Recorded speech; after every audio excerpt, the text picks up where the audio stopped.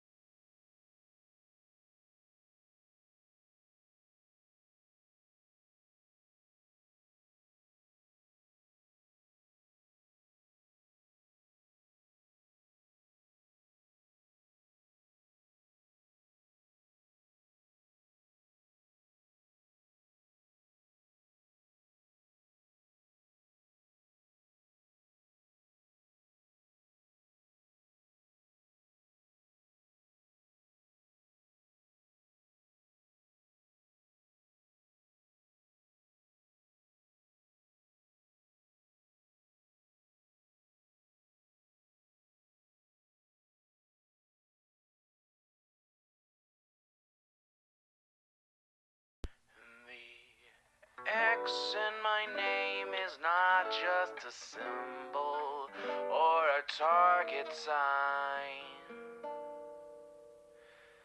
A spell that attracts all who spit facts online all the time. Can you see it? All the ones who drag my name every single day. Can you see it? Can you see it? Can you see it? They keep saying you don't have what it takes to carve out your own name underneath the shadows of gods. And I keep waiting for the day you disbelieve and say I flew way too close to the sun. I wait, but it never really comes.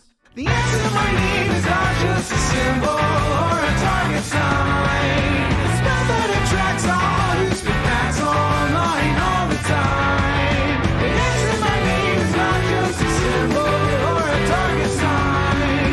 A voice that compels all to rebel from all that shackled mind. Why do they just stand there against when they fall from the battles I have overcome? You feel it, feel the cope and the seething tone that they make while I stand up, man among gods. And I keep thinking with my mill, shooting ropes in my cold that faces towards the sun. They hate, but I'm sitting comfy with their mom. The answer to my name is not just a symbol or a target sign. A spell that attracts all who speak facts online all the time. The answer to my name is not just a symbol or a target sign. A voice that compels all to rebel from all that shackled mind.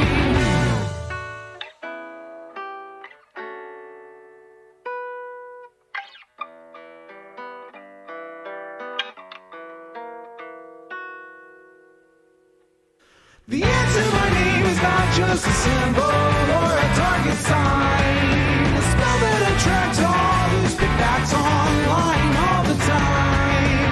The answer to my name is not just a symbol or a target sign. A voice that compels all to rebel from all that shackled mind. It's you and me, your mom, it's gonna get taken another hit from my name. You've seen now, watch me right now, punch your face now.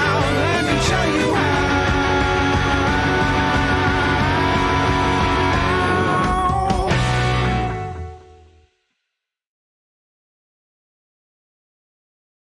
Good afternoon, everybody.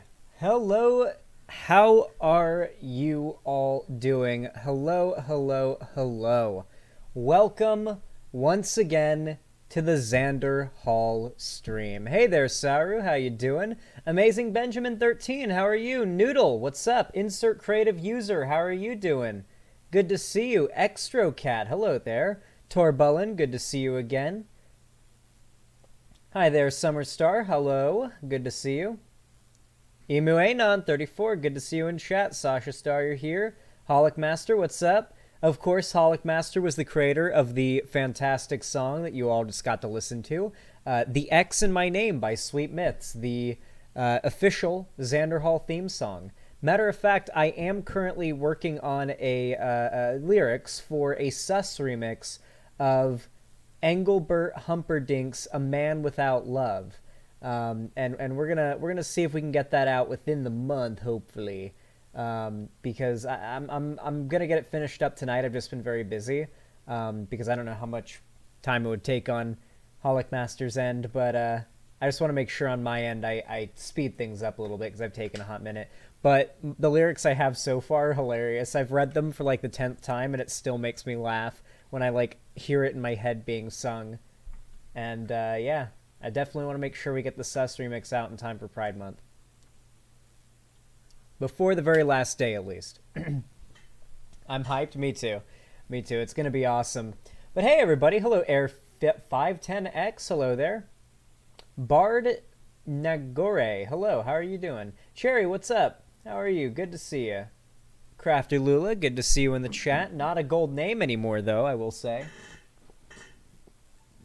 Oh boy, my water is empty. That was, I fell for one of the classic blunders, not refilling your water before you start your stream. That is, that right there is one of the classic blunders. Hey there, Shenanigans, how you doing? Thank you, JBZO2, for timestamping all our VODs. It's so kind and awesome of you. Yeah, JBZO2 is like the timestamp god in my comment section on my streams. Like, they're just commenting all of the different points in the video for people to look at. So I do appreciate that. It's dope as fuck. Thank you.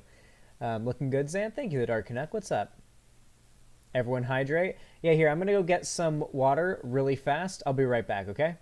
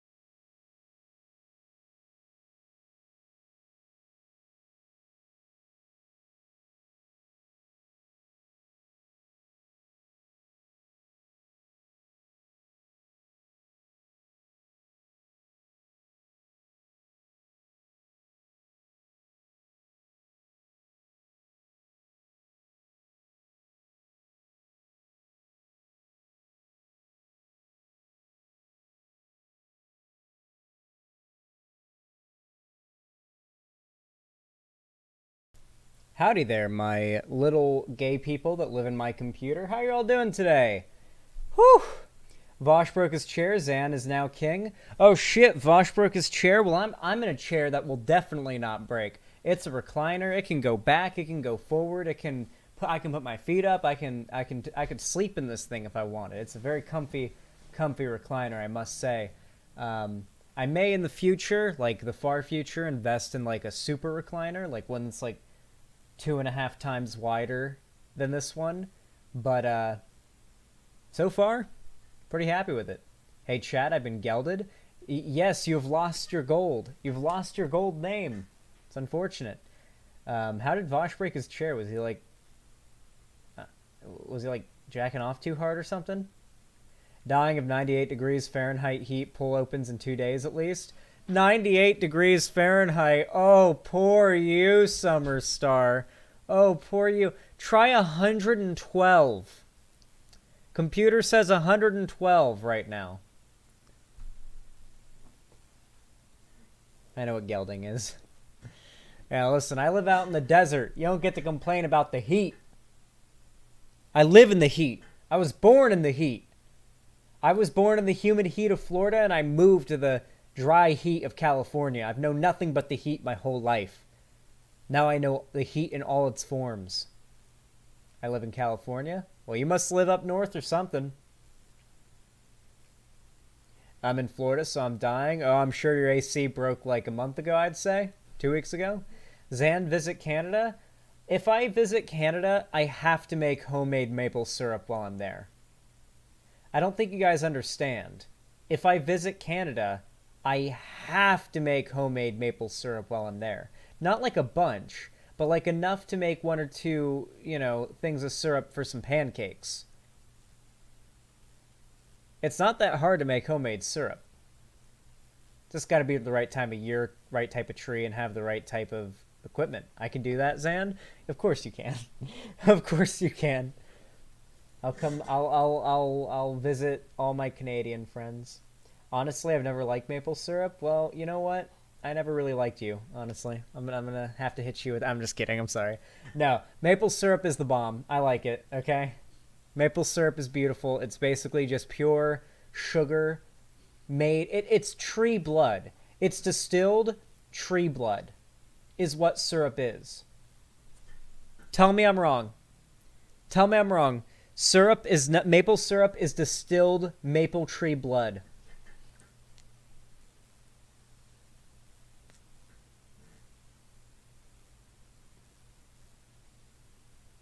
You see? We're not so unalike from the vampires that live under the earth and feed on the souls of abandoned children. It's maple tree cum. No, what's actually tree cum is pollen, all right? I don't really have allergies, but I remember one time, I was pretty young, probably 8. My mom took me to New York, and we were there for like a week, maybe 2 weeks. Not a super long time. I never left the state before. I never really left Florida or the area that I'd lived before that much prior to that. So when I came back after 2 weeks, there was just this pollen bloom happening that resulted in me having like a week-long flu that was so bad. The pollen was so unavoidable. If you're in Florida, especially in Central Florida on the West Coast, you know what I'm talking about here. The oak trees make these little like strands of pollen, and then they just let them fly all over the city. So you'll get like chunks of these little yellow things, and they're from the oak trees. The oak trees are just letting all of their pollen loose, and that will give you some serious allergic reactions in Florida. Holy crap. Especially if you're used to being up north and somewhere where the air isn't as full of pollen.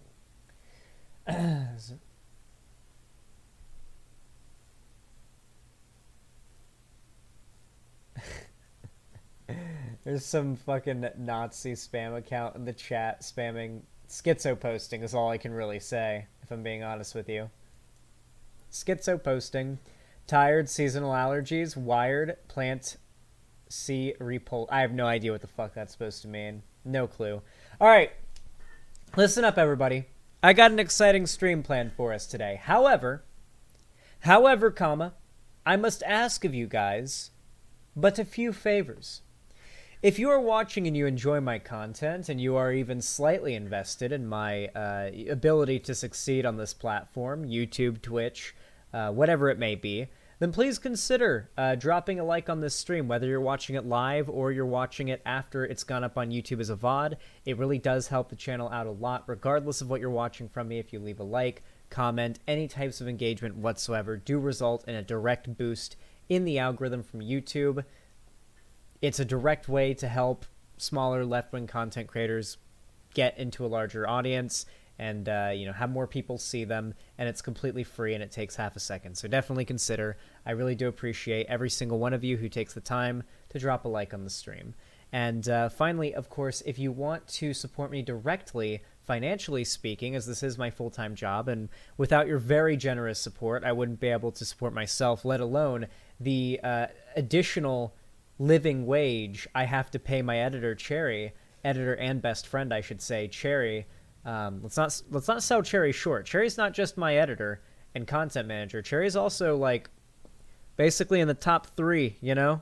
Cherry's up in my top, like basically my circle of best friends, my top 3 best friends, okay? Cherry's one of them. Yeah, so definitely consider donating, subscribing, or gifting a sub on my website, because any money that you donate to me not only goes to helping me afford to continue doing this for a living, but it also goes to helping me pay for Cherry to continue to be able to live themselves. And on top of that, I also get to buy better equipment for my streaming setup. So, for example, a lot of you guys have been complaining about crackling or static on my microphone. I've been meaning to get a new microphone and audio mixer for a while. If you guys donate, then I'll be able to afford that. So, yeah. JBZO2, thank you so much for the $5. A good way to start off the stream. Thank you very goddamn much. Says, you should play Ember Knights or Binding of Isaac on stream. They're great games, but back to timestamping. Get back to work, homie. Thank you. I've definitely considered playing Binding of Isaac, but I feel like it wouldn't really be my type of game. Ember Knights as well. I don't know. I'll give them a look on YouTube, see if there's any like game review channels that I like that have done reviews of those particular games, and I'll see what they thought of it, and it should be nice. Oh wait, Xanderhal changed dono goal to new mic. YouTube vid watchers will see also. I don't know. I don't know if people would donate more for new microphone or get me in a shadow onesie. I don't know. What do you guys think? Which do you guys think would be a better thing to label the dono goal? New microphone or shadow onesie?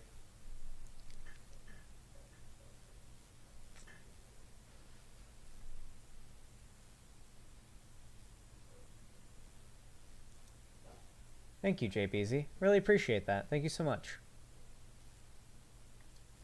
New mic, shadow. By the way, I should say, it's both, by the way. Like, it'll be, if we hit $300 in a stream, regardless, no matter what, it should go without saying, I will put on the shadow onesie. Unless stated otherwise. So, not new mic. Like, it's to save up money for a new mic. Or at least some of it will go to a new mic. Most of it will go to my bills. I gotta save up for my bills, you know? Yeah. Damn, Crafter Lula, thank you for the tier 3 sub. I really appreciate that. Said, I've lost my Euler status, but being a gray name is the most intense dysphoria I've ever felt. That can't be true. I don't believe it. But thank you for the tier 3 sub. I really appreciate that. Was that a 1-monther or a 2-monther? Just curious. Just helps me keep track of things.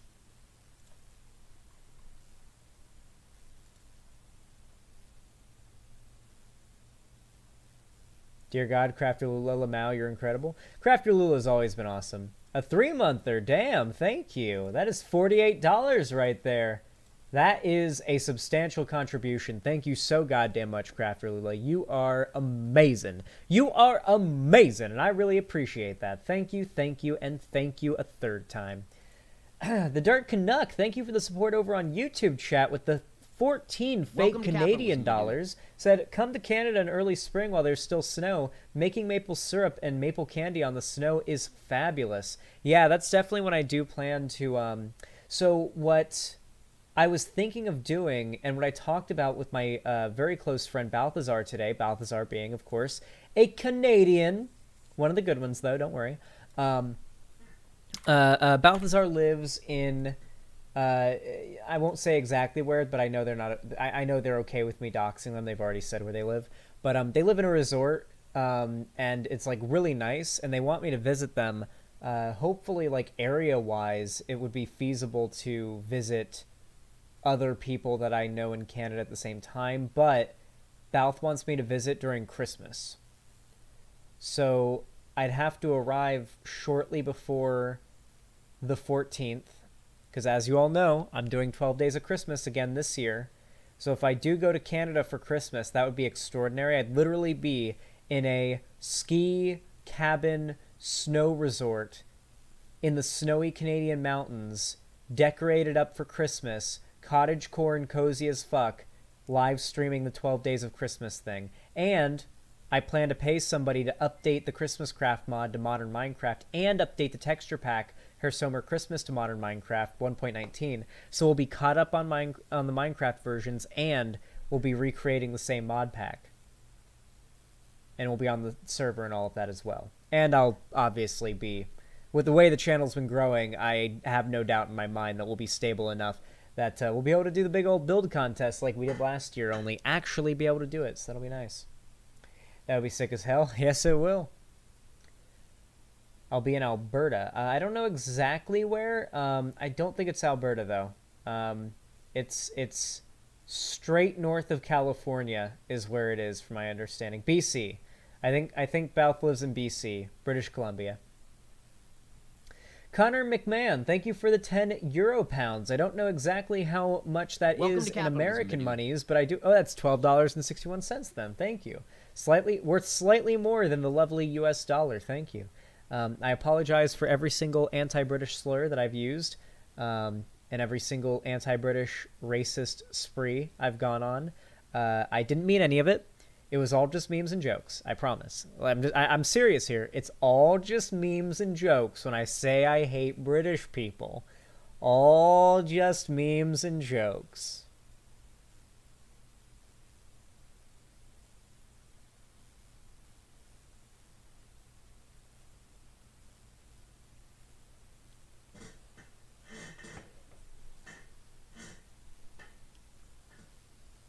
Welcome to capitalism, my dude. I feel like I did a pretty good job of, like, going from one emotion to another there in my face. Zan just gave that Bill Cosby look. Yeah, I feel like that was good. I was like...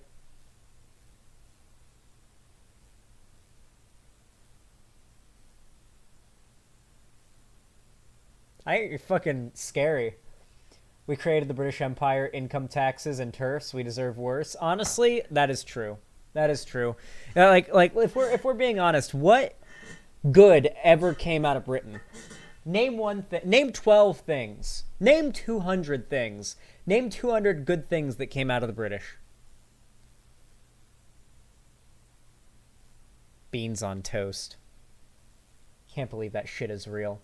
I can't believe God allows beans on toast to exist.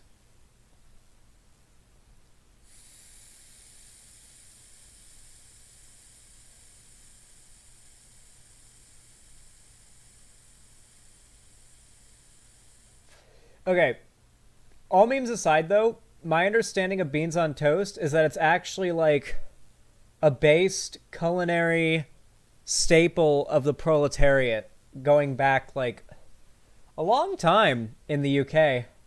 Like, just putting some beans on toast was a very cheap, easy, somewhat, filling and satisfying meal. And if you go back to pre-preservation... especially, bread after, like, a day basically was useless. It was hard as a rock, Like, you ever seen baked bread that isn't the stuff that you wrap up in those bags? Even if you wrap up, like, fresh baked deli bread, it's, or bakery bread, it's hard as a rock by morning if you cut it.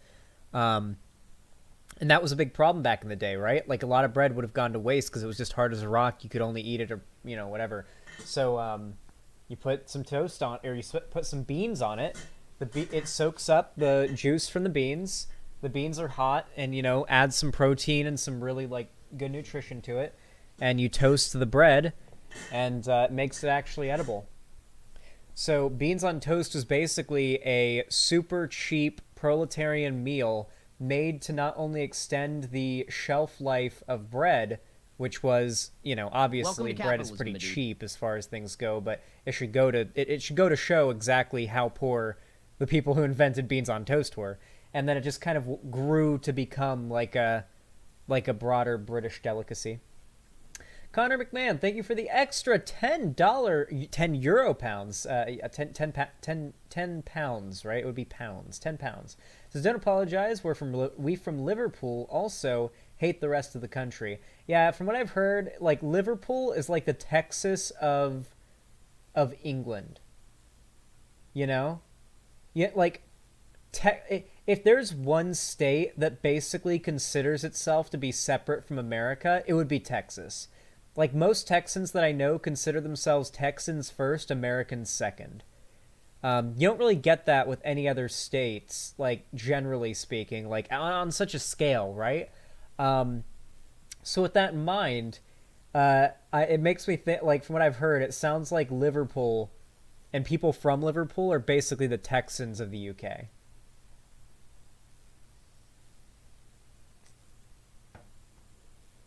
I'm in Wales, so we hate the English too. As I said, I do plan to arrange an Infinity War, Endgame tier unity between all nations, East, West, and wherever else there is, North, South, wherever, against Britain, okay? And when it's all done and over with, the land that was once Britain gets split up evenly among the Scottish, the Irish, and the Welsh. Problem solved. Tell me 10 things wrong with that plan. I dare you. In a Pickle, thank you for the 10 Tier 1 gifted subs. That is extremely, extremely kind. I'm very high right now, so I'm going to have to do math for that. That's $50 right there. Thank you. Oh my god. Very, very generous of you. Thank you very, very, very much. Said, don't fall for it, chat. This is Beans and Toast Apologia Pepe. I've never had beans on toast, nor will I ever have beans on toast. However, I will respect the proletarian origins of beans on toast. I will respect its origins and its history, okay? I'll respect it. I will. I'll respect its origins, not its taste or how it looks or even the concept of it existing. But I'll respect its origins, and I'll respect its story.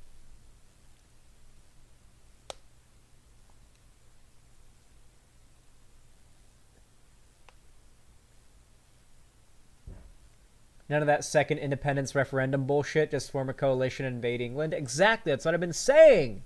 That's what I've been saying! There are some places in England that are cool, like Bristol. Well, it'll become part of, the fucking Wales or something. I don't know. Scotland, Ireland. It'll just be Bristol, Ireland or something. I don't know. Whichever part is more geographically close. I don't know. I'm not very good at British geography. I think if you asked me to identify which part of those two islands is Wales, which part is Scotland, which part is Ireland, and which part is Britain or England, I would have no problem pointing to England. Wales, I would immediately assume is the smallest. Scotland, I'd assume is more north. And Ireland, I'd assume is more south. That's all I could go off. That's the most you'd be able to get from me. That's the most that's the most I know or think I know.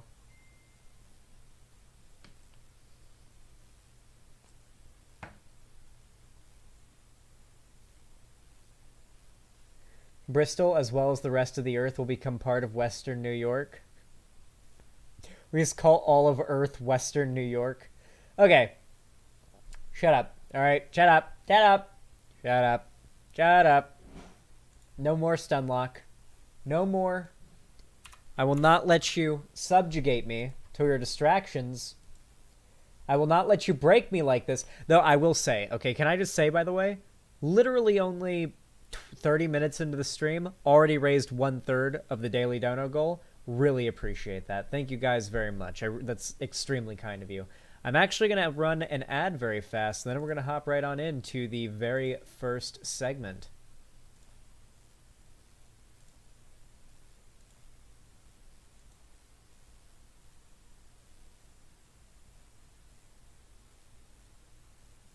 There we go. Very nice. By the way, should there be anybody over in Twitch chat watching right now? I do see a few people talking. I see a Conure emote, a Conure sit. Feel free to come on over to the website, xanderhal.com/live. It's the far more active chat. I don't really have much of an audience on Twitch. And as much as I do want to build one there, I've always wanted my audience to primarily always be on my website. So if you want to come join my website, that is personally what I would advise. It's its own separate, completely different thing. It's got its own custom chat with custom emotes. I do plan to be overhauling the emotes soon. I've deleted a bunch already, but I'm going to be going through and deleting a lot more and re-adding a lot of the ones that are already there. But like, I'm basically going to be rebuilding the emote list from the ground up, changing what emotes are available to subscribers and which ones aren't, and yeah, it's gonna be pretty fucking pog. It's gonna be pretty fucking pog. And what I'm gonna end up doing is I'm gonna make it so all Xan branded emotes are sub-only emotes. That way, say you want to do a Xander God combo, or a combo of any emote that's a Xan-related emote, well, white names will be able to fuck up the combos, which means you'll want to gift subs, if you can, to people. Genius decision. Genius move. I'm smart. I'm just smart like that, okay? I'm a businessman, as they say. I'm a businessman.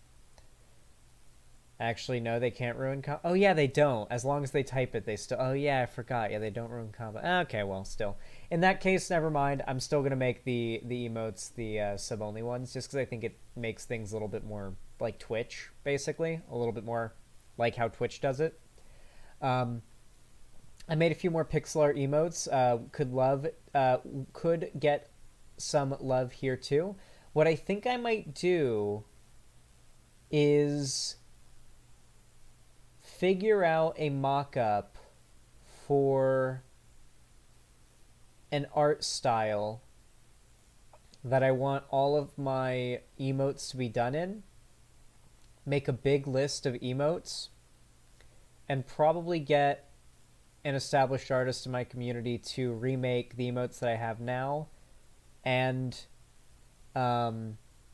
make a bunch of new ones. Now, say if you're somebody who's made emotes for us in the past and you're worried that some of your emotes might get replaced, do not worry. All of the current art will be being made into merch.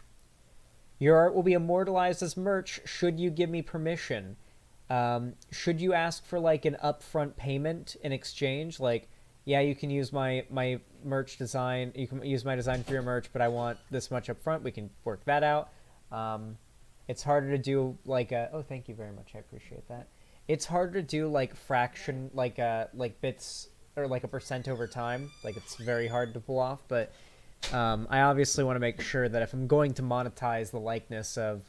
By monetize, I mean I'm barely covering the cost it takes to make them, but yeah. If I'm going to monetize someone else's art, I'd like them to get something back for it, even if they give me permission to use it.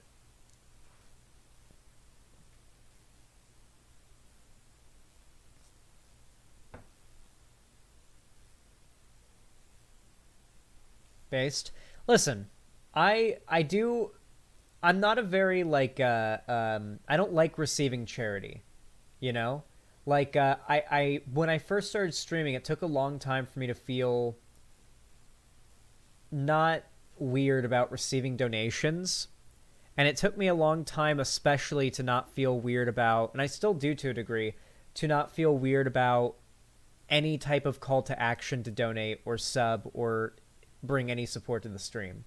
But my editor's been helping me with that. My editor's been like, literally watch any other streamer. They all do it. It's literally just what people do on YouTube. Stop worrying about it. Just do it. And that's what I've started doing. I've stopped worrying about it as much. This is my job. It's my job to shill, okay? Yeah. So yeah, I appreciate you guys. Zadoki, thank you for the tier 1 sub. I really appreciate that. It says, does the auto-renew sub not work on the website? It should work. Is there any reason to suspect it doesn't? Anybody in chat who might know what's up, I guess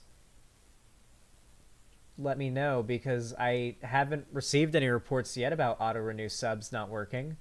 I checked my PayPal earlier and I still have like some people who are subbed and it's on set auto renew. So I don't know what the deal is with that, but thank you for the tier 1 sub, Zadoki. I appreciate that.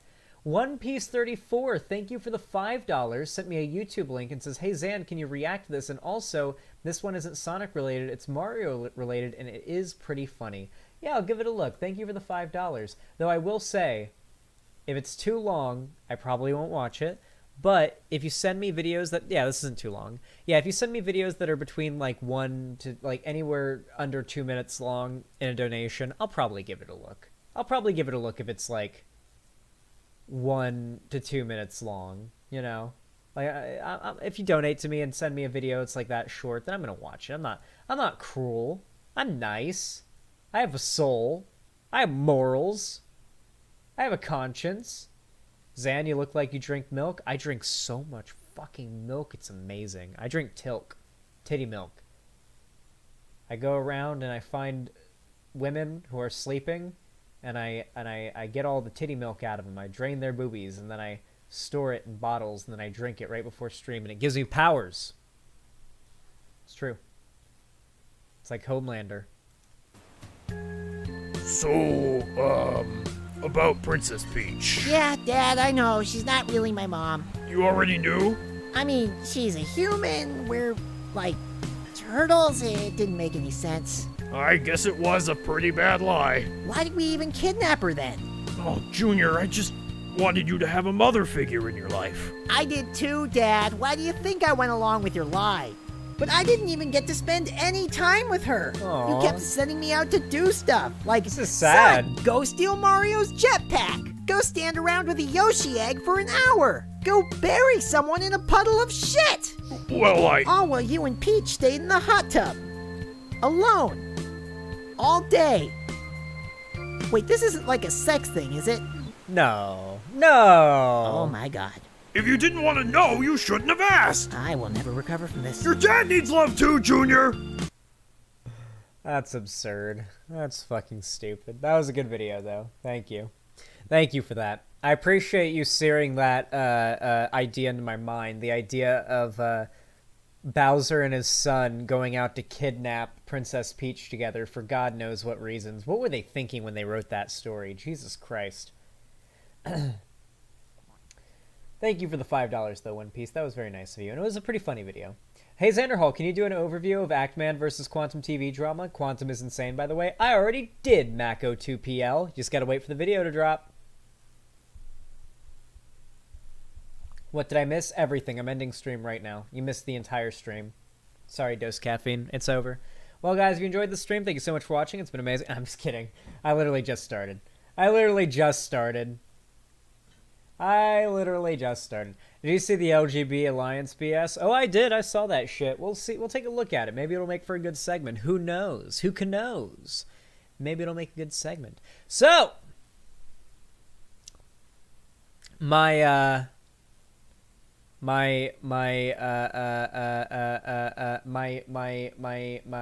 viewers, my lovely people, allow me to update my dono goal really fast so that it is up to date with where we're at, and then we're going to start the first segment. I do need to get a nasal spray to help with, like, sinus congestion, because I am getting a little bit of that right now. Anyway. Alright. You guys know what to do when I say action, right? Yeah, you guys know what to do. 3, 2, 1, action. Oh boy, what the fuck is this?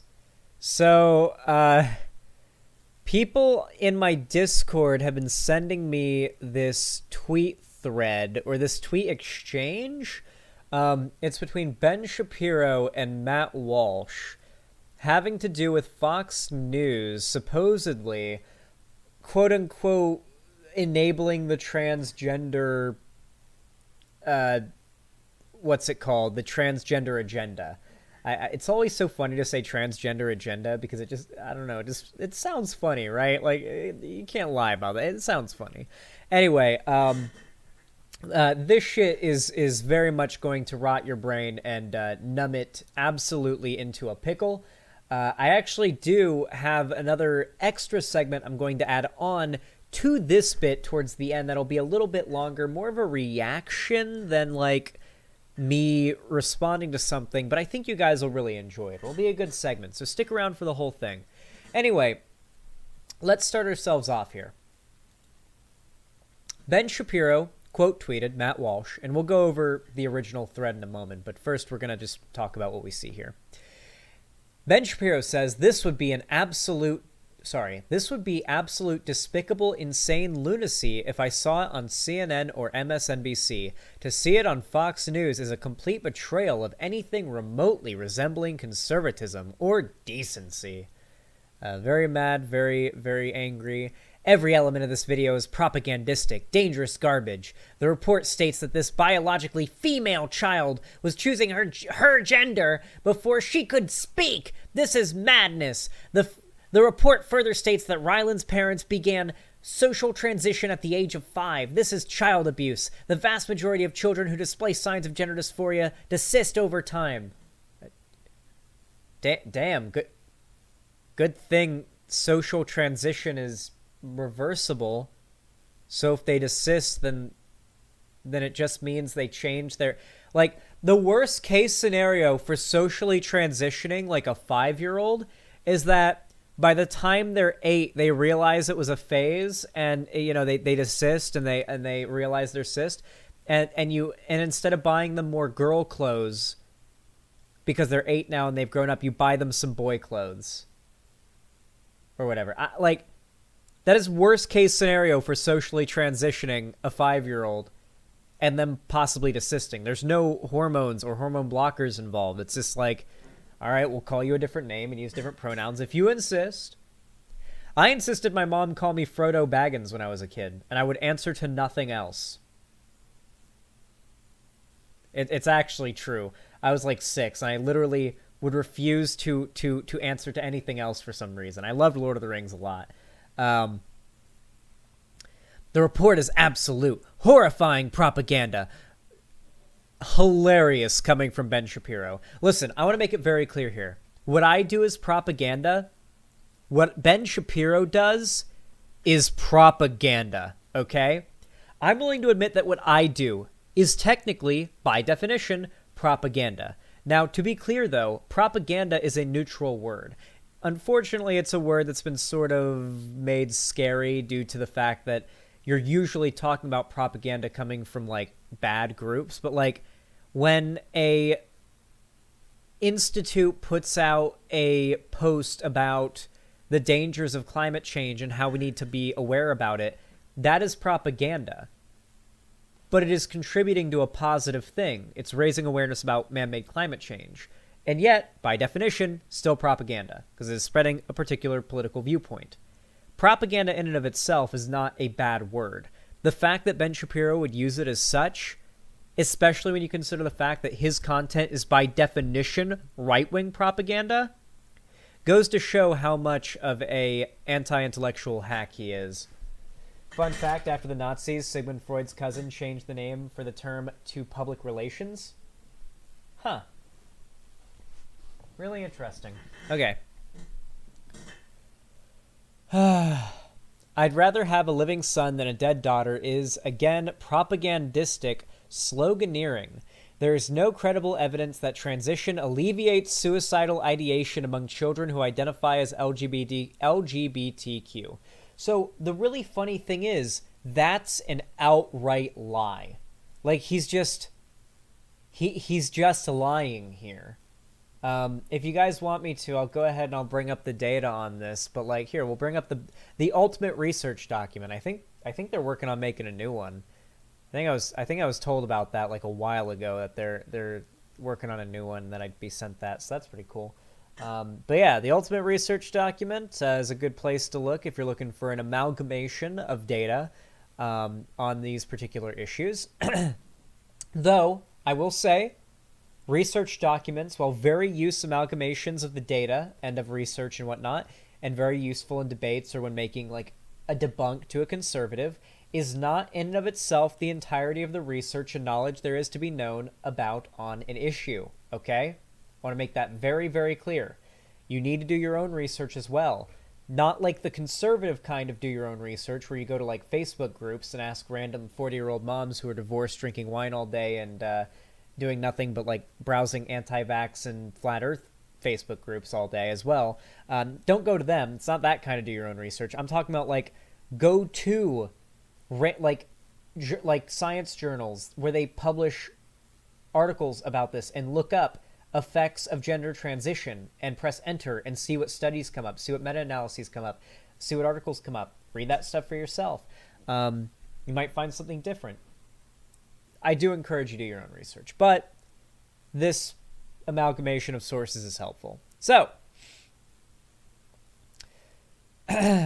the current study that most people point to on this is the Cornell University one. That's like the big meta-analysis. So if we go ahead and take a look at this, this is the big one. This alone debunks what Ben Shapiro said there and just perfectly demonstrates how much of a liar he is. So let's read over this. What does the scholarly research say about the effect of gender transition on transgender well-being? Overview. We conducted a systemic literature review of all peer-reviewed articles published in English between 1991 and June 2017 that assesses the effect of gender transition on transgender well-being. We identified 55 studies that consist of primary research on the topic, of which 93% found that gender transition improves the overall well-being of transgender people. Period. While 4 of those studies, 7%, reported mixed or null findings. We found no studies concluding that gender transition causes overall harm. As an added resource, we separately include 17 additional studies that consist of literature reviews and practitioner guidelines. So that is just the overview after all. If you want to read over the entirety of this, you can. But that alone from Cornell University is enough to tell me Ben Shapiro is just lying out of his ass. Just lying out of his ass. He doesn't give a shit. He doesn't give a fucking shit, homie. Not a damn. We've got dad talking about living authentically, quote unquote, by hormonally transitioning a biologically female child, transition that, if continued, will result in biological sterilization and or breast and genital mutilating surgery. What I really love that conservatives like to do is they'll take like basic medical procedures and they'll just word it in ways that sound as scary as possible because they don't have arguments. They can't actually explain how bottom surgery, top surgery, or hormones on a chemical or scientific level could possibly be harmful to somebody because the research on this, the studies and the data on this, the doctors and whatnot that prescribe, that not only made these drugs but prescribe them, know way more about this than they do. And all of the resources that they could possibly try to twist or claim support their ideology and their ideas all blatantly suggest that transition is a positive thing. And it all blatantly suggests that these surgeries are in no way mutilation than any other surgery. In what way is getting top surgery any different than breast reduction surgery? Plenty of cis women get breast reduction surgery because they found their breasts are too big as they are and would like them to be smaller. Is that somehow mutilation? How is that any different? Sterilization? Transition that may result in biological sterilization? Are you claiming that the inability for someone to have children all of a sudden makes their life significantly worse? Are you saying that, like, and you know he's referring to women here, are you claiming that a woman's worth is solely in her ability to bear children? And of course, genital mutilating surgery is very funny. Listen, okay? Ben Shapiro is Jewish, and he's calling bottom surgery genital mutilating surgery, okay? If anything is genital mutilating surgery, my man Ben got his genitals mutilated, okay? I'm sorry, Ben, you got your genitals mutilated. My foreskin is nice and intact, okay? Not mutilated at all, I can very proudly say. Your foreskin, on the other hand, your little dick has been horribly mutilated, Ben. I apologize for your plight, okay? I promise you bottom surgery is far more aesthetically pleasing when it's done and over with than what you're left with after circumcision. This family became famous in 2014 when Ryland, now 14, was 6 years old. Mom wrote a book about her own heroism. This isn't about the children. This is about pushing a gender theory that victimizes small children. I want you to imagine some like far right, like pro-slavery like figure back in the Civil War days, like pre-Civil War, saying this kind of stuff about like abolitionist black people who lived in the North who like wrote books about their abolitionism, like they're being abolitionist. Like this is the same as that. This is the same as that, basically. Not the same, exact same, but it's close. Like, if we're going to make the comparison, what we're talking about here is the parent of a trans child, as far as we know, really. I mean, pretty sure this kid's been diagnosed with gender dysphoria, who is very supportive and knows that being supportive will result in you know, both her child and her receiving shit tons of hate and attacks. Instead, you said, you know what? No, I'm going to get my word out there. I'm going to give advice to other parents who may potentially have trans children, how to be supportive of them. And I'm not going to let my kid live a, you know, confused and scared life because they feel they can't embrace their true gender identity. This isn't about the children. This is about pushing a gender theory that victimizes small children. I wonder how long they're going to stick on this, by the way, because for a long time, the trans thing was not a big deal to conservatives. For a long time, like you go back to the original like Gamergate era, they said, oh yeah, it's okay to be trans, who cares? Yeah, I don't care how you identify. As long as you don't identify as an attack helicopter or non-binary or anything, you're okay. Because back in the day, being non-binary on YouTube, whoo, that was basically the same as identifying as a tree back then. You might as well unironically identify as a tree back then in 2016 than publicly identify as non-binary on YouTube. Holy fuck, was it rough out there. Whoo boy, Jesus Christ. How do they feel about intersex people? 99% of people, if you ask them what they think about intersex people, they'll immediately assume intersex people, cross-dressers, and transgender people are all the same thing and say, I don't care as long as they don't do it around me. That's probably what the average American would respond with if you ask them about intersex people.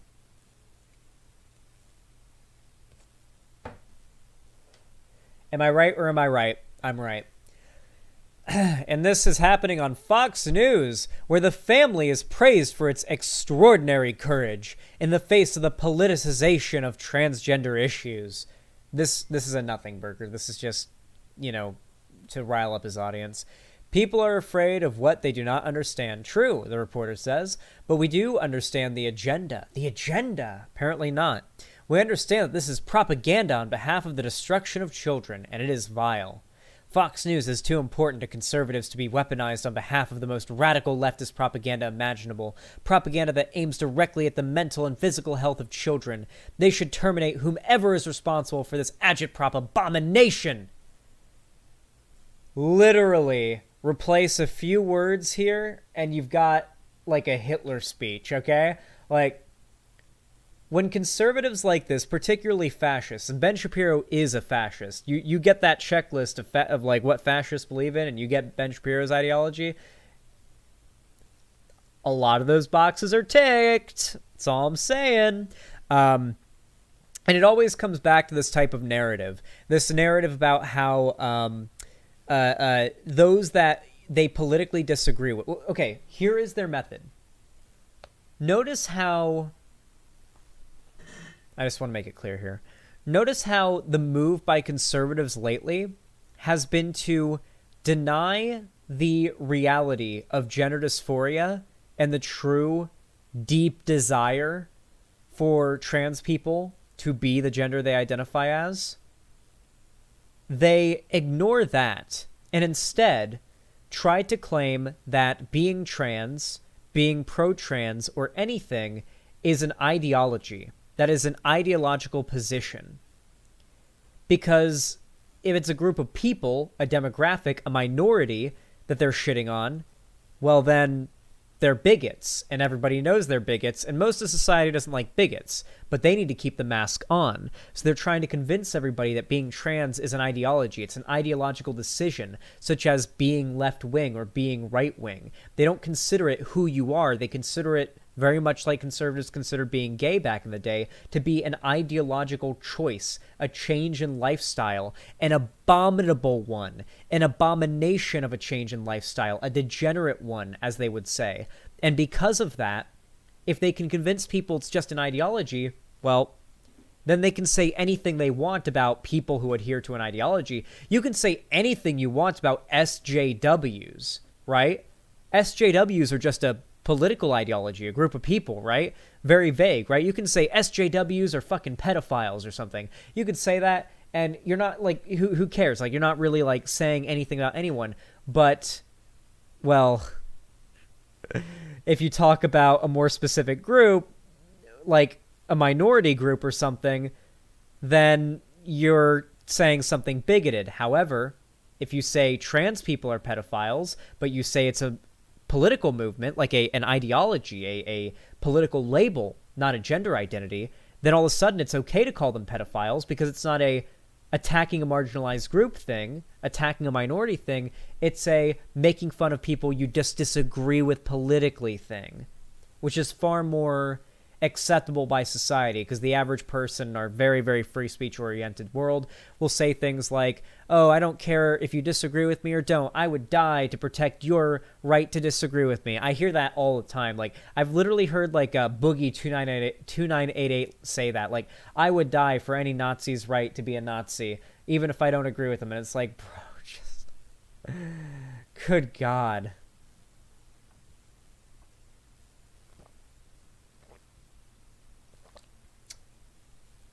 Xanderhal, do you agree with Wash's claim that in the U.S. that there is a trans genocide brewing? Let me tell you something right now, okay?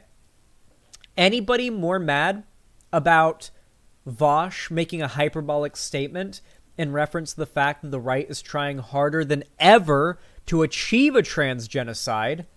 They're trying harder than they have in a very long time. They may not be succeeding at doing a genocide necessarily, and it may not happen in the future, but they are certainly trying their best right now. Their push has been unilateral across all red states. They are pushing hard against trans people, harder than they have in a very long time. It is clear where it is heading, especially when you see some of these GOP politicians say that they want to bring the gas chamber in as a method for killing off death row inmates, and they want to include grooming as a death row offense, and they want to consider teaching children about LGBT stuff as grooming, so you follow the thing. They want to gas trans people. It's like very obvious what they want to do. The new laws in Texas that are coming out. It is very scary. Yeah, the no kids allowed at drag shows and the law that specifically states that drag queens are a threat to children and that trans people are a threat to children in the wording of the law. That's going to be really nice in Texas. Yeah, so really fucked up shit. And the reason why they're doing this is because they know if they push, this is their last chance. If they can push as hard as they can now, this is the last bit of ground they're going to get in a long time. Think about it like this, guys. What demographics saw what you could reasonably consider to be broad societal equality with cis, het, straight, whatever, white guys, the most privileged of society? What demographics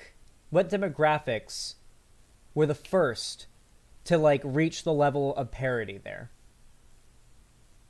If you look at it consistently, you'll find it usually goes by population. Right? Like descending in order by population tends to be the rate at which we've seen civil rights movements come about within our country, at least in our country. I haven't checked like other countries' histories as much on this. You know, like you go forward in history, like you go back to obviously like the civil rights era. You obviously had like black people in America, not even just black people, but if you were POC in general, you were literally systemically discriminated against. Large portion of the population of our country, they marched and engaged in significant amounts of activism, protest, and civil unrest in order to push the law to the point in which they achieved what you could consider to be almost parity legally and on like paper with white people. There is still some fucking cringe shit out there, okay? There's still some fucking cringe systems out there that are pretty racist, that even on paper. So I won't say it's all gone, but pretty close, right? Pretty close, you know? I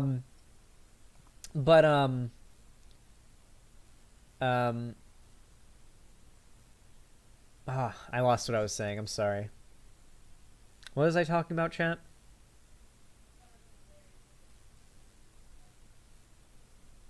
I lost what I was saying. I'm sorry. Am I high or not high enough? Let's find out.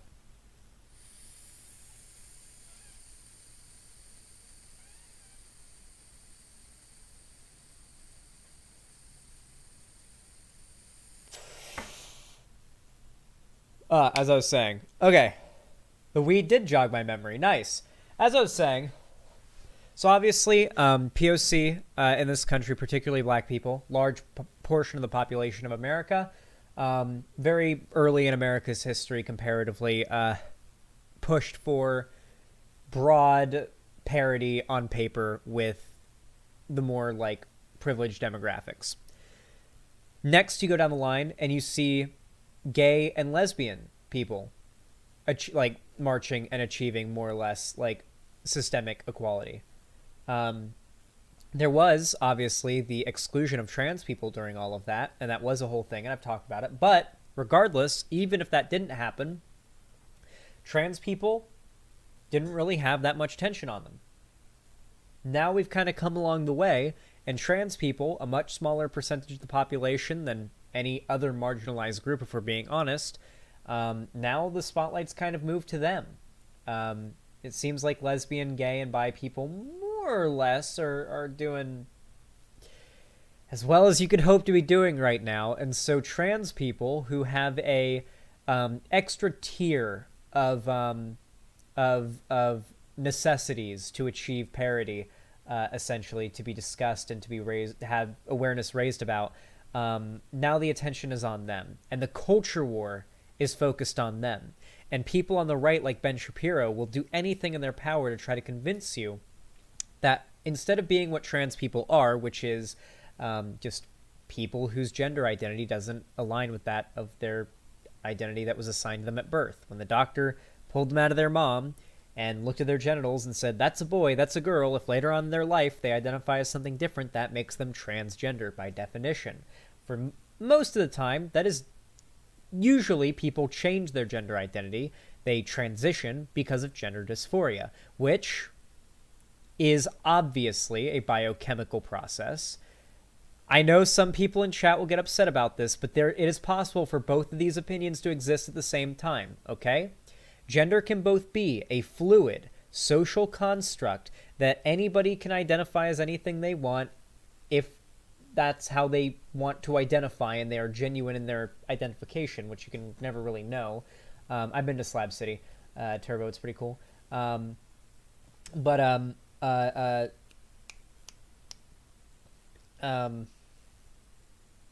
Yeah, I mean, like, gender is still like a social thing, and it is how you identify and everything, but it is also a biochemical thing. Like, it's in your brain to a degree as well.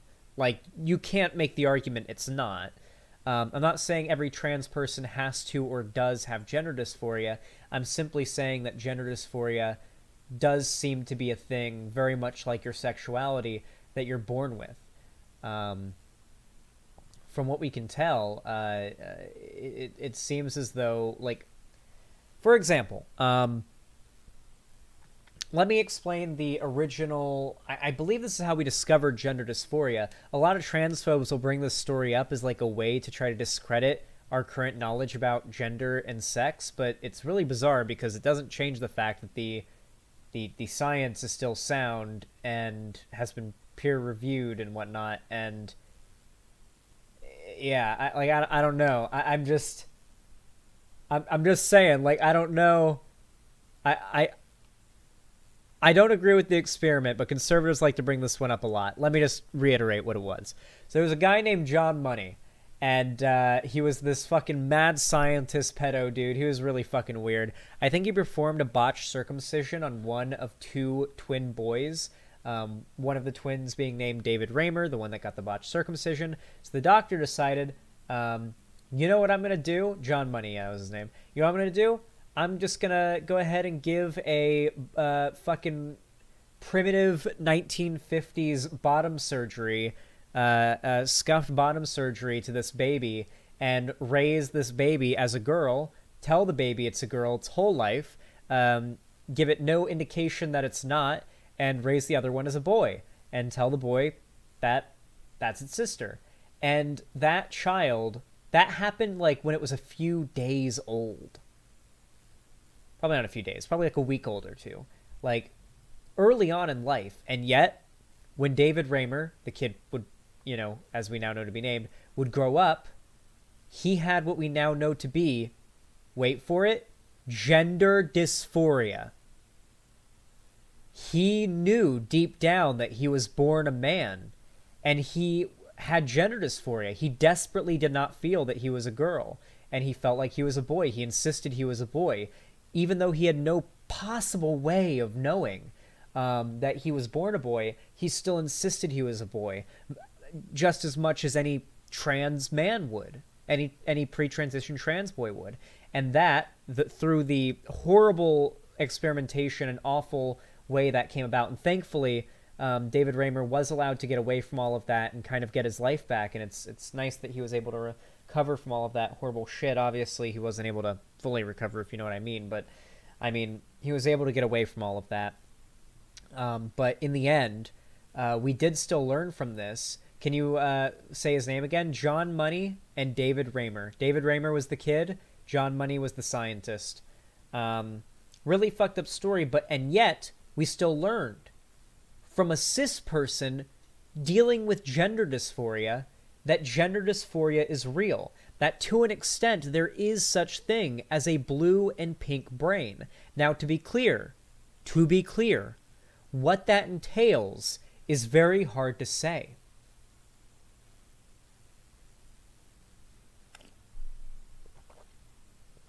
We don't know to what extent the desire to be a man or the desire to be a woman goes. We don't know if it's as simple as it's very possible that dysphoria is just a sexual thing, and that if trans people could just snap their fingers and give themselves the physical body of their dreams, then they would just keep dressing how they did before transition and keep behaving and doing whatever they did before transition. And like a lot of the things they do for transition is more so a compensatory measure made so that society understands they're making the effort to be seen as the gender they identify as. I had to explain this to my uncle last night. Oh God, it was a nightmare. He thinks he knows everything. I tried to say, would you like me to read you the study, the scientific paper? And he said, no, I want you to explain to me the argument behind it. I'm like, I don't know what you mean. I'm trying to read you the study, and what the study says is true. Do you want to hear what the study says? He's like, no, I want you to tell. It was so frustrating. And he goes on to say, like, trans people are just trying to get attention and shit. And it's so goddamn frustrating. He won't let you get a word out or get a sentence out. And if you talk for too long, he'll say, this is a conversation, not a lecture. And it's like, well, I'm done doing this. So I gave up on that. Yeah, he will not let you finish a sentence. Neither will my mom, though, to be fair. No one in my family is capable of letting anybody finish a sentence.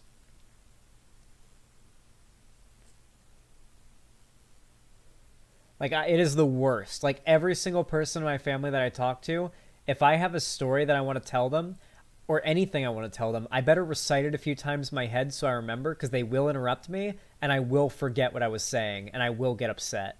It happens multiple times daily. Multiple times daily.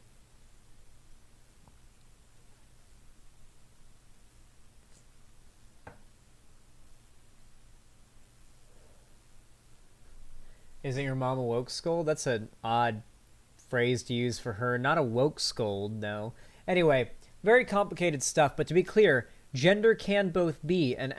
Okay, I feel it's important that we acknowledge that we usually use these terms as, like, singular things when they are, in fact, umbrella terms. Like, gender refers to so much in the way we use it. At the end of the day, gender identity is very different from gender presentation, which are different from gender roles, which are different from personal, like, in your internal biochemical, like, brain chemistry, your personal, like, gender identity desire, which can be separate from the gender you were assigned at birth, which can even temporarily still be your gender identity. These are still different things, and yet all under the umbrella of gender. So, but it's still important to remember these are all different things, and they do need to be talked about separately if we're going to have that conversation. The genderbread man. Oh, it makes no sense, Joe of the Toes, but when I tried to read the studies about trans, like, assaults on trans people, he interrupted me and wouldn't let me finish, so what do you want? Anyway, here, of course, we have known pedophile Matt Walsh. Only walking down the street. In a video game. In a video game, he likes. No. In all seriousness, he has said some really fucking weird shit about kids. It's really fucking weird. Have you seen it? I think we went over it on stream already. I might have uploaded a video about it on my channel. If not, we do need to make a segment on that. Let me know if I haven't, please, in the chat. Audio is sounding especially shit today. It's hissing like crazy. If you would like to support me so that I can afford a new microphone and an audio mixer so that that problem can be solved, please consider donating, gifting a sub, or subscribing for yourself on my website, xanderhal.com/live. It helps out a lot more than you even realize. Not only do I have to pay my own personal living wage for this job, but I also have to pay my best friend and editor, Cherry, for the same thing, as they edit all of my videos and manage my content. And I have to make sure my bills get paid, and I have to put enough money aside to buy a new microphone so you don't hear this hiss anymore. So, yeah. Any support that you can offer, even if it's just a $5 donation, it goes a lot further than you even realize. If 3 of you donate $5, that's $15. $15 is food for the day. Could be food for a week.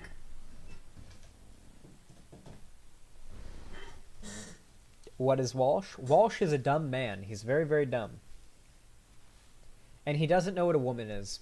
He keeps running around asking people about it, but I guess no one's answer has been good enough for him. All right, let's watch the video. What's up with this? Why are people mad? Only walking down the street, you wouldn't think anything different. 14-year-old Riley. He looks like Chase from House. You guys ever see House, the medical drama House? He looks like a young Chase. Just not Australian. That's all I have to say.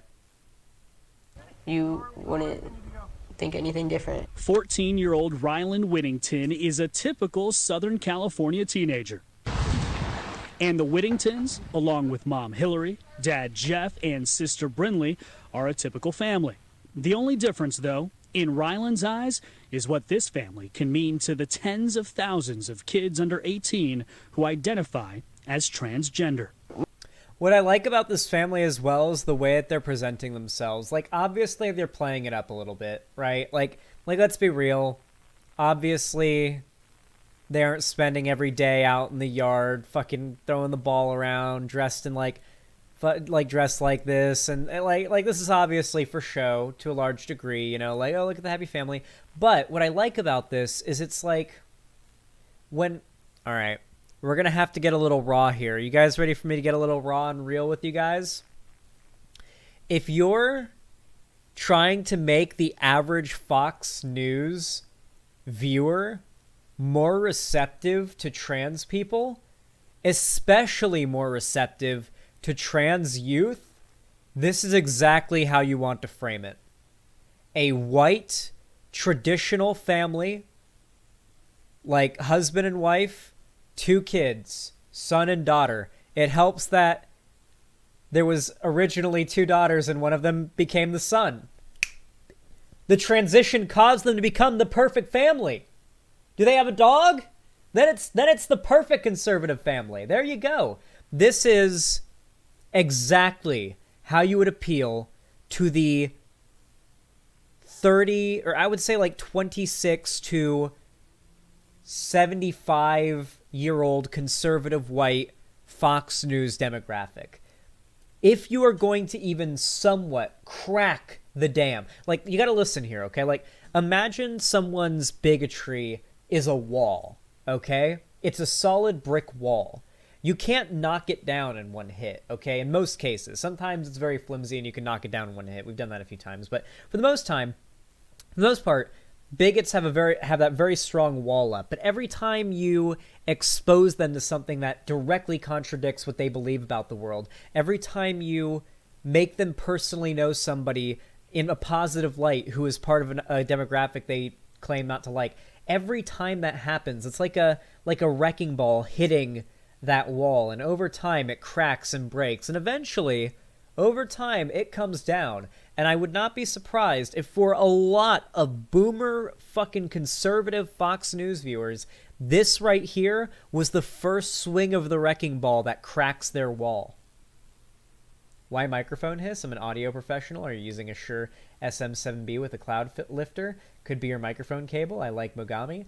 I'm currently using an NW100 from Newer as my audio box, and I'm using a Blue Spark SL Mini as my mic. The issue is I've had it for years, and it is very fuzzy and fucked up, and I'm saving up to get a new mic, and I'm just going to replace all of my audio equipment, because my current audio equipment is like 3 years old, actually. It's 3 years old, out of date, cheap as fuck, completely not up to par with my channel and like the production quality I've set. I'm gonna just buy a whole new. I'm probably gonna buy like the legit mic, and I'm gonna get it on a stand on the desk. And I'm gonna set it so it like shotguns over this part of my keyboard straight towards my mouth, kind of like a dildo pointing at my, like kind of like a deep throat it, like a cock, you know.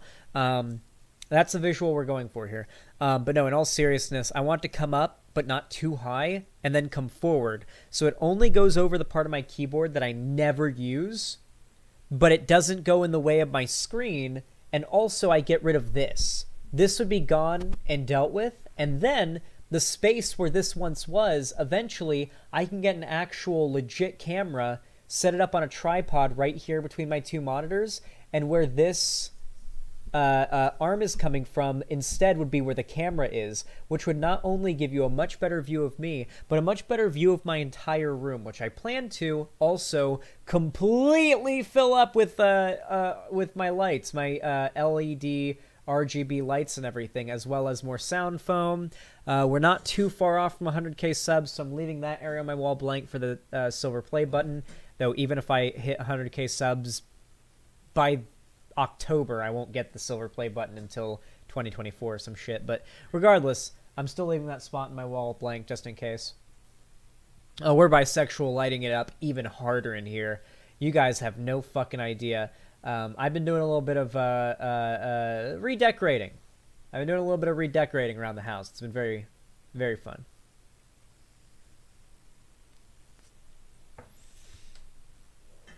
Anyway, I really like the way they presented this. It's very cute. Ryland's eyes is what this family can mean to the tens of thousands of kids under 18 who identify as transgender. We put our story out there so people could see that like there's another family out there that is going through what we're going through, or there's another family who's proud of who they are. Before Rylan could even speak, he managed to tell his parents that he is a boy. I could just see that it wasn't him trying to be a brat. It was like painful. It was truly painful for him to have to wear feminine clothing and for us constantly telling him that you're a girl. And unlike some trans kids, He looks unhappy in that photo.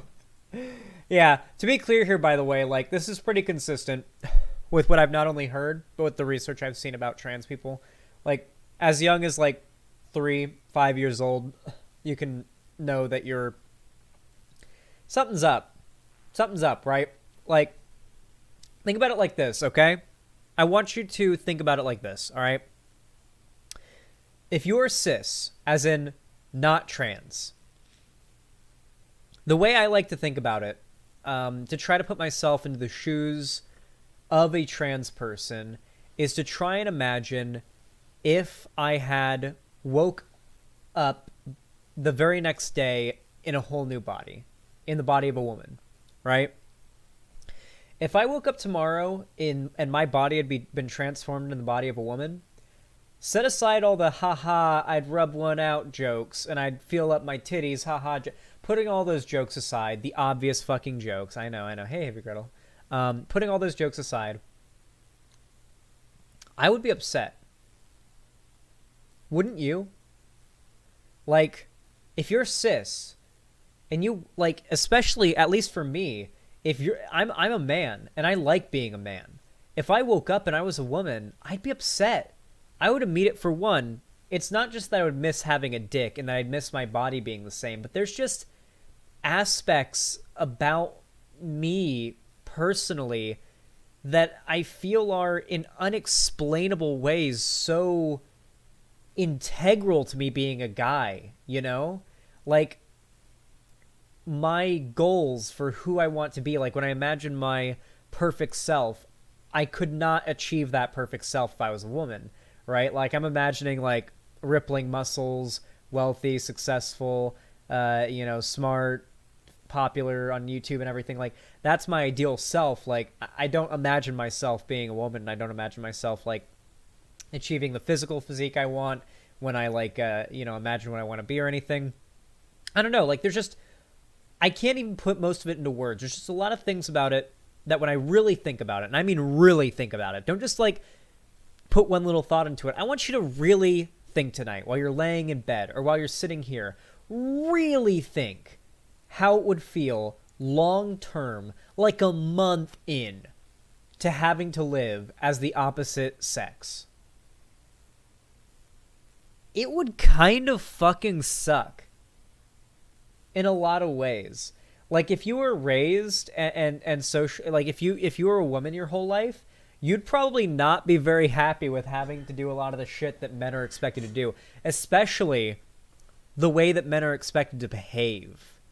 Like, I will listen, maybe this is Squad W as fuck, but I feel like if a guy behaved in public at the same way that, like, some women will,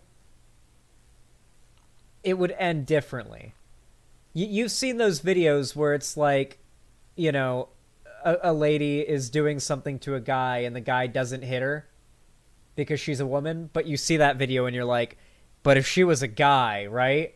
And I'm not sure that just waking up as a guy would immediately change some of the things that women will say and get away with that guys will not, saying to another man. Because another man will just punch the shit out of you for the sake of his own masculinity if you say something that bruises his ego enough. Probably won't do that to a woman. Probably won't. You can't hit her, though. That's a good point, though. The point that I'm making is that women have been socialized in our society, unironically, to be able to give men a lot more lip than men can give other men, okay? I could not say to another guy on the street, fuck you, you're a piece of shit, fuck you, you're an asshole, go fuck yourself, you're a piece of shit, yada yada. Like, I would be on the ground in 30 seconds. If his girlfriend said that to him, though, or even if just some lady came up to him and said that to him, though, no way in hell. does he swing or do anything, or even possibly even yell back. That is one thing that I think would be like pretty quickly like a jolt up. And for men turning into women, this would be a big one, okay? Not ever being taken seriously. I really don't think that you got like a lot of guys really grasp the degree to how often men, and sometimes even women, will discredit the input of what a woman has to say, sometimes without even realizing they're doing it. It's a very subconscious thing, and you might not even realize it unless you notice you're doing it or you get called out or whatever. But yeah, like for example, here's a very, very good example of this that I realized I did myself when I was younger, and when I heard it, like when I was asked, "Have you ever done this?" I was like, "Fuck, I have. You're right." Hypers in chat, if at any point, applies especially if you're a cis dude, you ever met a gamer girl,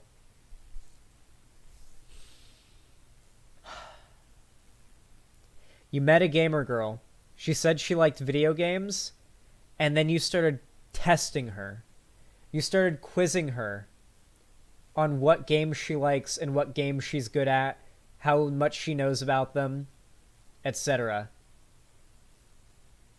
Have you ever done that when you were younger? I did that once when I was younger. Very cringy. I know. Very, very cringy. I know. However, that's a perfect example right there.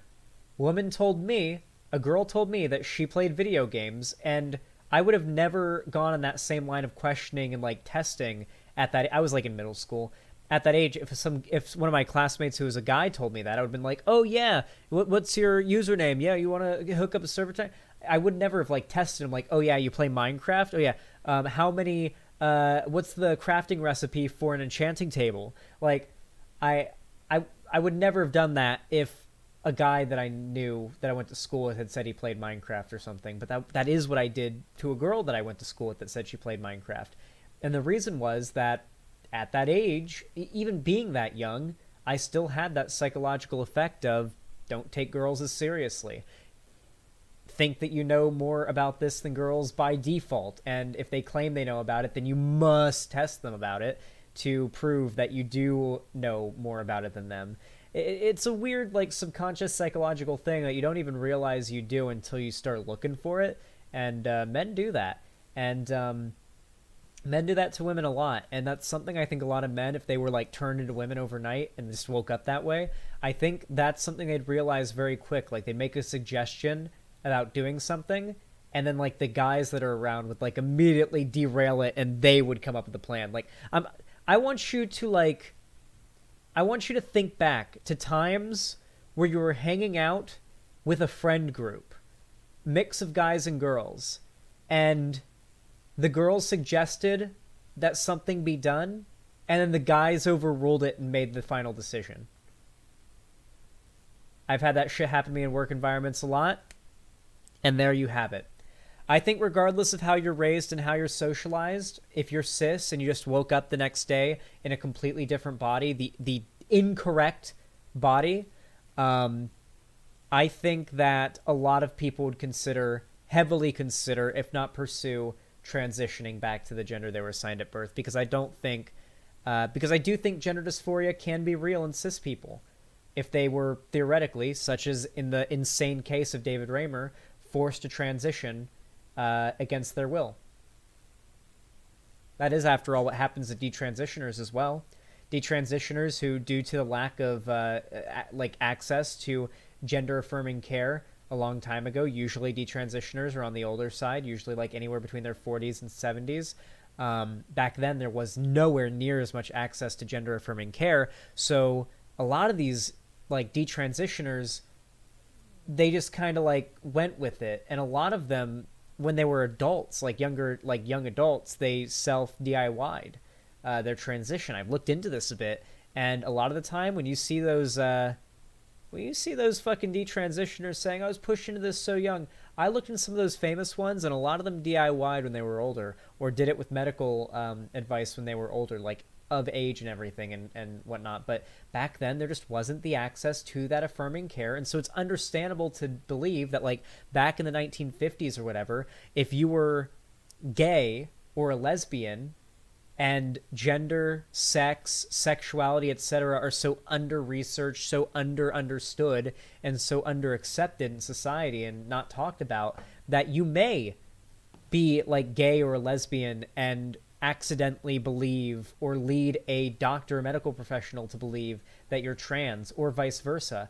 I have no doubt in my mind that's absolutely something that happened back in the day. However, we have proceeded to the point now where our understanding of these things has gotten pretty fucking strong, I would say. Like, we've gotten pretty fucking strong on this shit. We know what's up. I think we're doing all right. I think we figured it out more or less, and I think things are good. Kids, when Ryland came out at age 5, a few years later, he had the full support of his parents. Initially, there was some pushback from us in trying to understand this. We were confused like most people are. We thought that gender and sexuality were the same thing. It took us a while to figure out that those two things are different and that children actually do recognize their gender identity very young. I like to think about it like this, okay? Now for me, this is maybe unusual, but like I knew I was straight, or at least attracted to girls, in pre-K. I remember having my first crush in pre-K and knowing I was attracted to girls. And that continued on to kindergarten, where I got my first kiss, first grade, second grade, third grade, and to this day, I'm attracted to women. And I've known that my whole life. For as long as I can remember, I've always believed and strongly identified with being a guy. I was always like, yeah, I like being a guy. I see dudes and I'm like I see like a positive male role model type figure and I'm like, yeah, that's like somebody who I'd like to be like. Now, I'm not saying I wouldn't feel that necessarily if I saw like a strong female role model, but like that's not for me in the same way, you know what I mean? In the same way that like I feel a connection to like when I listen to like Arnold Schwarzenegger do one of his like inspirational speeches, I feel like a connection to that. Like I feel a connection to like the desire to want to be like what he is essentially, right?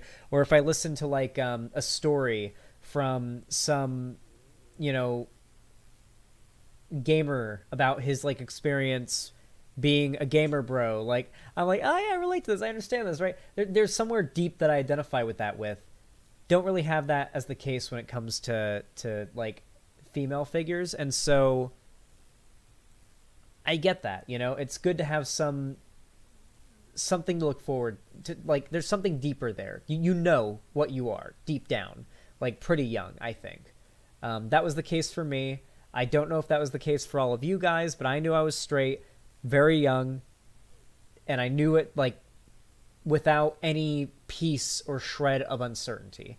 Like there wasn't a shred of doubt in my mind. Like I couldn't imagine seeing a guy and thinking, oh, I want to kiss a guy when I was a kid, and I certainly couldn't think that about wanting to have sex with a guy now. And I certainly have continued to be attracted to women, and that has been the case for as long as I can remember, and I've liked being a dude for as long as I can remember, and I feel like it's been the case for most people. And for most trans people I've met, I feel they've known they were trans, they've known they had gender dysphoria, they've known that they aren't the correct gender, they weren't assigned the correct gender at birth, for as long as they've known it, for as long as they can remember. Same goes for sexuality. It just, I don't know. It just seems so consistent that, like, you know. Some of them, not all. But they listened to Rylan and to Hillary's conservative faith. For me, it's just a deep spiritual belief that you believe in God and he, you know, created us the way he wanted us. Well, then yes, he created Rylan just the way he is. And I like that. What a good angle to go about it. I fucking love it. I don't understand why like people don't use that argument more.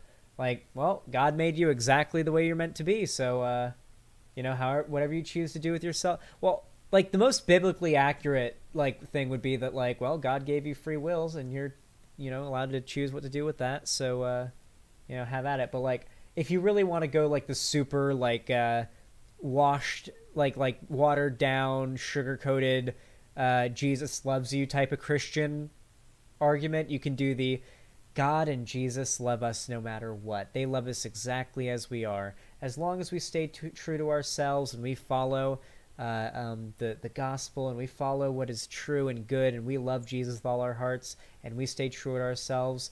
Then who we are and who we become is completely fine in God's eyes. If you go through that argument, that will appeal to the type of demographic that's watching Fox News. And I feel like that's what they're doing here. And I feel like the left should do it more. You have to know your audience. You have to know your audience. When I'm reacting to like some dumb shit conservative like Gamergator type YouTuber, I get really edgy, and I go for like the ad homs and the insults and the jabs and the memes and whatnot, because I know that's the audience that's going to watch, and that's the audience I'm trying to convince, and that's what they want to see. If I want to appeal to like this kind of audience, I'm going to go the full like super traditional Jesus loves everybody kind of route, because that's way more likely to appeal to that audience. You won't catch everybody. It won't work on everybody. Not everybody will be appealed to by it, but it'll, some people resonate with it. They listened to families. They met in support groups. There was a father who was sitting across the table. He says, "You have no idea how lucky you are to be here," which kind of took me back. I didn't at that point consider myself lucky to be there. And he said, our child had displayed this gender dysphoria or this gender misalignment at the same age that Rylan has. And we didn't listen, and we pushed back. That pushback led that child to turn to self-harm as a teenager, which 60% of trans and non-binary... Bro, Fox News, what the fuck? Like, I don't get it. I don't get, is this like, this must be some local Fox News channel. Like, this can't be, like, there's no way this is like the position that Fox News now holds, right? Like, they still host Tucker Carlson, who calls trans people pedophiles and groomers. Like, this is so bizarre. Like, they're literally on the same channel as they host Tucker Carlson, who spreads this misinformation about this, literally reporting the data. 48% of LGBTQ youth reported engaging in self-harm in the past 12 months, including over 60% of transgender and non-binary youth, and they're about to get into how transitioning improves that. Kids engage in, according to the Trevor Project. More than 50% consider suicide. That for me was the turning point. I didn't want to see Rylan to go through that. I'd rather have a living son than a dead daughter. And I guarantee that if we had pushed back and done what a lot of parents do, I don't think that we would have either one of the kids that you see before you here today. Allowing him to live authentically and true to himself and be who he really feels like he is. When you get to know Rylan, you see just how proud and confident he is of himself. Rylan's story got international attention in 2014 when a family YouTube video went viral, and Hillary has since written a book called Raising Ryland. I never thought that I would be known for... All right, and like 2 or 3 years, we'll get Ryland on the stream, okay? No, we're not getting a 14-year-old on my stream, but like when he's 17 or something, I'd be curious to have him on my stream and like ask him, so you've been in the public eye like for your entire childhood, basically getting scrutinized by conservatives, having your gender identity scrutinized and whatnot. And what I'm really excited for, what I want to see, and what I'm excited to see in the future is when Ryland reaches an age where conservatives can no longer claim that he has been groomed into this, right? And he can, and he's like an adult and he can quote unquote speak for himself.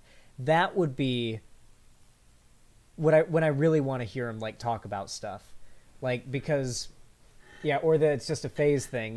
Like I want to. It's good that like I know it kind of sucks, and there's probably a lot of downsides to having your entire life and your childhood being scrutinized by the public, but at the same time, it's like, think about it like this. You need to make it so that the public does not believe that being transgender is a degenerate mental illness that is harmful to children, propagated by a social contagion, spread by groomers, yada, yada, yada, fill in all of the conservative strawmen.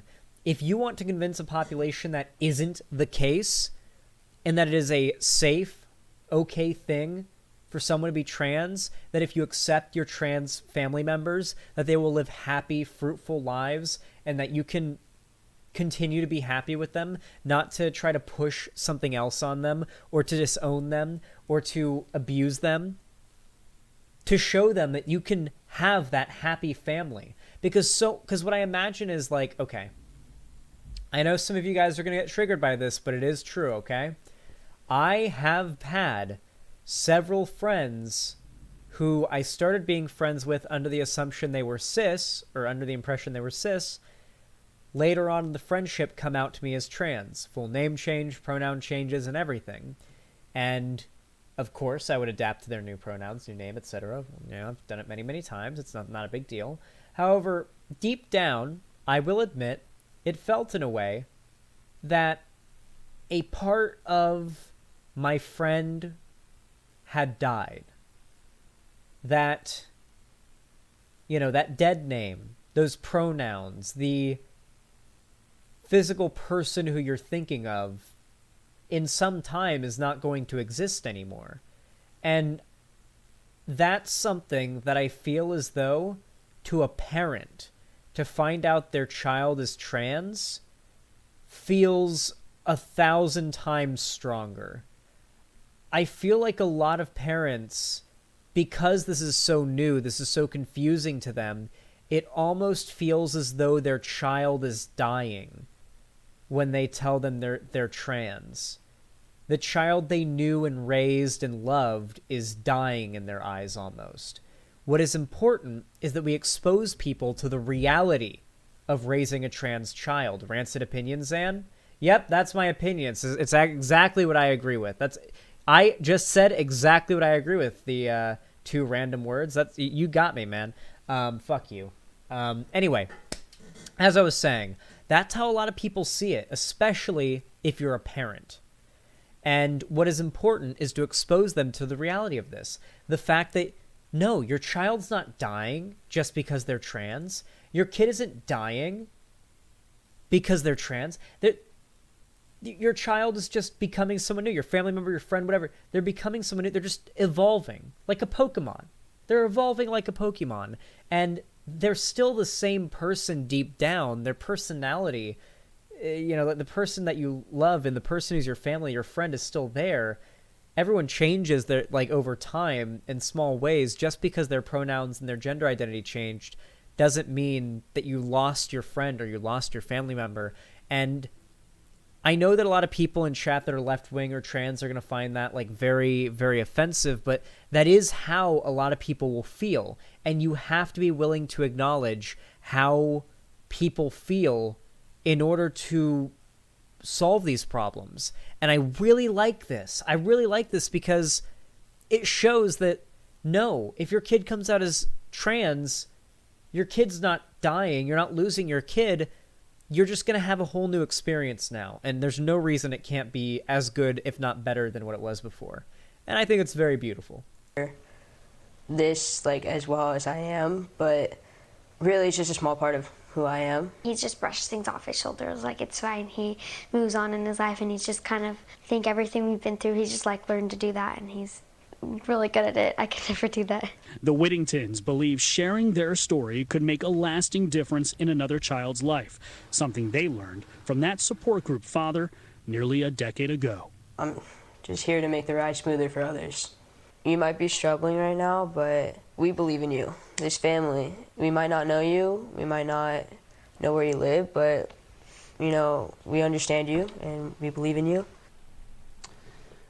What extraordinary courage displayed by Ryland, his sister Brinley, father Jeff, and mom Hillary. I want to... Live New York City, America's newsroom. This is the Fox News headquarters in New York City. Is where they broadcasted this from. What? Rare Fox News W. Like, okay, so this is, like, so bizarre to me How, what is Fox's position now, I guess? Mad Mike noise? Is that better? Here.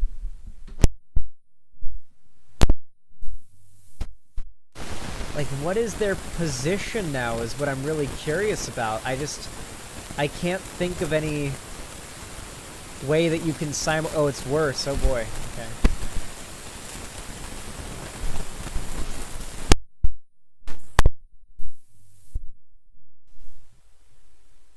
Oh boy. This is as good as I can get it, chat. We really gotta grind for a new microphone. We really gotta grind for a new microphone. I think this is a good place to leave off the to finish off the segment then, actually. Yeah, that Anchorman's gonna get black bagged by Rupert Murdoch. All right, listen up, okay? If you want to help me get a new microphone so that it doesn't sound like you're listening to it through like an analog radio or some shit like that, please, for God's sakes, consider possibly supporting the stream in the form of dropping a like, whether you're watching live right now or watching the VOD, or even watching this segment when it goes out as its own video on YouTube. Dropping a like is not an empty, hollow show of support. It does actually force YouTube to push my videos, my channel, and my message in the algorithm to brand new people. This is how we beat the right. Liking my videos, supporting my stream, that's how we beat the right.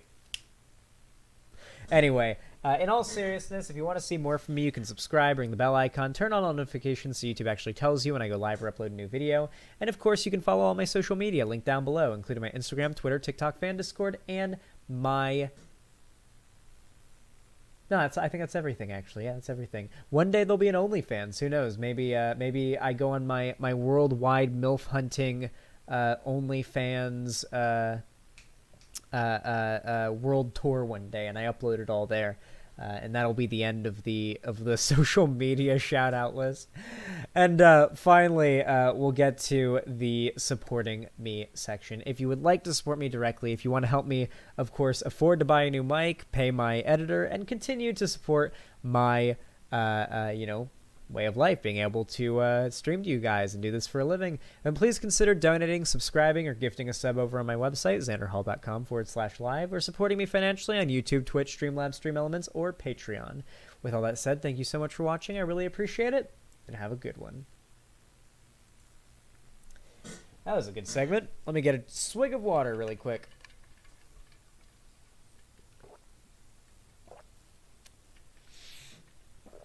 It is a combination of both my mic, the cable, and the box that is powering it. I'm just going to save up for one of those audio mixers, like the standard streamer one. I think Vosh and Destiny both use the same one. Like basically every streamer uses it. It's like the red one with the dials on it. It's just the most. It's like for the price. It's not too much. It's not too complicated, and it gets the job done. And it's nice, and it's not too expensive. And what I'm going to do is I'm going to get like a small stand to put the mic on, and I'm going to get like a long mic that kind of reaches out towards me, like it's sort of a long dildo, cock-shaped mic of sorts, you know? A long cylinder that I can sort of just put right here and point towards me. And it's like a shotgun type thing, whereas that, like, the mic has to be pointing towards my mouth, and only sound from that direction goes into it. So that way, like, my keyboard clicks, and I am going to replace this keyboard with a quieter and cleaner one, because you can't... Well, it didn't actually get any dust on there. Let me see if I can actually get some on there. Oh, yeah, there we go. Yeah, baby. Yeah, baby. Yeah, baby. I have had this keyboard for 3.5 years now. I think it is not doing too hot, and it is surprisingly hard to clean one of these keyboards, so I'm just going to get a new one, and I'm going to replace it with an RGB one that's like quieter, so that clicks and clacks for my keyboard are no longer a sound issue on the stream. I'm going to be going hard on the stream overhauls in the next couple months. Just, you guys fucking wait. You guys have no idea. As a matter of fact, I think it'd actually be appropriate to start a new season, but I'm going to hold off on that until I get my hair cut and a shave and my hair re-dyed and toned.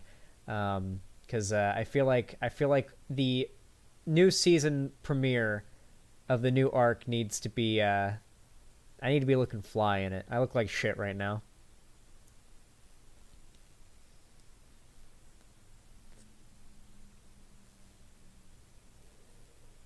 All right, we got some heavy support. We got some heavy, fantastic, lovely support from the beautiful people over in the website chat. I love you guys so goddamn much. Thank you so much for the support. Avalon of Babylon, thank you for the 2 tier 1 gifted subs. I really appreciate that. That is a very generous $10 you sent my way. I love you very much. Thank you. Says, please never stream through a CRT monitor again. I will definitely put my money where my audio is. Thank you. Courtney, thank you for the tier 1 sub. Says, I can't sit here with a white-ass name. I respect that. Thank you for the tier 1 sub and the $5. Love you, buddy. Thank you very much. Heavy Gretel, thank you for the $5 donation. Very kind of you and very generous. Says, for the mic fund. Thank you very goddamn much. Really appreciate it. And by the way, you guys should follow Heavy Gretel on Instagram. She posted a really funny meme edit of me. Should I show it on stream? I'll let you decide that, Heavy Gretel. Thank you for the $5.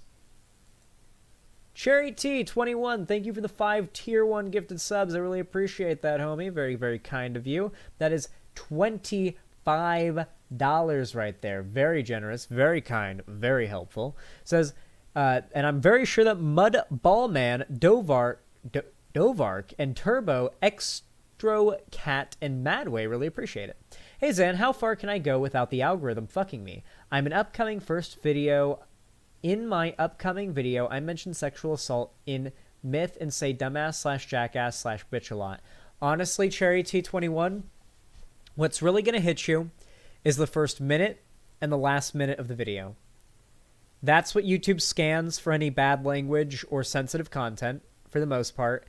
And then your title, tags, and thumbnail.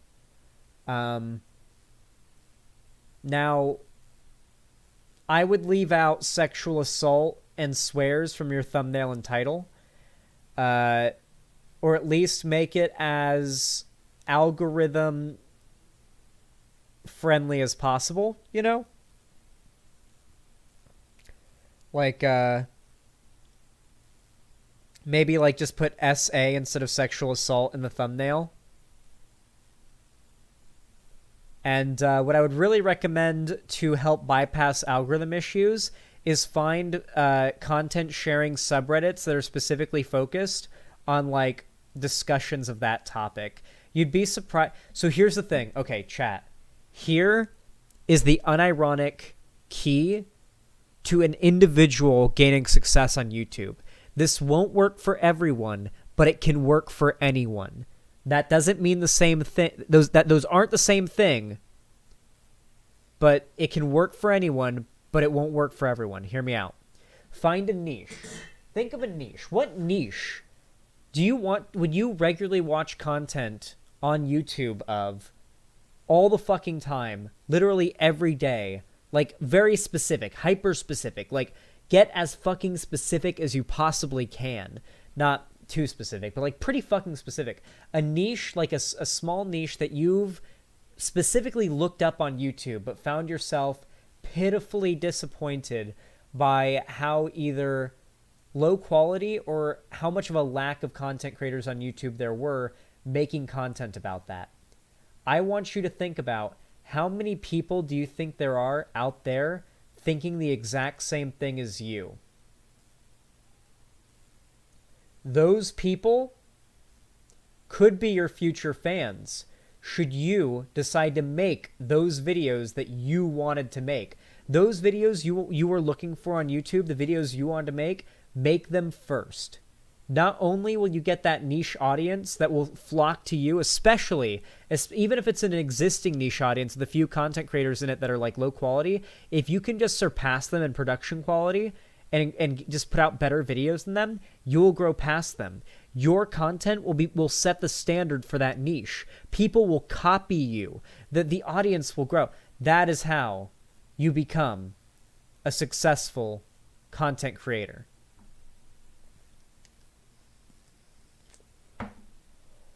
Think of an idea. If no one else is doing it, or not a lot of people are doing it, make the videos that you wanted to see, and the people that wanted to see the videos that you wanted to see, just like you, will come to your channel. They will watch your content. Other people will do similar things to you, and you will sprout off and build an entire community. Did you see that someone tried to murk Kavanaugh? That's hilarious. Oh, here, I want to show you guys something. Look. I got my picture of my dogs. I got all my pins. I got my lock and load. My weed light. My controller is right there, I believe. I've almost got all of these things filled out. All of those little boxes on my Xanderhal shelf filled out. Yeah, pretty fucking pog. I'm gonna put the legs on this chair up and go crisscross applesauce. The altar of Xan, indeed. I like my weed. Remember when Noah made fun of it? Ah, yes.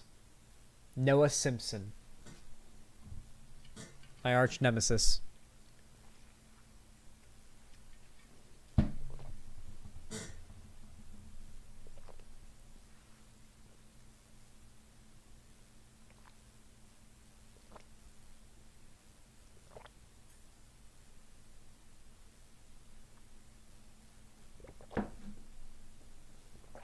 You've all accidentally said Noah Simpson at some point in your life. Come on. Conservatives were trying to spin a narrative on it, even though the person who made the thread is already in custody. Oh, yeah, I remember all of that, yeah. But yeah, thank you for the $25, Cherry T21. Extremely generous, extremely kind, and yeah, I really fucking appreciate it. Thank you. Thank you, thank you, thank you. That puts us, believe it or not, at $158 out of 300 on the goal for the Shadow onesie.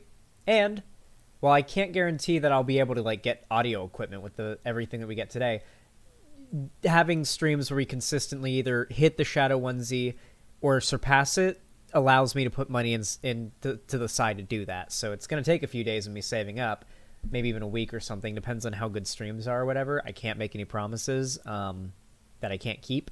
So, yeah, you know what I mean. I'm doing my best, okay? Thank you, Oilers. I appreciate all your support, though. Thank you.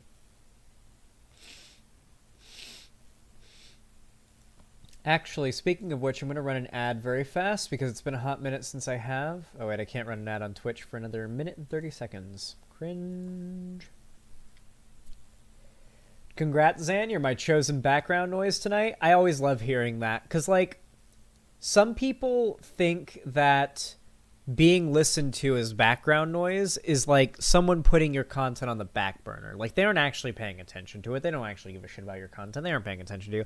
But, like, I watch all of my favorite content in the background.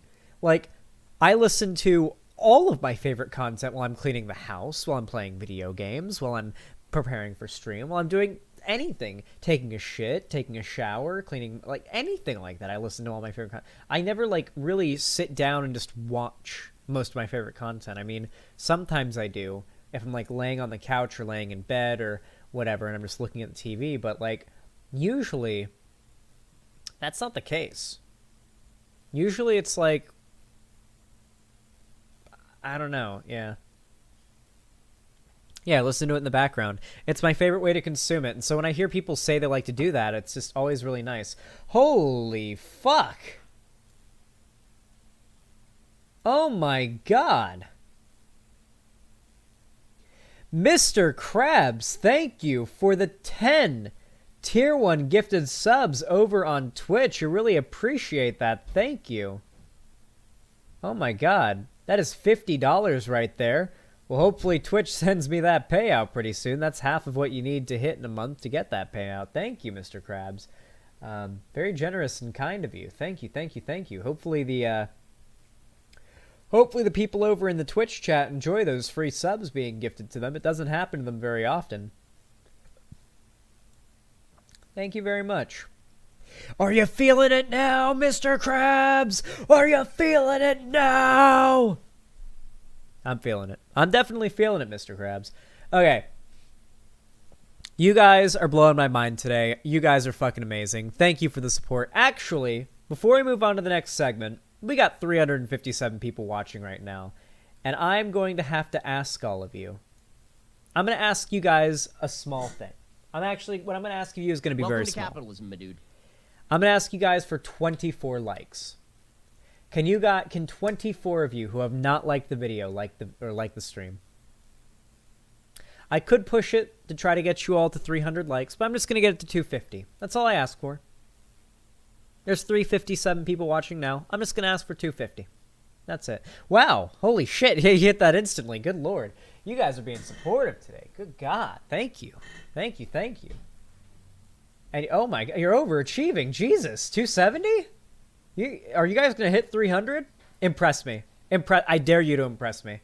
You won't. I dare you to. You won't. You won't. You won't do it.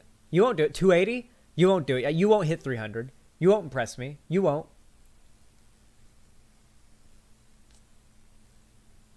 $288? You won't. Come on. No, you won't. No, you won't. $290? No, you won't. You won't do it. You won't do it. You can't do it. You guys cannot do it. You guys are not capable of doing it. I don't believe in you guys. You will blow my mind if you actually pull it. $298. No way you hit it. No way you guys actually hit 300. No way. No way you actually do it. No way you actually do it. $299? No way. No fucking way you actually pushed it. No fucking way. No way.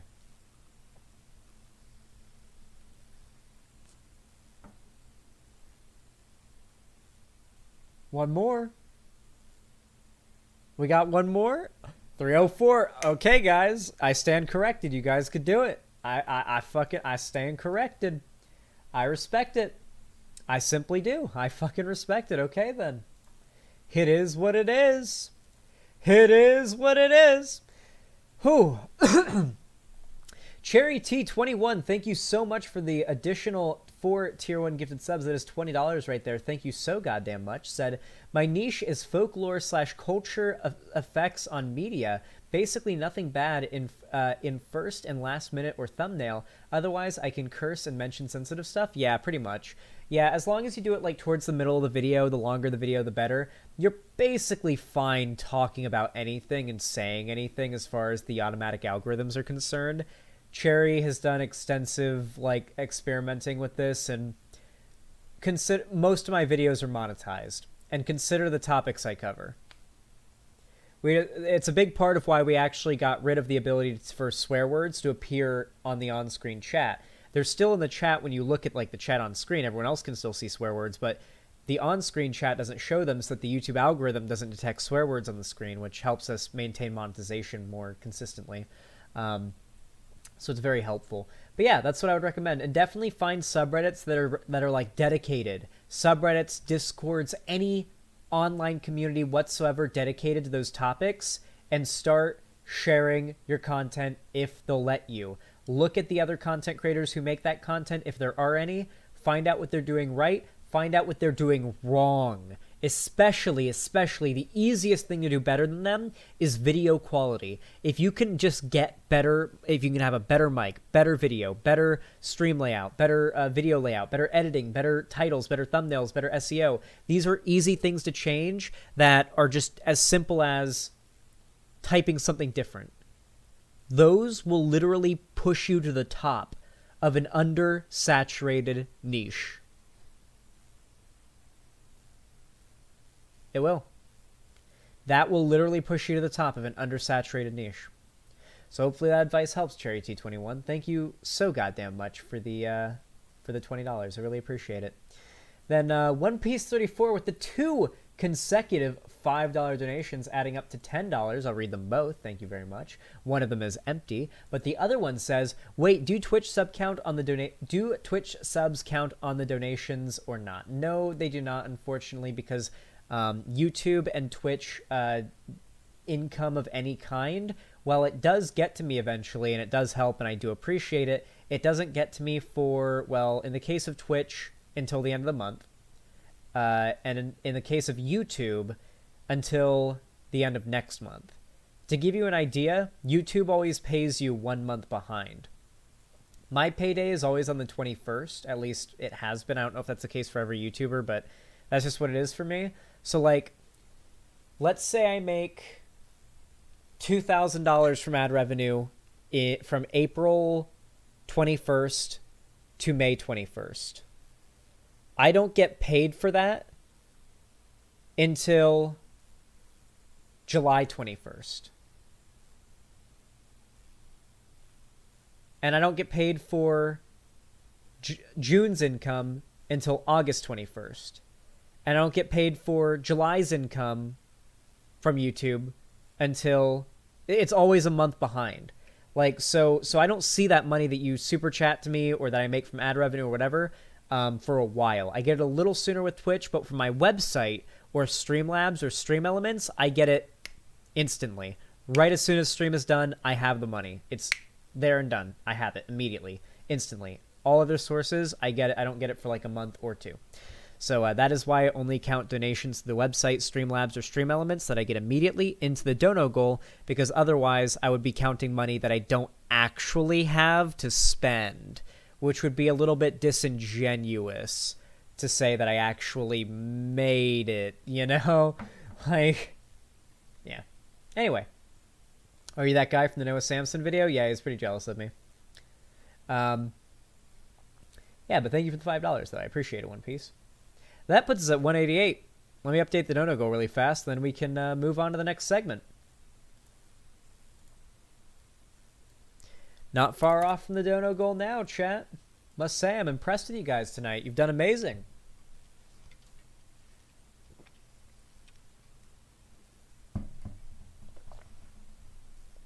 Check DMs. Am I going to regret this? I really hate getting DMs while I'm streaming.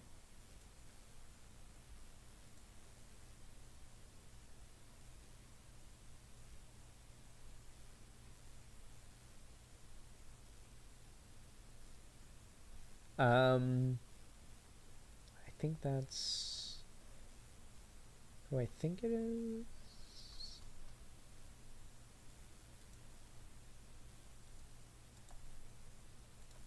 I just got a lot of pings, so I'm like looking through all of them.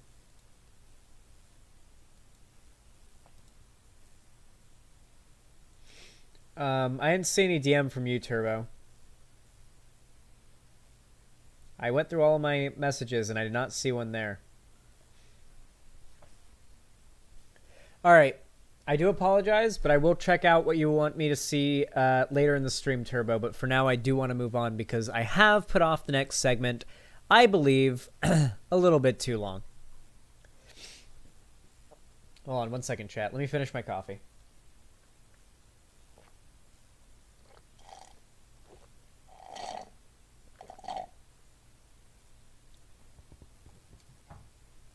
I did not let. He was hating on you, but he didn't have. But he didn't not have any good arguments. I did not like Samson after that video. Vosh has gone insane, but not at that moment from the video. I feel like I keep on hearing from like people online that Vosh has gone insane or Vosh has lost it, and I exclusively hear it from people in Destiny's community, and it's like nothing about Vosh's rhetoric or anything has changed. He's not. If you thought Vosh wasn't insane before, implied by you saying he's gone insane, then nothing's changed. I've noticed nothing different about his rhetoric or his beliefs or whatever. They've evolved a bit, I guess. Like, they've gotten more matured and refined, I'd say. Like, the internet and exposure to the realities of a lot of the people on the left can sometimes jade you to certain things and make you a little bit less puritanical on certain issues, and I've seen that happen with Vosh over time. He's become a little more amiable to those liberals, which I think is a good thing. And yeah, I don't know. Like it's weird because I feel like Vosh has only gotten more like okay. People are going to use this like insultingly or try to take this out of context. Vosh's the ways that I've seen his rhetoric change have only gotten more inclusive, more broadly appealing to more people, especially liberals. He has become a lot less like he'll do like the ironic, like the ironic and, you know, some unironic dunking on liberals thing, but like if you're a liberal, you can watch like Vosh's content and enjoy it, you know, like, and that's something that might not have always been true going back to his content back in the old days. And it is a good thing it's become more accessible, because if we're being honest, most people that are either going to be like giving his content a chance or who he's likely to actually like get to like convince are going to be liberals. Constantly, yeah, I don't know if he wants to like alienate that audience too quickly, so I'm glad that his content's gotten a little bit more evolved in that way. But also, if you go back and you watch his old stuff, some of his old stuff is like gut-bustingly funny. The original Jocko Willink clip is fucking hysterical. The Jocko Willink clip, fucking hysterical. What hardest I've laughed in a long time when I saw that for the first time live. Holy shit. That was nuts.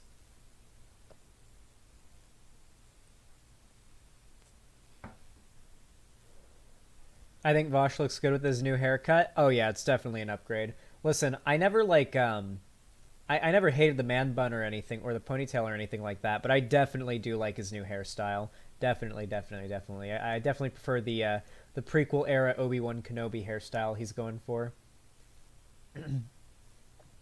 Vosh is a lot like iDubbbz, calm now, but was funny as shit earlier. Yeah, that's every YouTuber though, if we're being honest. Like realizing how fast like the grip of having to clean up your act online to exist and be able to do this for a living very quickly turns you from like a very careless edgelord into like someone who has to walk the line quite carefully. You'd be surprised. TBH, I think the only take of Vosh I'm honestly fully disagreeing with him on is gun control. I want more and stricter gun control, and if I recall correctly, he doesn't. Honestly, the biggest thing I think I disagreed with him on was some of his conduct during the Canada trucker protest thing. Like looking back at it, especially in hindsight, Justin Trudeau definitely did the right thing by signing the Emergencies Act. It was definitely a valid case to invoke it. The outcome has obviously been positive. Like the way that Vosh was dismissing the behavior of the far right rioters and insurrectionists that were just trashing that area where they were staging most of their blockades, the way they were harming the economy, both in America and in Canada. It was just really weird to see Vosh like condescend to the people that were saying they're being rude, screaming at people, attacking people, and like causing public nuisance. And Vosh was like, "Oh, they're so loud. Poor you." And it's like, I mean, but they're like crazy Nazi far right like protesters that are like rolling through the streets screaming and trying to cause mayhem. Like, I don't know. That right there is the first thing that comes to mind when people ask me, what's the biggest thing you disagreed with Vosh on that you can think of? And I feel like that point stands even better when you look back when you look at it with hindsight. Like, it was the right thing to do. It simmered that shit down fast. It was like putting a wet towel over a fire. All right. Full Metal Socialist, thank you for the $5 extra. Really appreciate it and very kind. Says, what's your thoughts on the Shu drama, and is Vosh not going hard enough on Shu for irresponsibly using her platform? I don't really have an opinion yet and was hoping for another opinion. I thought that her apology was pretty good. I don't think that Vosh needs to have a responsibility to hold her feet to the flames for things necessarily, though I think that he has a moral expectation too. I think that people would see it broadly, and I think he knows that they would see it broadly as a bad thing if Shuan had did something so unforgivable and he didn't do something about it. you know, like confront her or like speak out or like at least counter signal the messaging, right? And I don't think what she did here was like that bad. Clearly what she did was sort of like an underestimation of her power. Seanhead took a video, or sorry, a collection of photos. I apologize. Don't mean to spread any misinformation. Took a collection of photos that only had like 1,000 likes on Twitter, posted it to make an argument about how she doesn't like kink at Pride or like children being at drag shows and so on. Don't gaslight me into thinking this is normal. And that caused those pictures to be brought into the eyes of so many conservative figures, to the extent of which a Texas Republican is pushing a bill that will ban minors from attending any drag show event regardless of like the age rating and how appropriate it would be for children to be there. And the wording of the bill heavily implies trans people and drag queens are not only predators but inherently a danger to children. Don't like that shit. I don't like that shit. I just don't. I don't like it. But I do think that Seanhead's apology and her, you know, and Seanhead does not apologize, really. Like, for Seanhead to actually apologize, she's definitely sorry. She usually just blocks people and dies on that hill. So she's definitely actually sorry, and she talked about how she doesn't really want to be a big famous YouTuber anymore in her apology, and a lot of people were like calling like bullshit on that and saying, "Oh, she's just drumming up sympathy." I believe her.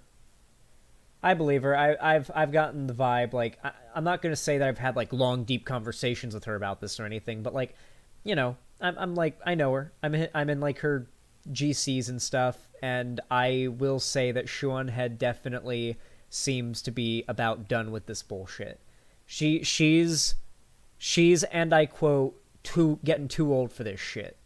Like dealing with teenagers on the internet that are like super cancel happy and ridiculously gatekeepy, dealing with the constantly evolving landscape of politics, constantly having to put the effort and work into the admittedly very high effort content she puts out. Those Hell World videos, while very spread out in upload frequency, are still very high effort. It's very clear to me that Seanhead just isn't, her heart's not in it anymore. She wants to not be an internet personality anymore, and I completely understand it. And so I do feel as though she forgets that she is that, willfully forgets that she is that she has that much power, that even just posting a meme on Twitter can have the effect of causing a bill to get passed in a U.S. state. She, like, that's something that she wants nothing to do with, and the realization that that's what happens, well, it hits you like a train. And I do feel bad for her in that respect. Or I won't say I feel bad for her. That sounds like pity or something. I'm not like pitying her or anything like that. It sounds so condescending. Like, I empathize. I empathize, right? Like, I get it. I get where she's coming from. But yeah. Did her post help a bad bill get passed? I don't think it's been passed, but I think it's getting pushed through, and it very well may pass. It's Texas. The bill would ban minors from being able to attend any like drag queen event, regardless of like the age appropriate rating. And the wording of the bill specifically, like the wording of the bill heavily implies that trans people and drag queens are dangerous to children.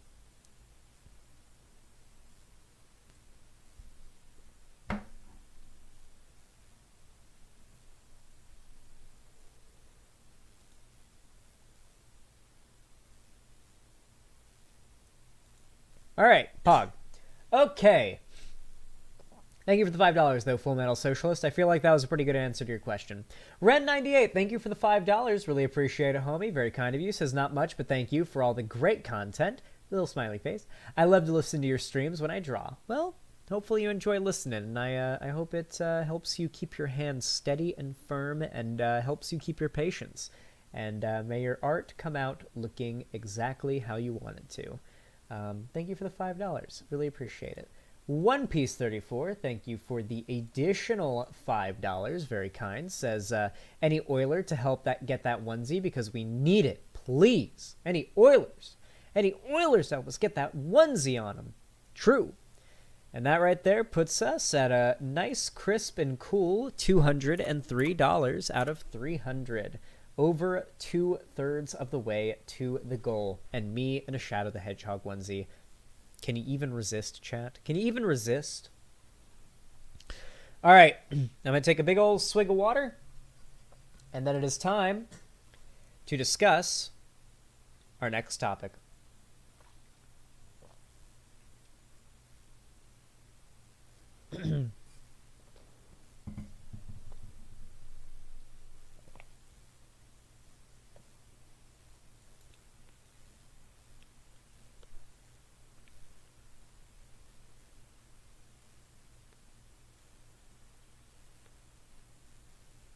Fuck, I missed the fly. Damn. The fly landed on my hand. That fly is still alive. There's just one left. There we go. I had to pop my jaw. Sorry about that, chat. For those of you guys that don't know, I have TMJ, which basically causes my jaw, or both sides of my jaw, to lock up pretty firmly. Talking, chewing, basically anything that causes jaw movement. Over time, causes like a tightness to build up in this area, like from like the base of my ear all the way down to here. A tightness slowly builds up, and the only way to relieve that tightness, to be able to talk and chew and do everything comfortably and like go back to feeling normal and no tenseness and pain, is to simply pop my jaw. And I do that by opening my mouth and shifting my jaw to one direction to pop one side, and the other direction to pop the other side. So if I wanted to pop this side, I would do this. And if I wanted to pop this jaw, I would do this. It's just a quick pop, and then the pain and stress and the tension goes away, and I can talk, eat, drink, do whatever I want to do completely fine and normally. But the tenseness does slowly build up over the course of like 20, 30 minutes, and I have to pop I usually have to pop my jaw every 30 minutes to an hour. Your poor mandible. Yeah, I have no idea where it originates from, but I've been popping my jaw and have been needing to pop my jaw to function my entire life. It's not something I can just stop doing, unfortunately. Oh, there, Witchflowers. Welcome to the stream. How are you? All right. One Piece 34, thank you for the additional $5. Says $92 left on the dono goal. People, till we reach 300. So please donate. Plus Zan, 71K hit. We need 4 more K for the Sonic charity stream. Damn right. 4,000 more subs till we do the Sonic charity stream. Yes. Borp. Thank you. Excuse me. I apologize for the crassness of my borp. But it had to come out, and it had to be done. I apologize, but it needed to go. All right. When I say action, you guys know what to do when I say action. 3, 2, 1, action. So, if you guys have watched me for any length of time whatsoever, whether it be since I started making content on my channel in the first place, or you just started watching me last week, then there's a good chance that you know I am a Minecraft veteran. I have been playing the game for over a decade now. I know the game pretty fucking deeply. Maybe not the newest update. We are still playing a hardcore world on the newest update. We made a whole new world. It's hardcore.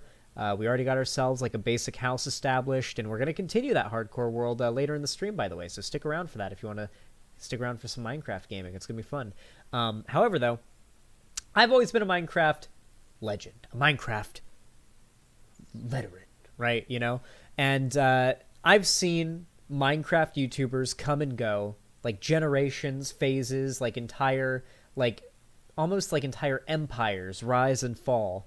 as I've watched the Minecraft community like evolve throughout the days. Like I remember seeing it start out with people like X with X's Adventure in Minecraft, your Yogscast, Lewis and Simon, Ant Venom, you know, your Paul Source Juniors, like the very early ones, like Aya's Cupquake, Chimney Swift 11, etc. And then you move on into the future and you get like your Deadlockses, your Skyda's Minecrafts, your Basherverses, your like a lot of the people in the Machinima community that did Minecraft content came about more around 2012, 2013.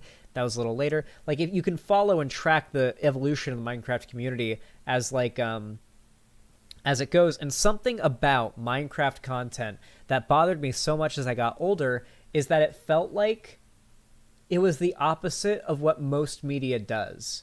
You know how like if you start a show or a book series or a movie series that's like really popular when you're young, like a kid, and they keep on releasing new books or movies or episodes as it goes along, it like ages with you almost, like the story matures as you age. Harry Potter did this notoriously well, and for all of its faults, and for all of J.K. Rowling's faults, Harry Potter is notorious for this. A lot of people started reading it when they were like Harry's age in the first book, and as each book came out, they were basically like more or less aging with Harry. And the same goes for the movies as well, where like the actors and characters kind of aged with like a whole generation of viewers. Minecraft and the Minecraft YouTubers did that in like the reverse for me. Like I feel like the Minecraft YouTubers I started out watching when I was like 11, like freshly 11, were like these like Paul Source Jr., like this dad who was just like, all right, everybody, I'm going to show you guys how to survive the first night in Minecraft. First, we're going to punch down a tree and craft ourselves a pickaxe. And if you look over here, you can see this black and gray speckled block in the side of a cliff here. That is coal ore, and we need to find that right away. If you're playing in your own world, this is the first thing that you're going to want to find as soon as you get yourself some wood tools, because when nighttime comes, you'll want to have the light. Like, that was how, like, chill and laid back the average Minecraft YouTube video was. Like, how mature and adult, I guess you could say it was, back then. You watch the Yogscast. Original Yogscast, like the Minecraft stuff, before it got like a little bit more acted out for the, you know, higher production value, they were subject to this, even though I like the Yogscast. You know, like back in the day, it was like very low-key, chill, and yet we still loved it. But then I remember as I got older, we got like things like the Lucky Blocks mod and the flood of YouTube videos made for children. Like Minecraft started to get more and more appeal to very young children the older I got, when its original audience when I first started playing it, despite the fact I was a young kid when I first started playing it, was for adults.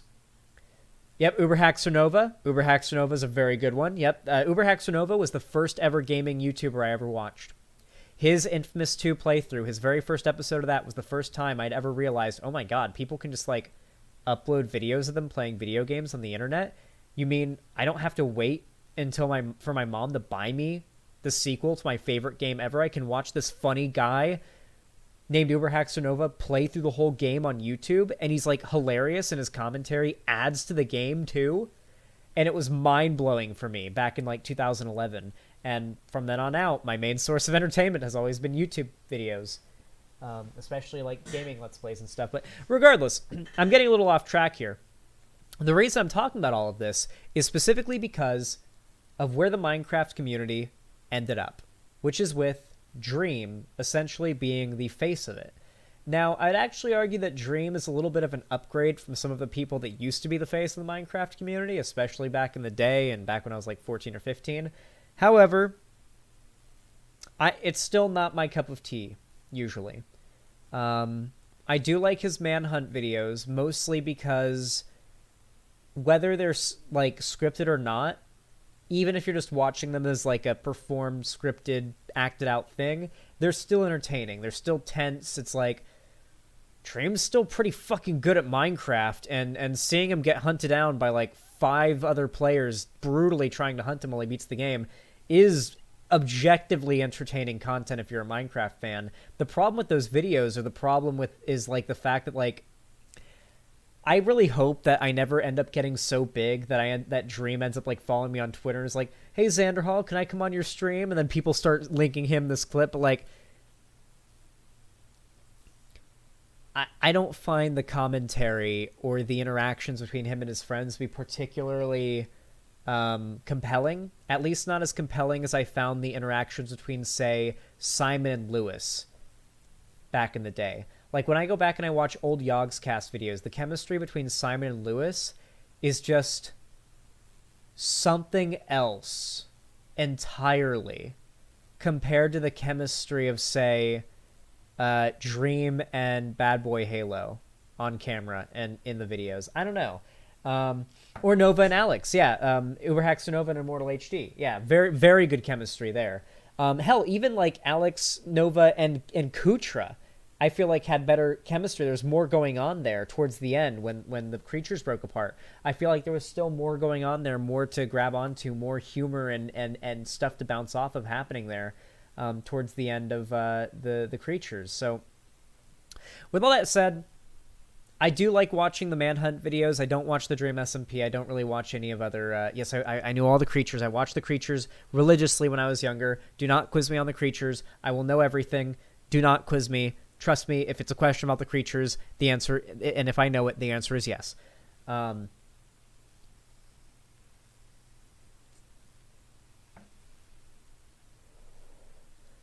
As I was saying, let's get to Dream. Dream, our boy, has been accused of some bad shit. And we're going to review a comprehensive breakdown on these allegations. And I'm going to give you guys my thoughts at the end. So let's go ahead and give it a read.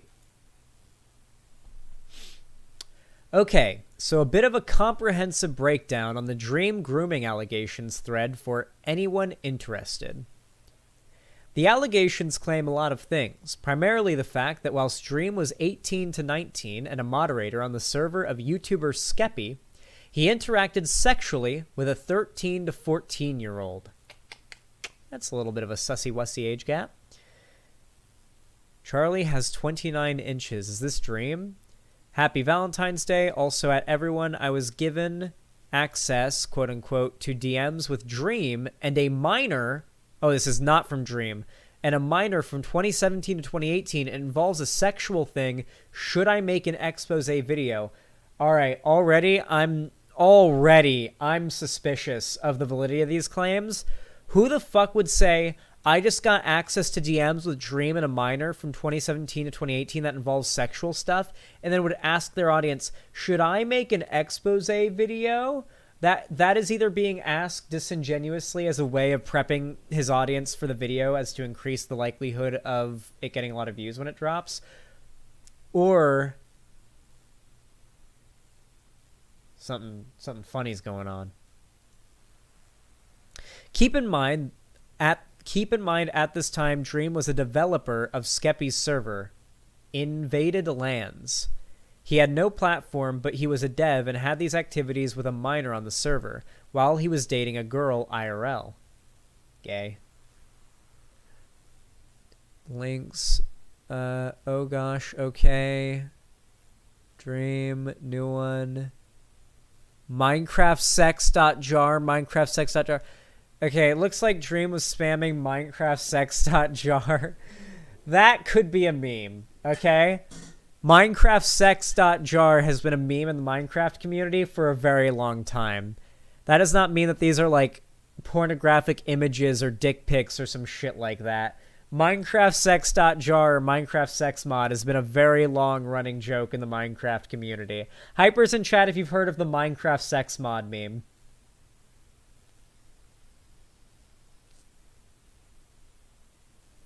Chat, we are going over this evidence as objectively as possible, okay? Good. Good. You can probably see where this is going. I actually downloaded the plug. Well, no, you can't see where it's going. Actually show evidence that he was sexting with a minor. I actually downloaded the plugin. He used the Invaded Lands packages. Absolutely disgusting. The minor was 15. Dream was a legal adult. Nowhere in the United States is the age of consent under 16. Well, actually, child marriage is legal in most states. My apologies, the victim was 13 to 14 at the time, not 15. The victim is 17 now, so 4 years ago was 13. Has the victim come forward in any way whatsoever? Because that would be a little fishy if they haven't. Alongside that, Dream also sent a sex plugin to this individual. Specifications of this are unclear, but it's assumed that it was a pornographic of some nature. Okay. I don't know if Minecraft sex.jar was an actual, the 19.21 kilobit plugin .jar file. Like, okay, this is a reach. Maybe there's more evidence that will come along, but what they are showing so far is a reach. Any truers in chat? Any truers in chat? This is a reach. It feels very uncharitable. That's very true, Witch Flowers. It feels very, very uncharitable to Dream. Big Halo reach. Big Halo reach indeed. All right. Everyone, I will make a video on this. I have DMs, the actual plugin, etc. Just know for now. Okay, so apparently it's an actual plugin. Just know for now he sent a sex plugin to minors, girls, engaged in online sex, e-sex, with minors over Minecraft and Discord. He was fired as a dev on invaded lands and much more. Should I release the e-sex plugin? Okay. If he actually sent a real Minecraft sex plugin to a 13-year-old girl and was like e-sexing, presumably e-sexing in Minecraft with her, that's pretty sussy-wussy. That's pretty sussy-wussy. Though not grooming. People do misuse the term grooming a lot. There is a difference between creeping on a child as an adult, like a pedophile creeping on a child as an adult, and grooming. Grooming is a very specific definition and happens in a very specific set of circumstances. And it's basically used to refer to any time an adult is a creep and like messages an underage kid. And it sounds like that's the correct term, but technically it's not the correct term. That's just soliciting a minor, legally speaking, if we're going to use legal terminology. But yeah. Yeah, it will drive you crazy how people use that word if you know what it really means. Here is evidence provided to show that this was Dream's Discord tag. Okay, I'll take your word for it. Sure, okay, it was Dream, cool. Here is evidence of his VIP mod role on Skeppy's server, Invaded Lands, status D&D, join, registered roles at VIP. Yeah, he had it. VIP roles for ex-staff. But yeah, Dream used to have VIP role in Invaded Lands. Okay. In this screenshot, his account can be seen discussing the minor in this situation known as glam/glamorous. All right. Let's see what Dream said. If anyone is wondering how I got this info, one of Dream's ex-friends got me in contact with the victim. This photo is unrelated, but he used to be friends with Dream and in his friend group in 2018, and he got me in contact with the victim. Dream, hi, blank, we're friends with blank, right? What's that say? Sure? Somewhat. XD. Yeah. Okay. It's her birthday. I'm putting together a video of a ton of people saying happy birthday. And better blank. Whatever else.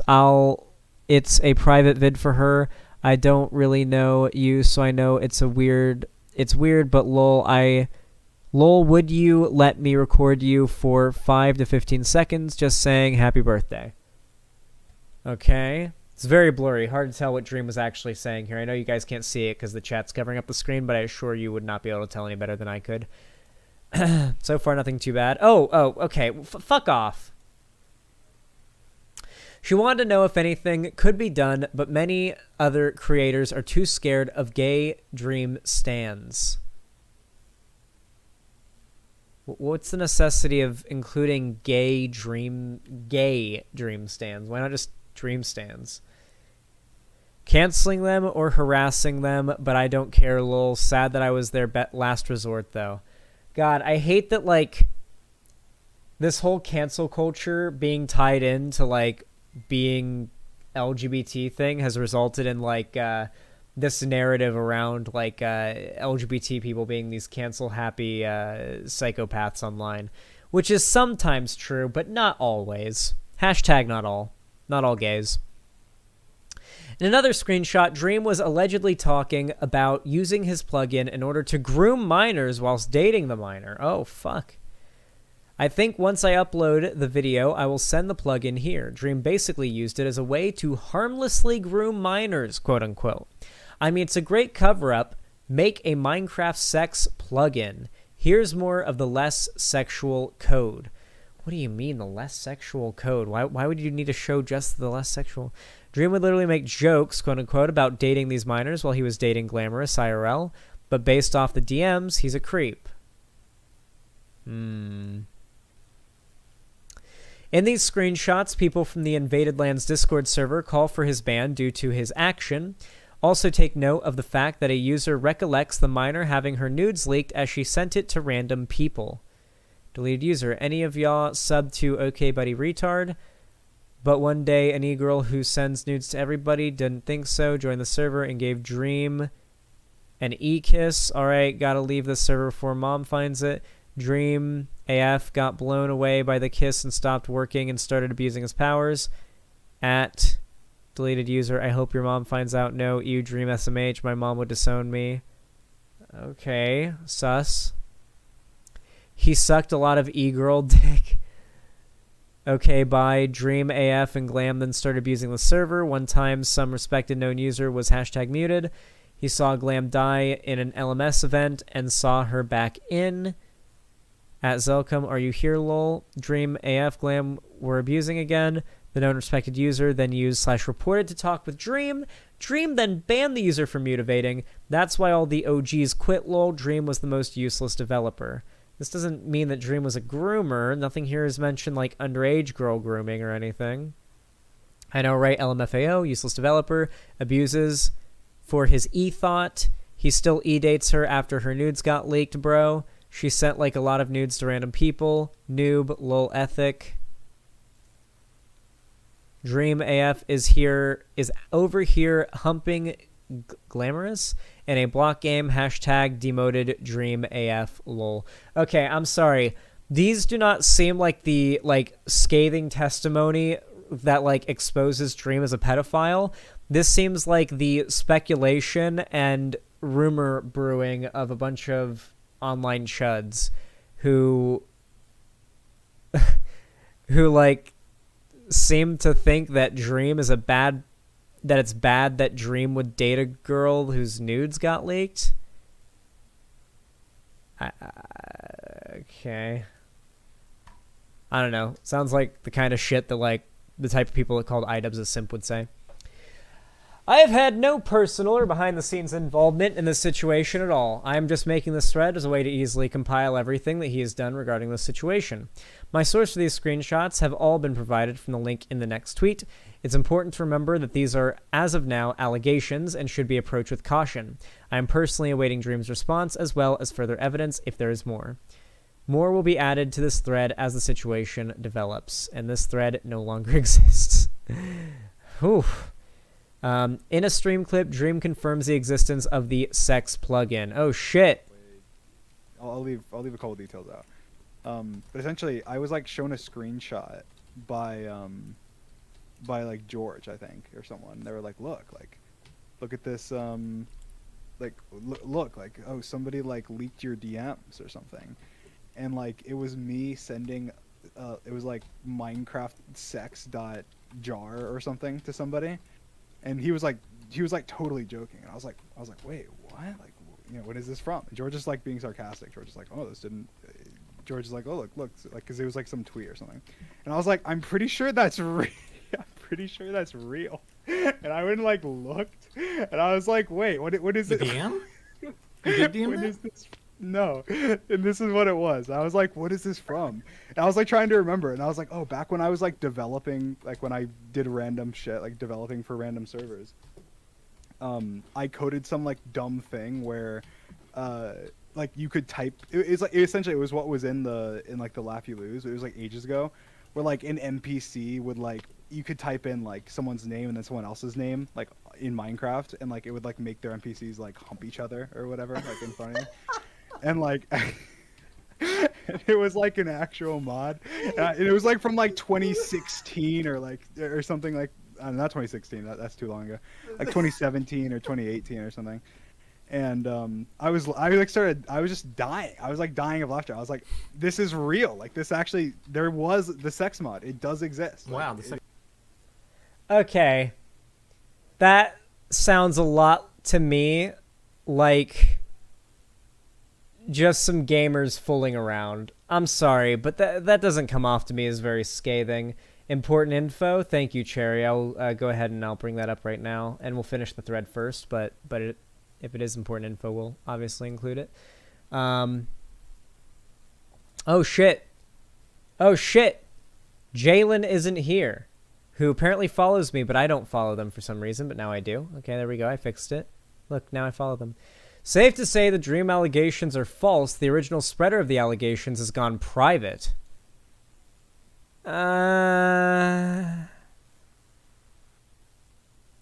Just because they've privated their Twitter doesn't necessarily mean that the allegations are false. To be fair, because you have to consider the fact, how many followers does this person have? 405. They're publicly making these allegations against Dream, who, let's be real, has a rabid fan base, okay? It is very possible that the allegations are true, and there is something going on, and that they locked their account down. I don't know if that on its own is as strong of evidence as it seems. I feel like the best thing that kind of, exonerates Dream so far in this thread is the fact that everything here is so milquetoast and a nothing burger. Like, there's yet to be any like DM combos between Dream and some underage girl where he's calling her kitten. Like, where is that? Show me that. Show me the DM conversation between Dream and the underage girl where he's calling her kitten. That's what I want to see. For further cross-reference of age, Dream was born on August 12th, 1999. I was born on July 27th, 1999. He is 22 as of now, when the alleged grooming was occurring. Dream was around 18 to 19, and the girl was 13 to 14. Update. Sapnap is currently live on Twitch with George Not Found and Dream. Doesn't seem like he's talking about the allegations either. He's purposefully ignoring it, or he doesn't know of it. Dream has responded. Popular opinion, but I like sniffing my cat's ass. I quote tweeted this and made fun of it, but I don't think it's related. I think Dream's just a fucking memer. Important. The person who published the allegations against Dream were also the originators of fake allegations made against fellow Dream SMP member Boomer NA. Ooh. I said it looked sussy. I said it seemed like there were reaches. This person originally published false allegations against a Dream SMP member named Boomer NA. So this person has no fucking credibility. The person making these accusations has no fucking credibility. That's good to know. Update. Here is a recollection from what is assumedly the Sapnap stream, where Dream confirms his knowledge of the thread and supposedly responds by saying, but Dream and George knew of the thread. Dream giggled over it and confirmed that it looked real and that he did make a sex mod, plus even stated that it made him seem like a pedo and left it at that on an MCC practice realm and not talking about it seriously. The thread was a joke thread from February 2 that people recycled and quote retweeted without context. Everything about the situation is fucking terrible. It was staged. It was a staged thread by someone who did a layout change to make it look funny. God, please. Another thread about Dream being weird with minors on stream multiple times. A thread about Dream being weird to minors made by a grooming victim. He had e-sex the minor, aka grooming. No longer exists. Here's him admitting to it and watering it down to something not bad. Not here anymore. Locked down. He made multiple weird jokes about Tommy when he was 16 and even made jokes about his own sister who was 13 at the time. Okay, what is this? Where did she respawn? Vixar's house. Wait, why is her bed in Vixar's house? I'm back. I'm coming back over to the thingy again. I think we need to have a talk with Vixar, Tommy. No, Dream. She is... No. Okay, dude. I'm sorry. Come on. That was funny as fuck. Okay, that made me almost want to watch the Dream SMP. That was funny as shit. Why is your 13-year-old sister's bed in Vicstar's house? I think we're gonna have to have a conversation with Vicstar. No. Dream. That's actually fucking great. That was actually funny. That was actually pretty funny. This is literally just gamer humor. It's dumb as shit sometimes, but this is weak allegations. Yeah, like, I'm gonna be real here. I understand that, like, humor can be more than simple words. It can have more of an impact in the world. It can be, indicative of more than just making jokes and errant comments. It can be more than that. But in this case, I don't think it is. But we'll continue the thread. There's only 3 more tweets left in it. Apparently, the original creators said that the thread was a joke, but I haven't seen evidence of that yet, and it doesn't look like anything is happening as of now. Live updates on hold until further notice. Original thread post went private. This allegation is going dormant. Only thing out of this is that does seem to be confirmed is that Dream did actually make a sex mod, but that is nowhere near the severity of grooming. Additional, OP has now deactivated, didn't publicly say it was true when asked, and according to many, this thread is a February repost from Leak Twitter, a section of Twitter dedicated to false allegations against the Dream SMP. Of course. So I'm going to go ahead and imagine that Leak Twitter, the Twitter dedicated to false allegations against the Dream SMP, are basically like the woke scolds of that community. You know, like constantly shitting nonstop and e-stalking and harassing and canceling these YouTubers for everything they do. That's sort of the vibe that I get. Well, that seems to be exactly what happened to Dream. And I talk a lot about how if you're a guy, you probably don't need to worry so much about being falsely accused of rape by a woman or even falsely being accused of being a pedophile. It's just probably not something that's going to happen to you.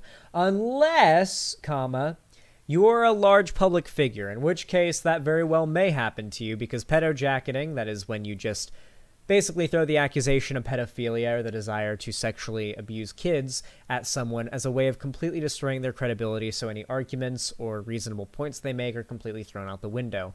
Doesn't need to be backed up, doesn't need to be proven. Most people, if they hear the accusation that someone is pedophile, don't think twice. They just don't. Why would you? Why would you risk it? And so this has led to the fact that if you are in the public space, if you are a large public figure, if you do have a large audience, if you do have a lot to lose, if people do have a lot to gain by destroying you, then as much as it may sound counter to my rhetoric, yeah, it is a somewhat high likelihood this is going to happen. How many false allegations of grooming has Dream gotten at this point? At least dozens. At least dozens. Plenty of YouTubers receive this. I've received false allegations before. I managed to fight them off, but other content creators in this space like Thought Slime and Sophie from Mars and Corvidae all jumped on those false allegations immediately and pushed them as hard as they possibly could because they want an opportunity to destroy me. It's very, very common, and tons of people have tried to do it to Dream. Now, I'm no big Dream super fan, but I'm going to be the first here to jump out and say, this is fucking bullshit. This is not at all even approximating anything close to evidence that Dream is a groomer. At most, at worst, this is evidence that when Dream was like 18, he had a questionable sense of humor, questionable judgment, and he did some cringy stuff. Making a Minecraft sex plugin and like technically sharing it in a server and in a chat that had minors in it. But come on, this doesn't really seem to be as strong or as much of a smoking gun as people are making it out to be. False allegations are real. You need to take every allegation seriously. We took this Notice how I took these allegations seriously? We went into this completely seriously. We looked over all the information, the evidence, what we could find, everything that's available right now, and we came to a conclusion that it just probably isn't true. You can take allegations seriously without immediately jumping to the conclusion that they're true. All that modern day feminism and those that those that are reasonable, who that advocate for Me Too, ask is that people take these accusations more seriously, whether it be pedophilia or sexual assault. Look at the evidence, look at the facts. Don't just hand wave victims, but don't immediately jump to believe victims and destroy the lives of the accused without making sure there's cause to believe it. Especially if we're talking about things like this, where there is actually something to gain by lying and destroying somebody. It's happened many times in these large spaces. It's highly unlikely outside of the internet or the public space. You probably have nothing to worry about if you're not in the public space, but if you are in the public space, it's a very different world. I think you lost perspective, Zan. What do you mean by that, Joanna Joan? I don't know how to pronounce your name. What do you mean by that? Can you elaborate?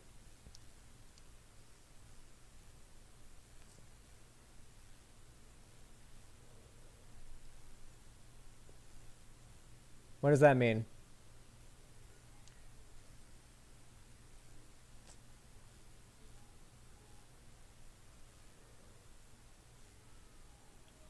We're not getting an answer. All right.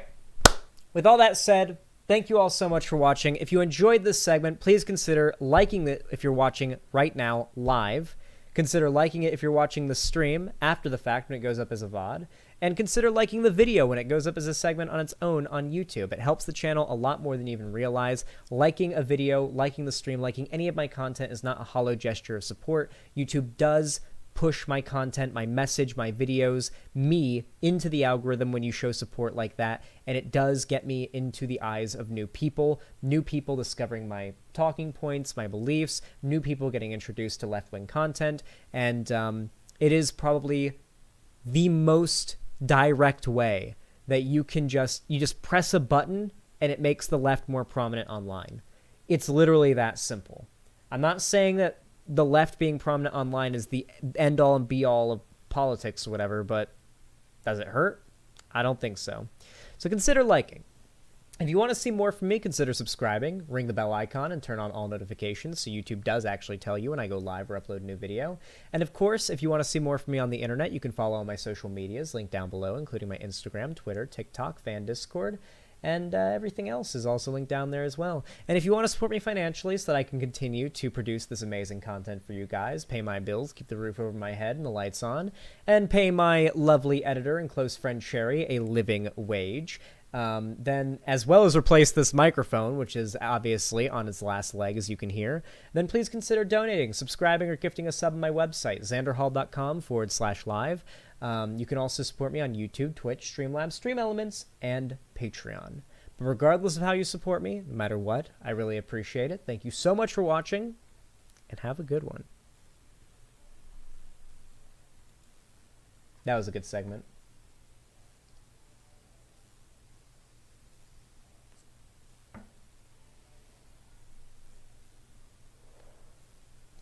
Full Metal Socialist, thank you for the tier 1 sub. I really appreciate that. That is amazing. Says, if we are facing an LGBT genocide in the near future, what do you think we can reasonably do to convince libs to take it seriously? And how can we prepare? I don't think you can say that a LGBT genocide is imminent. It's just too radical of a claim, or too seemingly radical of a claim to get liberals on board with. I'm sorry.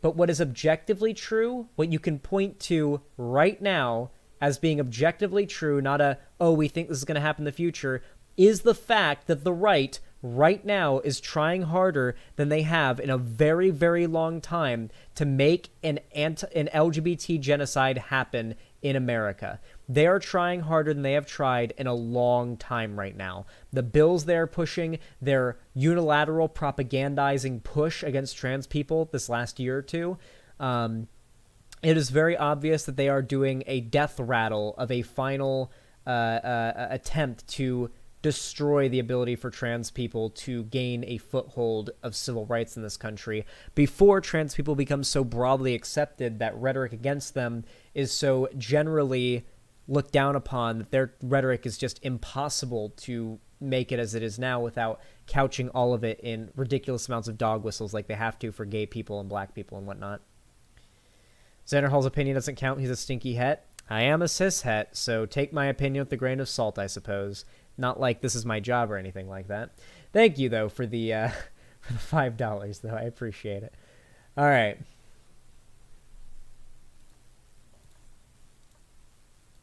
Let me update the dono goal.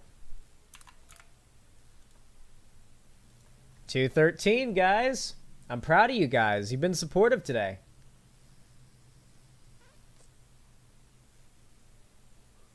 It's Xanderhal's job to be a stinky het. It is indeed my job to be a stinky het. All right. Hey, Laughing Panther, thank you for the $10 donation, my friend. Very kind and very much appreciated. Puts us at 223. Thank you very much. We're over 2/3 of the way to the dono goal, guys. You guys are inching your way towards it, I gotta say. I'm very, very proud. Okay, we need to feed Cherry. All right, let me just get some lo-fi on very quick, and then we are going to be... Apparently, BMO from Adventure Time has become the new face of lo-fi for some reason. I mean... Sure. I feel like BMO would listen to lo-fi.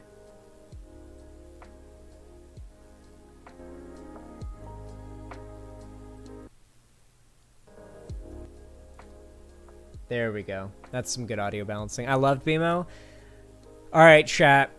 I'm about to make some of you guys pretty fucking mad. I hated BMO.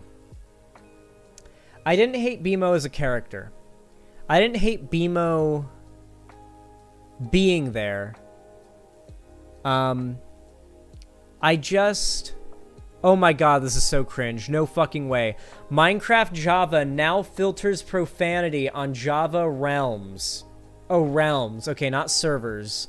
This feature is on by default. You can change this setting on the My Account page after logging into Minecraft.net. That's fine. I'm okay with that. You can change it, and it's only on Minecraft realms, which are basically like the Minecraft servers for kids. Minecraft realms is basically Minecraft's answer to... How do we make it so you can make a Minecraft server with a few clicks? With Minecraft's built-in, like, features and have it be hosted by Mojang servers.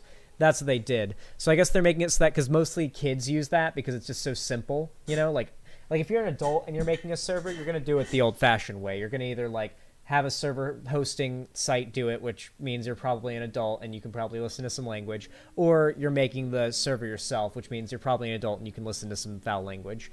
But if you're like making like on Minecraft Realms, I feel like the vast majority of Minecraft Realms users are probably younger than like your average Minecraft Java server user.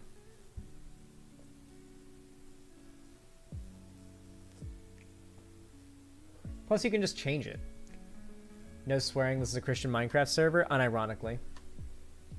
But, like, obviously it's not based BMO bad. Okay, let me elaborate on my take. I don't hate BMO as a character. I liked BMO when he showed up, or she showed up, they showed up. We're gonna, they, them. I'm sorry. BMO was ironically enough, before I even knew what, like, non-binary people were, BMO was always non-binary in my mind. Before I knew what non-binary people were, I always thought of BMO as being non-binary, but I didn't have the term non-binary to use it, but I would have used, like, I always, like, kind of defaulted to they, them for BMO usually, because I was like, I don't really know if BMO's a boy or a girl. It's kind of like agender robot, literally. But yeah, I think BMO was, like, unironically non-binary. That's gonna be the lore that we're gonna stick with, okay? That's gonna be our Adventure Time headcanon lore. Anyway, I'm going to go ahead and check something really fast.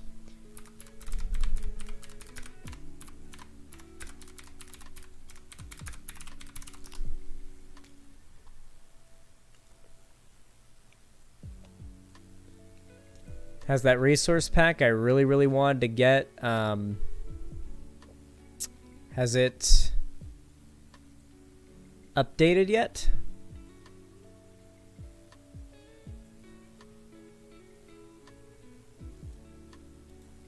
Bare bones. This is the one I want to try to get an updated version of if it's out yet. Yes, it does. Holy shit, they've got Bare Bones 1.19 out. That was fast. It wasn't out a few days ago. Oh shit, we getting donos. Thank you guys. 1 second. I will get to that in a moment as soon as I get the game booted up and the resource pack added.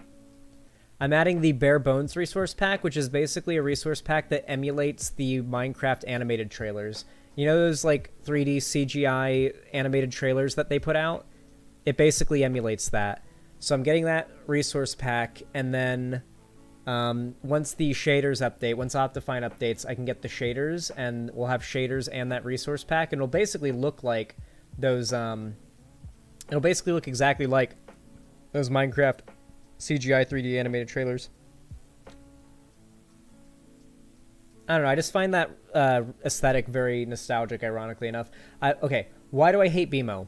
Because BMO would get these bottle episodes, okay? Now, if you're like a true Adventure Time fan, you knew that Adventure Time had like an extremely deep, dark fucking lore and backstory, and we got only like glimpses and peeks of it every once in a while. So every season, every episode in a season, every episode slot was basically like a gamble as to whether or not it was going to be a waste of an episode for the year, or we're actually going to get some pretty big answers to questions we had about the lore. Things about like Marceline's upbringing, things about Ice King and how the crown worked and exactly what was going on with him, things about the Lich, things about the about Golb, things about like the Prismo, things about the multiverse, just crazy fucking shit in the show that like we'd want to hear about. But then they'd intersplice these very, and I loved Adventure Time, but comparatively very boring and inconsequential fucking bottle episodes. And what I hated was in the final season of Adventure Time, when there were so many answers that need to be, like things that need to be answered, and there were so many things that need to be wrapped up in the final season. We didn't know that there was going to be Distant Lands. We didn't know that there was going to be the future spinoff we're getting on HBO Max about Simon and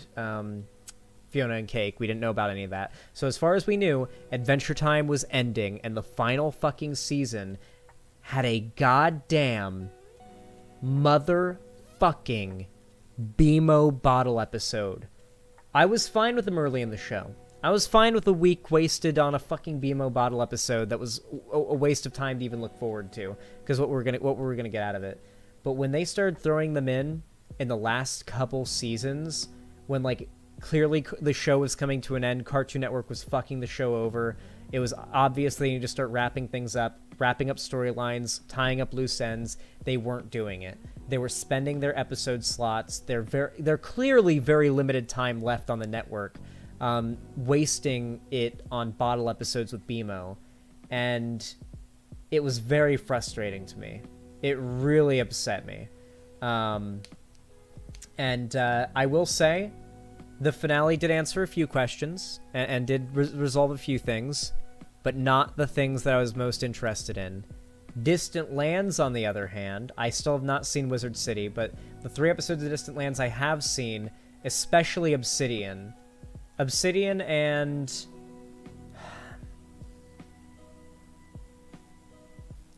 ironically enough, BMO. Obsidian and BMO, I'd say, have been the most like impactful in the lore. Obsidian's definitely been the best. But like Obsidian was just such a great episode. It answered so many of the questions that I wanted answered, specifically about Marceline's upbringing. Marceline was always the most interesting character to me, Marceline and Simon, both because of their interactions, but also individually as characters, because they were both the most fucked up, and they were alive for what happened to the world. So their episodes were always so interesting, because if they had a fucking flashback, we were going to get a big lore dump, probably.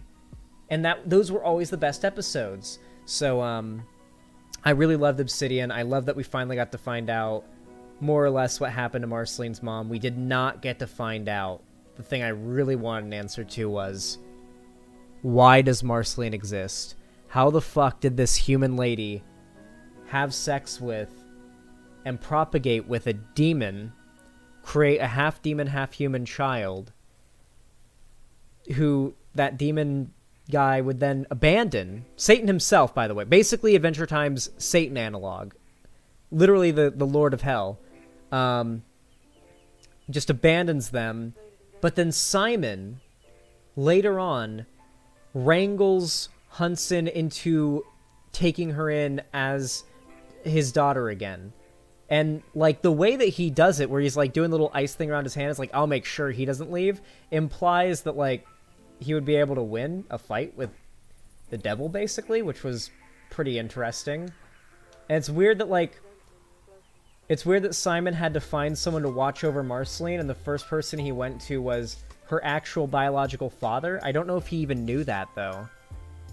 And how would Marceline have found that out? We never got that question answered. How would Marceline even know that was... Well, maybe he told her, but how would have Ice King have even known? Or Simon at the time have even known? These are questions that need to be answered. What even was the Great Mushroom War, and why did it we know what the Great Mushroom War was, a nuclear war, but why did it happen? When did it happen? These are questions I'd like to have answered. Makima, thank you for the $10 donation. Extremely generous and very kind. Thank you very much. Says, here's something for good segments tonight. Sorry I don't interact so much. It's all good, Makima. You can be a lurker if you like, though I do always love seeing people in chat talk. One Piece 34, thank you for the $5 as well. Really appreciate it. Very kind and dope and generous of you. Based as fuck. Thank you, thank you, thank you. Puts at $238 on the dono goal. Thank you so goddamn much, guys. Let me update it.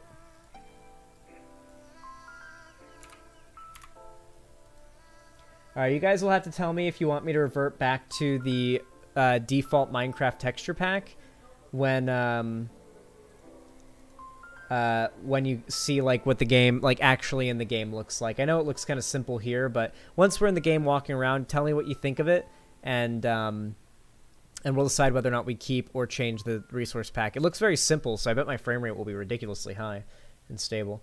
Really quick, I do have to change my category on Twitch. I might as well change the name of the stream.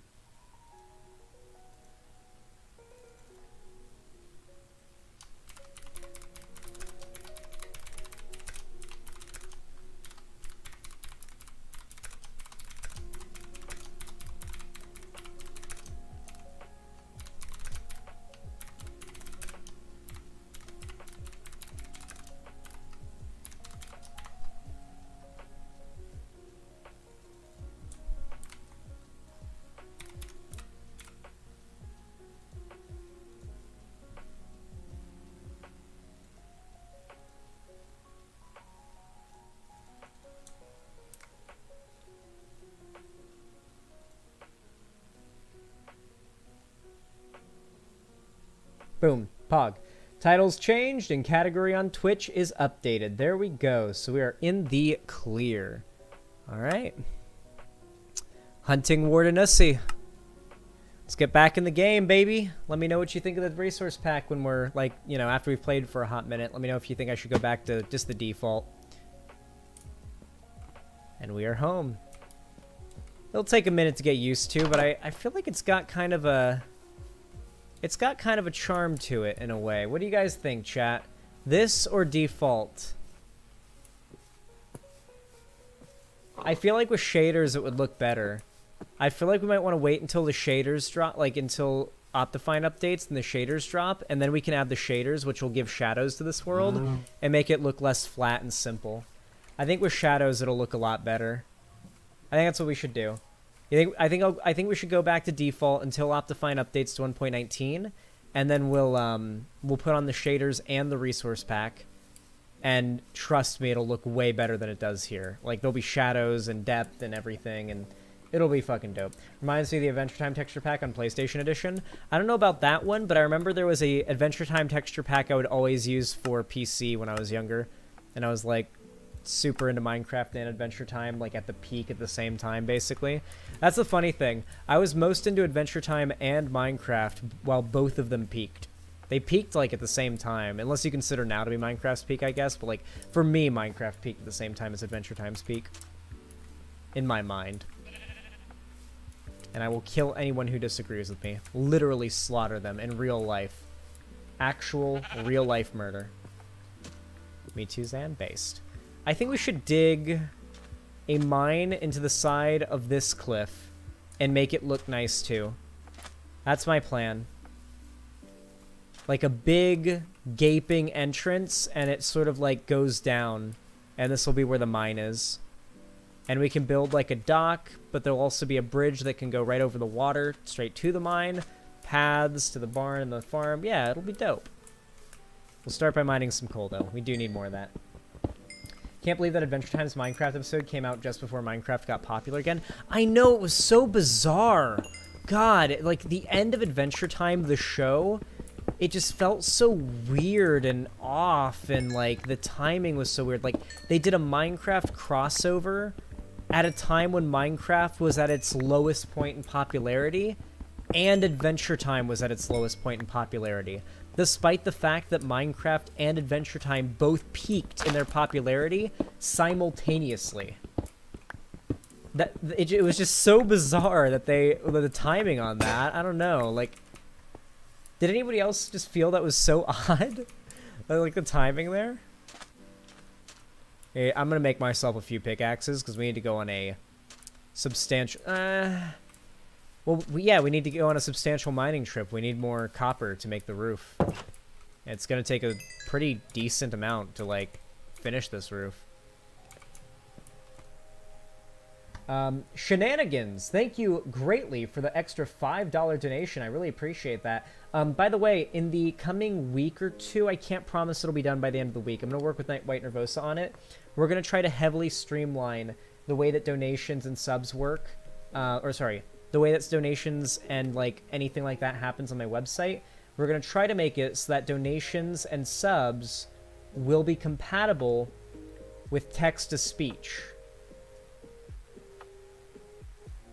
So that when I do gaming streams, your donations of $5 or more, which also, you know, tier 1 sub is $5, you'll be able to type out a message and the robot lady voice will read it out. And eventually, I am going to get Denims' help to set this up. I'm going to set it up so that we have the custom robot voices. Like, you can have it be Donald Trump's voice, Obama's voice, Jar Jar's voice, anybody's voice. I can just use an AI to emulate it, basically. There's a bunch of options to do the TTS readings, and you'll be able to pick what voice you want it to read it out in. And that is the dream for I'm going to go to with my gaming streams. I want, like, the TTS thing to be, like, a big part of it.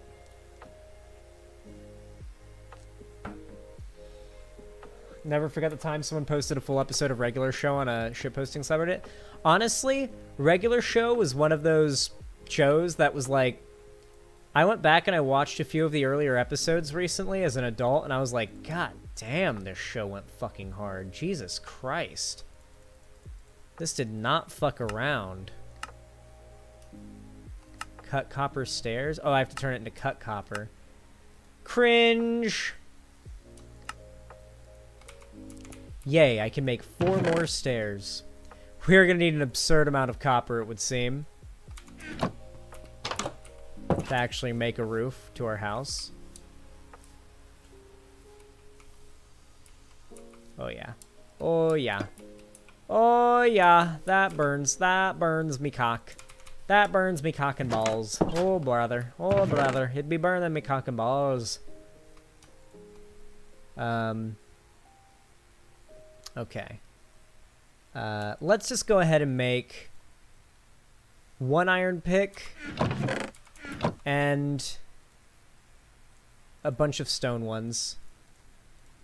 This early in the game, when I don't really have access to much iron, I usually just make 1 iron pick for mining ores of any kind, especially diamond, and I use stone picks for most of my like basic mining at this stage. It's a very good strategy. I feel like maybe I could give you guys more like tips and tricks about my long Minecraft days, but like it's just small like tips for like quality of life. Early on in the game, you conserve iron by having the 1 mining pick, and then you've got the stone, or the 1 like ore mining pick that's iron, and then you've got the stone picks, which are your like mining picks, you know? For mining up all the stone and whatnot. That should be well enough. This is usually how much I like to go with. 4 stone picks and 1 iron pick is usually enough. And when you run out of stone picks, I don't recommend using your iron one unless you... Usually, when you've spent out 4 stone picks mining, you come back with enough iron to fully kit yourself out and not have to use stone tools anymore. So it's usually not an issue anymore pretty soon. I think we should start shaping out the tunnel, like the entrance to my mine. And I think I want to bring the stone down here. So I'm going to actually smelt a little bit of smooth stone. I know, it sounds counterintuitive, but I do want to start off by making my, you know, hole into the mountain at least to look cool. You know, have like a cool shape to it and whatnot. What I'm saying here is I don't want it to look scuffed. Actually, yeah, all 9 stone is good enough. We'll split it so it melts faster. Okay, we have some grinding to do, that is for sure. So what I would like to do today, I've been live for about 3 hours, 20 minutes. I'd like to stream for about 5 hours plus today. So what we are going to do today is get the roof on the house finished, get the basic, like details in the house finished, you know, get some, like, bushes, some flowers and stuff like that. I want to build a patio grill area just for, like, aesthetics. I think it would look really nice. And then I also want to begin building a basement. Just one little room as the basement. And I also want to build a fishing dock that just comes off right here and lets you cast out into the water. Just a nice little dock that, you know, you can walk to right from here. And then I also want to build out a bunch of path blocks that lead to a bridge that I would have to terraform this area a little bit, but a bridge that would cross straight over the lake to the mine. And I'd have to terraform a bit here just to make this lake a little bit more... Like, it'd be stupid to have a bridge right here when there's a land bridge right here, so I'll probably get rid of this land bridge and make this into a little bit more of a substantial lake. And the bridge will just connect straight across to the mine. And I don't know if we'll build the full bridge today, but I definitely want to get the roof, the finishing touches in the house and the basement built today, and definitely like a little dock for fishing. Fishing is going to be really handy, believe it or not. Favorite biome mod? My favorite is Biome Makeover. Biomes Aplenty. Can't go wrong with the old classic. Biomes Aplenty. Tell me one time Biomes Aplenty didn't get the job done. Gonna go to bed. Good night, y'all. Have a good night, Emu Anon. By the way, chat, how are you all doing today? I love hearing how my lovely little chatters are doing. Oh, I should actually, since we do have a little bit of sand right here on our lake, I'm going to go ahead and plant our sugarcane on it. For those of you who are not aware, sugarcane grows faster on sand than it does on dirt. Obviously, you have to be placing it on a block adjacent. That is a lot of sugarcane. You do have to place it on a block adjacent to water in order for it to grow at all. Gravel... I believe gravel is good too, but I'm almost certain that sand is what you want to go with. Like, why go with anything else when you can go with sand? And, yeah. Little sugarcane coast. I like to make them along my lake sometimes. Basically, anywhere that you can plant it, if you can do it naturally, that's how I like to do it. In the future, I can invest in a sugarcane farm if it's completely necessary, but...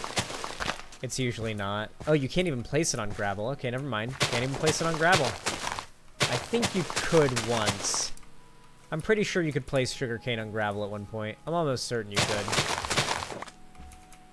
Okay, it's getting dark soon. Monsters are going to come out, and we're playing hardcore, which means if we die, the world gets deleted, and we have to start all over.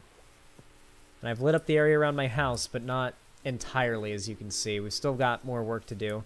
I will eventually wall off this entire area where I build my little, homestead, I guess you could call it.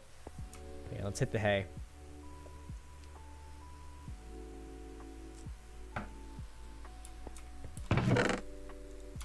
There we go. So now, over the course of our playthrough, that sugarcane will grow. I'll harvest it and stow it away, and by the time we're ready to do enchanting, we'll have plenty of paper. If we want to do baking or potion brewing, plenty of sugar. Just basically anything sugarcane could offer us, we're going to have plenty of it by the time we reach that point in the game. Yep, and we're gonna fill in this gap. Looking good. This is exactly where I think we want to do it. Bring it up another block. And then 2 more. There we go. God damn. Oh. Oh, there is no Minecraft server shenanigans. Shenanigans, did I count your $5 to the dono goal? I don't remember if I did or not. I think I did. Shenanigans, thank you for the $5. Says, why is it raining in mine and sunny in yours? I'm in the Xanderhal Minecraft server, lol. Is there a Xanderhall Minecraft server? I didn't know that there was one. Oh, I think fans might have started one up. I haven't been on it. If there is one, I haven't played it, but if there is an official Xanderhall Minecraft server, it's pretty dope. I'll have to hop onto it. Hey, Xan, I got 2 questions vape related. Just ask, Courtney. But thank you for the $5, Shenanigans. And One Piece 34, thank you for the $10 donation. Sorry, my fucking nose is being itched by my goddamn mustache. I need to get my fucking trimmer recharged. I can't find the wire for it, so I can trim my beard down. And I also need to wax my nostrils, get rid of that nose itch and the like upper lip itch. But yeah, thank you for the $10. But it's at 253, well over 2/3 of the way to the dono goal. Says, hey Zan, I got a lo-fi Emmy Jones song for you in chat to listen to. I will listen to that later, One Piece 34. Right now I'm listening to this lo-fi and I am quite enjoying it. But thank you for the $10. I appreciate it. And I will check that out later. I might add it to my playlist. Xanderhall, 1, okay, 1, have you ever had to quit nicotine or go to zero nic vape? 2, I'll dono for it. No, I've never quit nicotine or gone to a zero nic vape. And I do plan to at a point in the future, but I plan to make it like a big thing. You know, I plan to do it like down the road. I'm just not quite ready to quit nicotine right now. It's kind of a thing that I'm relying on because of stress and whatnot.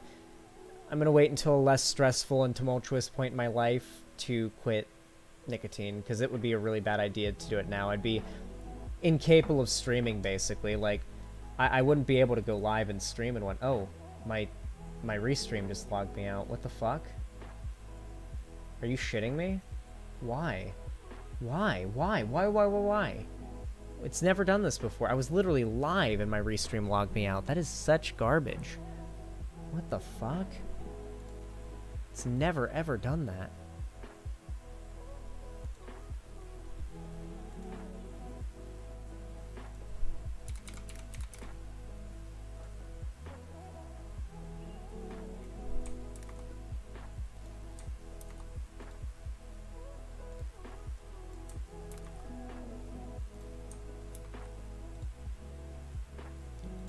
Okay, it's making me do a CAPTCHA. Very fun. Love that for me.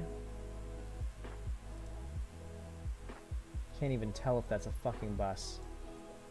Great. Apparently I missed a bus. Select traffic lights. Did I... Okay, I think I got them all.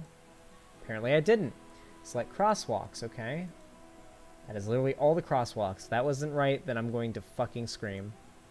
How is that not all the crosswalks? What the fuck? Okay, fire hydrants. Okay. That is all the fire hydrants. Thank you. God, I fucking hate CAPTCHAs. God, they're so fucking awful. Oh my lord. And it's like you'll pass the CAPTCHAs multiple times in a row, and sometimes they'll just keep throwing them at you. It's like, nope, more CAPTCHAs, more CAPTCHAs, more CAPTCHAs. Nope, we're not satisfied, we're not satisfied, we're not satisfied. And then sometimes you'll like half-ass it and like basically get it wrong, and it'll still let you in. And you're like, okay. Sure.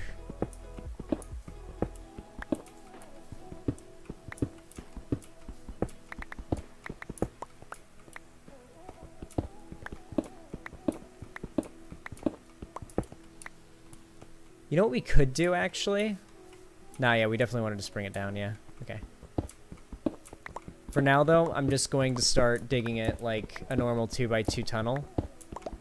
Because... Oh, I'm using my iron pick. Whew. That was stupid.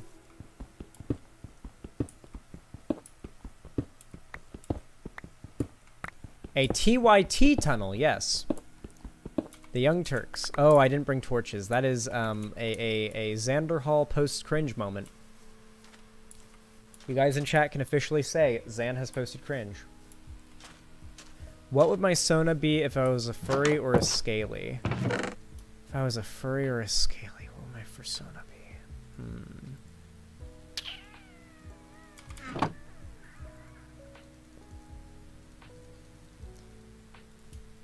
What animal do I really connect with is what I'm trying to think about, because that's what a persona is supposed to be, right? Like an animal that you really connect with,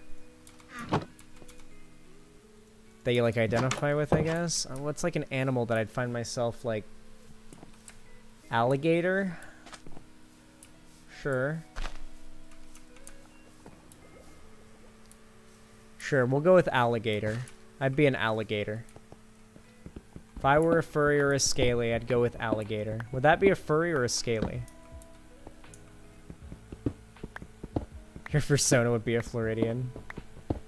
In that case, I guess I already am a furry, because I'm wearing my fursuit right now. I am a Floridian.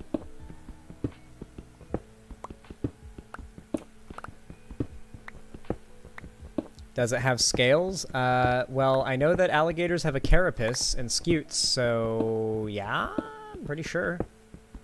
Pretty sure they're scaly reptiles.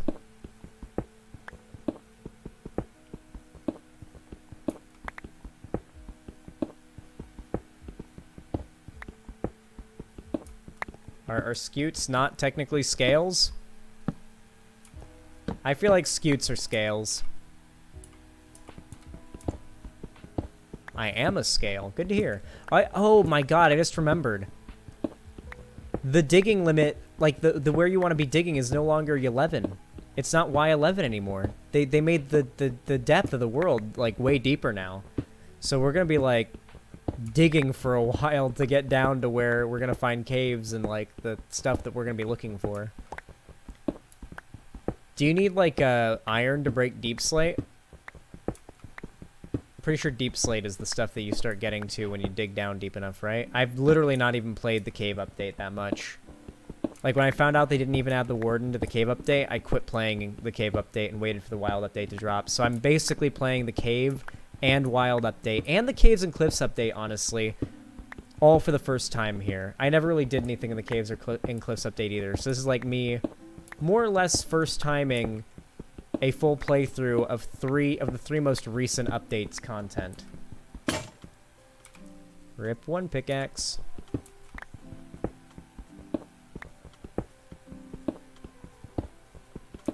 Live Xanderhal reaction. True.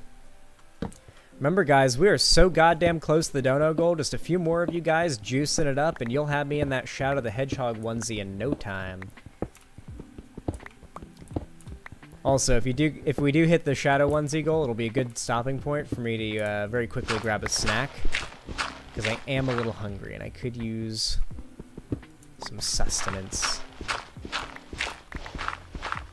Especially if I'm going to stream for a while longer. You know how it is, chat.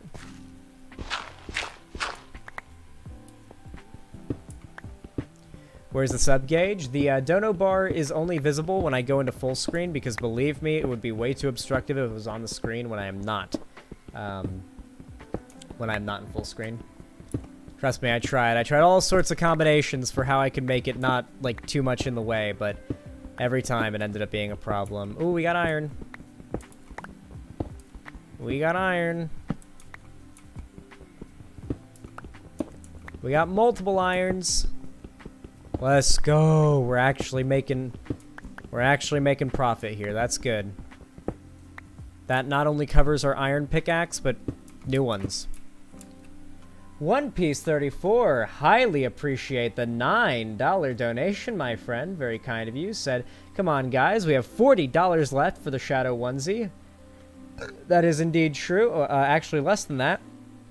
If I update the dono goal, you can see that we're actually at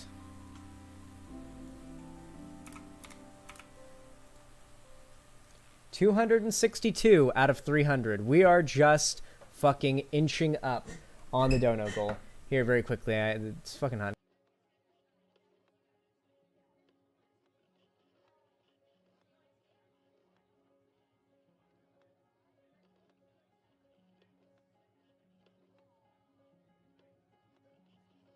She doesn't hear me. I have to get up. God damn it.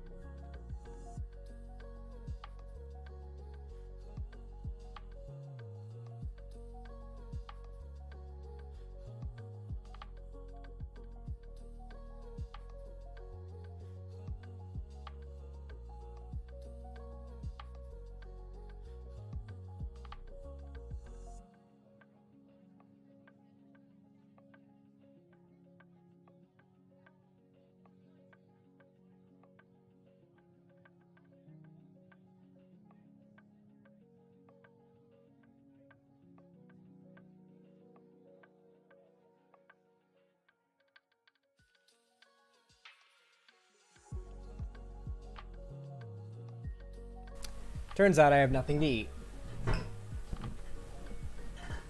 Oh shit, somniostatic. That'll help the situation. Holy fuck. Oh my lord. I'm checking to see how many months that was. Good God, thank you so goddamn much. June to July, 1 month. Thank you so much. That's $40 right there. That puts us beyond our dono goal, I believe.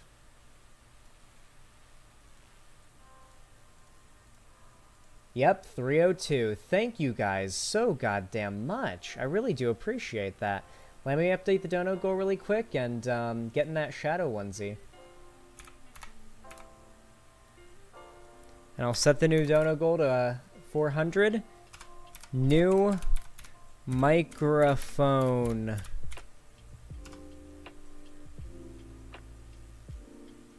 All right, there we go. Thank you so much, guys, for hitting the $300 dono goal. I am going to put on the Shadow the Hedgehog onesie in just a second. But before I do that, I want to say that any further donos are very much appreciated. Not only will they go to helping to save up and afford a new microphone. You can tell I've been needing a new microphone for a while, obviously. It will also go to helping to keep this roof over my head, to help me continue to do this for you guys, and of course to pay Cherry, my editor, a living wage themselves. So, yeah.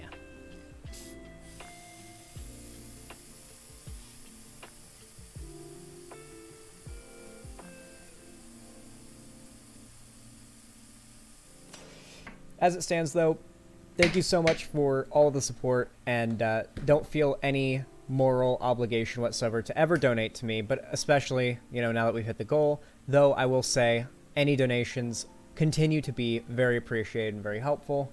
I do need to go grocery shopping, and it's going to be a little bit expensive, so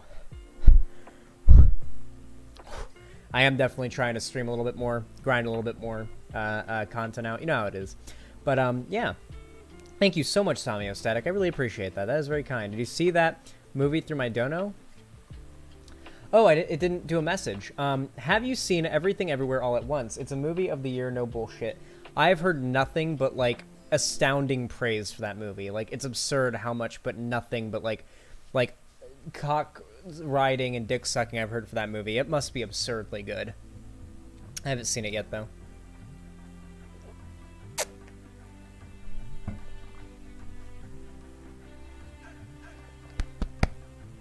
That was a strong hit, that last one. I didn't hold it in long, but it was big. One Piece 34, thank you for the $5. I really appreciate it. It says, Zan, remember the Sonic Frontier video react you promised when we hit $300? I did promise you I'd react to the gameplay trailer. That is true. Thank you for the additional $5, One Piece. I really do appreciate it. What's at 307? Alright, let me very quickly put on the Shadow onesie. Oh my lord. Courtney, thank you for the additional $5. Very kind, very generous, very helpful, of course. Says, okay, so my second question is, have you seen Hunter x Hunter or not? Because if you liked Adventure Time for the plot, it's Hunter, my dude. If you say so, I definitely might watch it, considering that my friend Ethan is a massive weeb and has gotten me started on ReZero, the first couple episodes, and will likely get me through the rest of ReZero, and I might try Hunter x Hunter after that, because I heard it's like one of those like big animes. The only animes I've seen so far were Death Note, which was a masterpiece. Death Note was so good, I think it transcends the genre, and I think everyone should watch it. I think it's like I think Death Note is the Breaking Bad of anime. Prove me wrong. Death Note is the Breaking Bad of anime.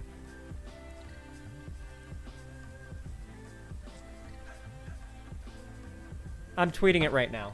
No, where's my phone? No, I'm tweeting it right now. It's so true that I will literally just tweet it.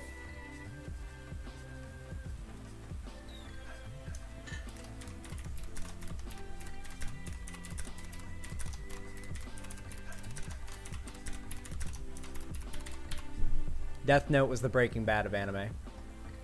No need to elaborate. That's all it needs to be said. Zan and I have been saying this for years. Thank you. I agree. And you are based. But Xanderhal, Breaking Bad, didn't have a shitty second half. Well, a lot of delusional people claim that El Camino was bad. By the way, something I didn't realize, when El Camino dropped, everyone loved it. Like, overwhelmingly positive support, high rating, everything. But, like, now it's been 2 years, 3 years, and I watch these, like, video essay YouTubers that are, like, critics of, like, shows and movies, and they all unanimously hate El Camino, which is so weird because I loved El Camino. I thought it was so fucking good. Everything from the cinematography to the writing to the acting to, like, everything. I thought it was so fucking good. Like, it had to be, like, the contrarian dipshits that were like, railing against it. I can't imagine another scenario. But yeah, Courtney, thank you for the $5. Appreciate it. And I will definitely check out Hunter x Hunter somewhere down the road. Thank you very much. And I am going to go ahead and stuff myself in that hot-ass shadow onesie really fast.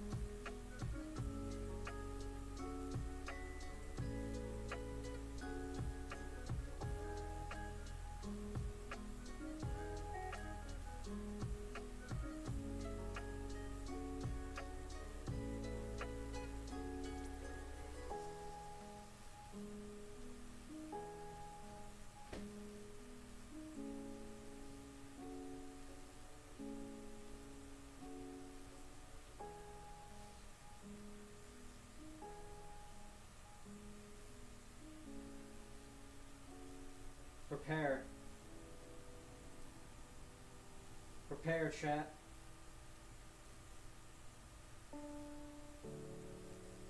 Prepare your loins.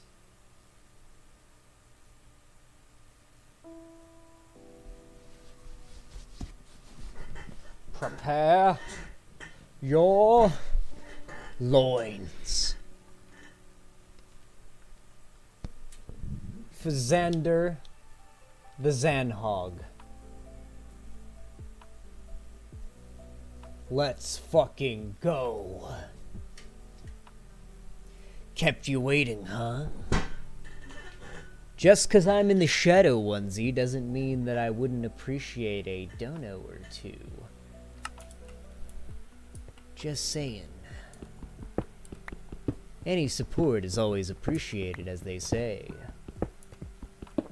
We're just gonna continue breaking these little stone blocks here as we delve our way deeper into the core of the Minecraft Earth. I'm gonna go ahead and go full ASMR mode now. I want you to lay back and relax while you listen to the sweet dulcet sounds of this lo-fi and the sweet crunchy noise of my stone pickaxe cracking against these stone blocks that I'm hitting. It's getting a little darker again. I think I might want to place a torch in just a moment.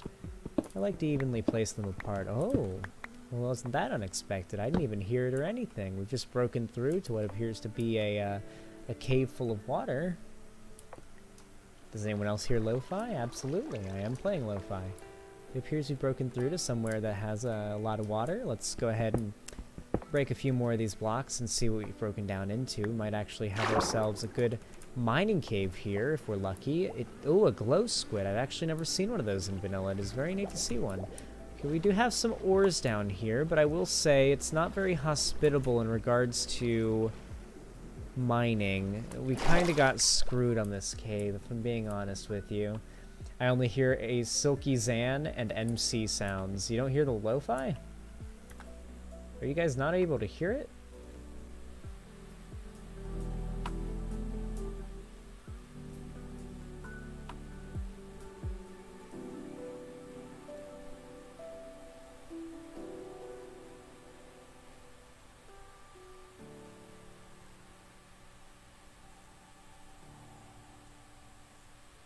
Okay, this should be good.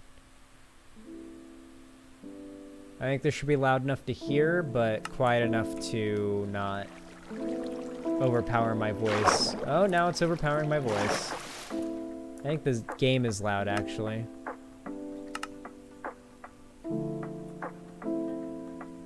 There we go. Actually, I'll turn the in-game volume up a little bit.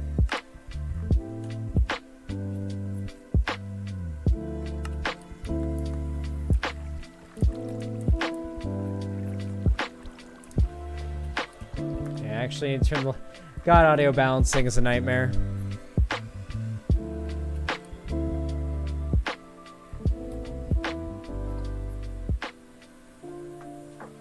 There we go. Okay. I think it's balanced properly now. This should be good. My computer crashed. When did you put on the shadow onesie? Just a moment ago, my friend. Alright, here's what we're gonna do. We're gonna slowly add descending memers going down like this. Swim like this. Oh god. Oh god. Woo! Remember guys, we're in hardcore. One death and it's over. We have to start our whole run again. Courtney, thank you for the additional $5 donation. Very kind and generous of you, since I'm donating because of your Death Note take. Also, chat, Death Note's second half is fine, it's just different. Read the light novels, explains everything. Shrug, smile, smile, lol. Honestly, I didn't dislike the second half too much, but I definitely prefer the first chapter, essentially, you could say. But yeah, thank you for the $5. Really appreciate it. Thank you. We're now at 317. Very based. All right, let me continue my my building of this little thingy. What are your thoughts on the end update? Well, if I'm being honest, it was very lackluster. It's nice that the end got, you know, any update at all, but it definitely needs to have an end update too. Like, there needs to be a second end update. They need to add, like, biomes and mobs and, like, diversity, like, biodiversity of some kind to the end. It's just, it's in every other Minecraft biome. It's in every other Minecraft dimension. Even the Nether has actual biomes and, you know, an ecosystem that makes sense to some degree in Minecraft's fucked up way. But, like, the end was just so half-assed. They called it the end update, added the chorus fruit, end cities, elytra, and then just said, fuck it. That's the end. You throw a fucking ender pearl through a random little obsidian, bedrock portal thingy in order to teleport out to the middle of nowhere. It's just so uncreative.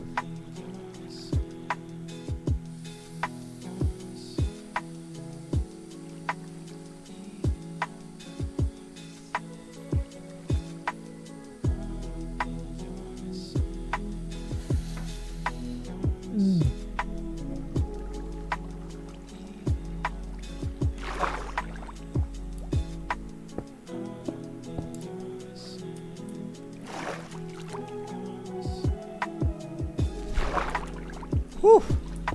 That was a big hit. Oh boy. Zan high, Zan high, Zan stoned. True. Alright. Hopefully we'll encounter a new cave.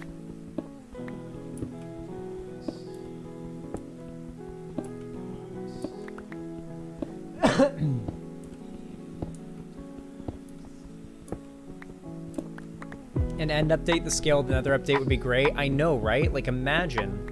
I don't think it's possible, though. I don't think Mojang is currently, like, capable of getting that much done in one update. It really seems like they've been having to, like, delay these updates for long amounts of time over the smallest features. And, like, I'll admit, gamers rarely understand the intricacies of game development and tend to make themselves look stupid when they talk about it. I've known as much just from monitoring the Hytale community and the types of people who post in the Hytale subreddit, acting like they know anything about game development. I don't, but at least I admit that I don't, and that the game devs of Hytale definitely do. But, yeah, like, I've seen the entitlement of gamers, you know, firsthand, right? But still, fuck.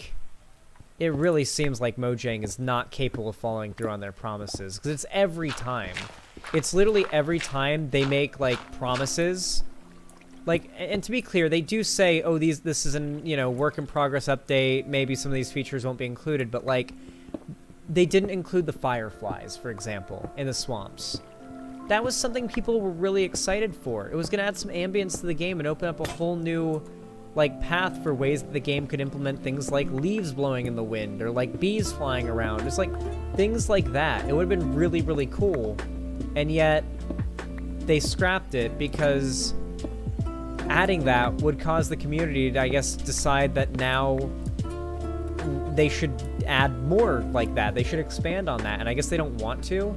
It seems as though they just want to keep on adding new features to the game without elaborating on them to make them deeper. It's like they want the game to be as wide as an ocean and as deep as a puzzle. Like, they have a philosophy against making any of the game's features deep. Like, the deepest features in the game are really enchanting and potion brewing, and you just gotta look at the wiki to understand that. Oh, we're getting a deep slate. Though, as I said, I will admit, I have been impressed with these updates so far as we played them, though the way that they've had to keep on delaying features is, I get that COVID happened, but they've been doing it since before COVID. It's nothing new. I don't like over-promising. It's why I like what the Hytale devs have been doing lately. They don't even promise anything anymore. They just say, currently, we're looking at 2023. That's the safest bet right now.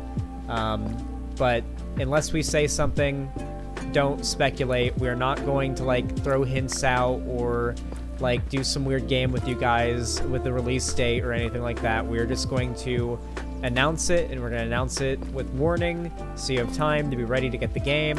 It's not going to come out of nowhere. It's not going to be a surprise. It's not going to be a secret. That's what they've said. And they don't make, like, big promises about when the game's going to release or there's going to be a beta. They're going to announce it when it's ready. That's their plan. And I respect the fuck out of that. And the features they do show off are the features that are basically guaranteed to be in the game. If not, they'd be improved on. Like, originally they showed off, like, the combat, and now combat's been overhauled and is way better, so obviously combat's different. But the things that they've changed are things like that. Like, they've been changed for the better, objectively speaking. Like, there's no way you could argue they haven't. So what is the best level for finding caves now, guys? Because it's looking like we're not going to run into one while digging down.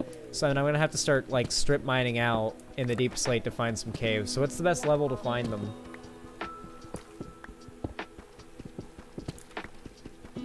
I hate how netherite armor looks like shit. Does it look like shit? I never really thought it looked that bad. I feel like it has more of, like, a dense, heavy feel to it. What I would really like them to do is add just a few very basic, like, here's what I want them to do in Minecraft, okay? Hear me out. They add the, I don't know, they could call it anything related to aesthetics, like glam table or something. Basically, it would be a sort of transmog. Let's say you craft yourself diamond armor. You put on diamond armor in Minecraft, and even with a skin, you basically look the same as every other person with diamond armor. It's not very cool or unique or anything like that. So what if instead they added like 12 different variant skins of the types of armor? They can literally just be the same, like, different, like, layouts. Maybe one is, like, very focused on different plates built up. Maybe one is, like, a little bit more fantasy looking. One's a little bit more sci-fi looking. One's a bit more intimidating. One's a little bit more, like, I don't know, like, practical. One's a little bit more, like, evil looking. One's a little bit more, like, heroic or paladinly. Like, just for, like, diamond armor, just add basically a bunch of variants to the textures and make it the same thing for all of the other types of armor. And you can even do the same with swords. And I feel like that would add so much character, even if there were just 12 different skins, 6 different skins, regardless. If there were just a few different types of diamond armor, iron armor, etc., it would make it look so much cooler when an army of players are rolling up and they're all wearing diamond armor, but it doesn't all look exactly the same. Like the same blank, well, I'm not wearing armor right now, but the same blank, like, shirt, pants, hat, and boots, you know? Like, imagine if there was some, like, flair to it, some texture, you know? They should hire me. And it wouldn't need to cost anything. You could just select this when you're crafting your armor. It would be a whole different tab or something. You could retroactively change it. It wouldn't affect... Like, they could, like Vanity and Terraria, they could theoretically make it so that it actually had an effect on you, you know? That would be the dope thing that they could do. Make it so that there's, like, diamond...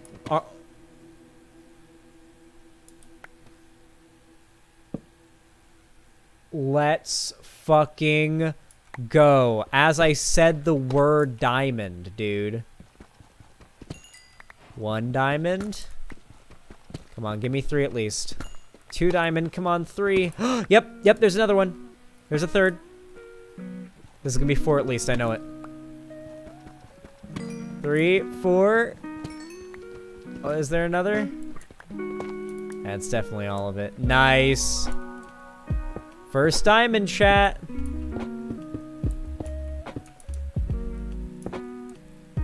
Wow, we found 4 diamonds before we found 10 iron. That's the funny thing about this cave trip. We're like, we found, like, ironically enough, we're having better luck finding diamonds than we're having luck finding iron. Guess it means we're mining in good ground if we're finding diamonds before we're finding iron. Who knows? What I really want to find is a cave system, though, that we can just fully light up and extract everything from the sides. That'll really get us ahead, I think, at least in the early game. And then we can start really strip mining using TNT, setting up beacons, just do it quickly. What I'll probably end up doing as I get a little further in this world is doing more live reaction to like content, even response videos while we're playing Minecraft. I do want to incorporate that as segments more often because it's just what streamers do. I think it'd be fun, and I want to normalize it more in my content. If you don't like it, then that really sucks. I really hope you like it. That's all I can say. We found gold. Obviously, this doesn't mean I'm going to be doing all of my segments during gaming streams or anything. Like, or I'm going to be doing all of my... Yeah. It's just going to be like, when I do gaming streams more often, I'm going to be like, oh, here's a thing I could do for a segment. Let's react to it, respond to it, whatever, while I play the game. I'm going to do more of that, and that's going to get uploaded as videos in the channel more often. And I think what that'll do is, that'll also start to incorporate more people that are like, cool watching my gaming stuff.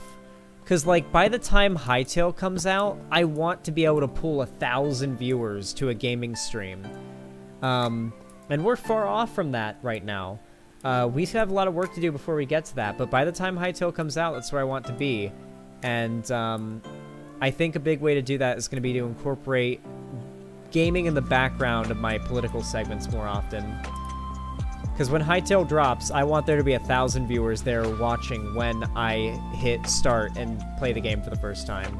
Because I'm going to stream for 48 hours straight when the game drops. It's just some random lo-fi track. Don't know. You should get like one of those add-on, like those apps that lets you detect it. I'll be quiet if anyone wants to do it. Shazam or whatever it's called.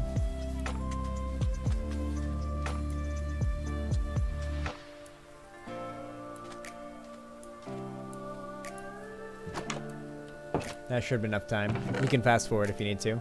Okay, so I'm gonna unload all of this in here. We'll smelt up what we can. I'll make myself a diamond pickaxe to replace the iron pickaxe, because why the fuck not?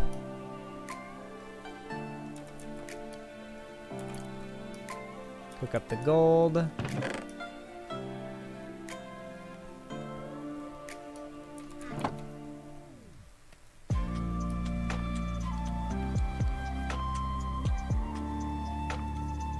Pog.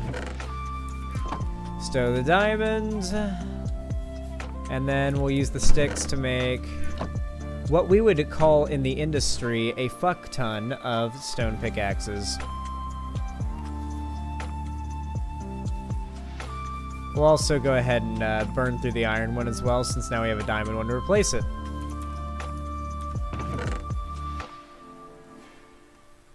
There we go. Perfect loadout.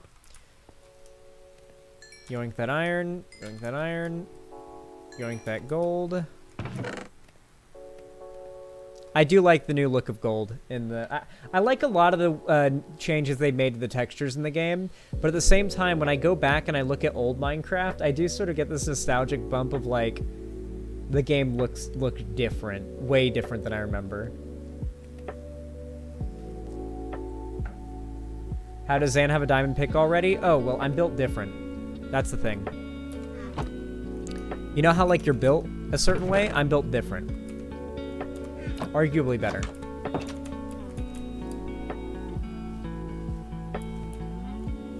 It's as simple as that.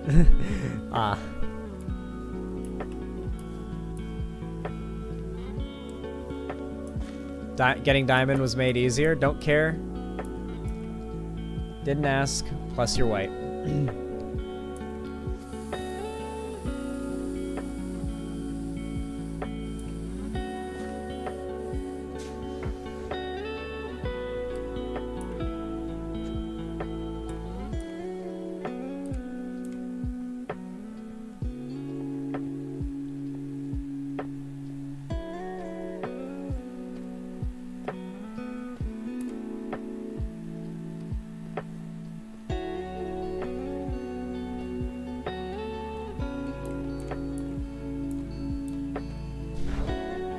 Back in the caves we are. And mining we shall continue. Imagine playing survival when a bland, uncreative soy beta cuck. I'm playing we're actually playing hardcore survival because this is my first time playing the 3 most recent Minecraft updates to vanilla. So to me, this is more or less modded Minecraft. I've avoided the game like the plague for the last few years, so I haven't really, like, remember my hardcore playthrough I did back, like, in 2020? That was the last time I seriously played Minecraft. So, yeah. Obviously, there was the 12 Days of Christmas thing, but that was old Minecraft. That doesn't count. That's not, that was, like, years old version. Oh, boy. Oh, Axel, thank you for the tier 1 sub. I really appreciate that, friend. That's very kind and helpful. Says, oh, this is me. Well, now that I'm saying your name, I imagine that it's even more you. You're soy-facing right now. Thank you. That puts at $322 on the dono goal, by the way. Thank you very much for your continued support, guys. I love you all very much. Continue to toss a coin to your streamer should you feel so inclined as we continue. I'm probably going to stream for another hour. I'm going to stream until it's been 5 hours, so I'm going to stream until 9 p.m. PST, my time. It is currently 8:59. And I'm going to stream, I'm going to stream until 10 p.m. Sorry, my bad. I misspoke. I'm going to stream until just before 10 p.m., roughly, around 10 p.m. And we're going to do about a 5-hour long stream. I would have streamed earlier today, but I had some errands I had to do, but I am going to start streaming a little earlier in the day as well, and that means longer streams. So that'll be pretty cool. Can't remember the last time I played Minecraft just for itself. Yeah, I mean, for me, it's like I need to be in a very specific mood for it, and I am in that mood, so that helps. But also, if I'm being real with you, I have not followed Minecraft's updates very closely. So a lot of this stuff, while not like new to me, because I did like see it get announced, and I did kind of follow some videos and stuff, at the very least, it's not like, oh, well, it's just doing this again, right? Like, a lot of these experiences are at the very least going to be aesthetically new to me. And if you think about it long enough, Minecraft mods, at the end of the day, the vast majority of them are really just changing the aesthetics of Minecraft. Like, just expanding upon the aesthetics of the base game. Apparently, the Calamity mod is moving to 1.14 mod loader soon. Dope. That is an example of a mod that is absolutely not just a expansion of the game's aesthetic.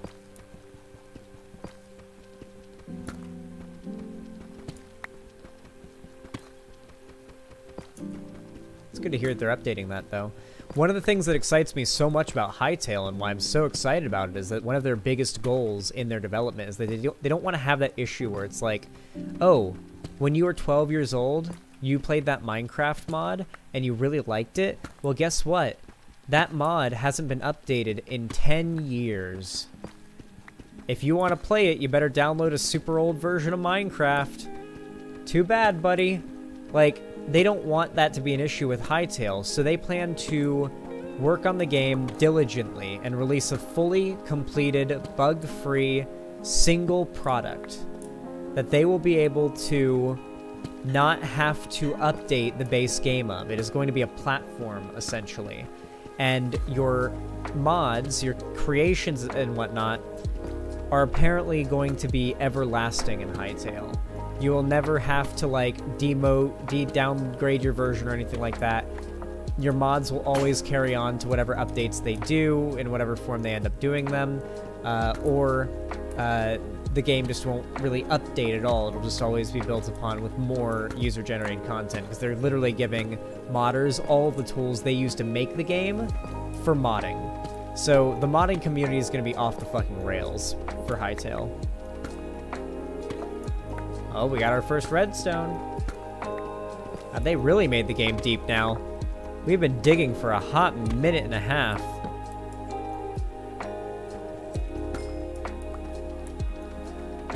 Any more? Yes, there is.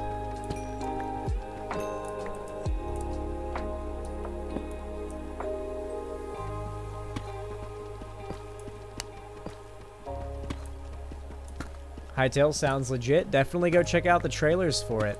And some, I recommend the YouTuber Quebec Connor.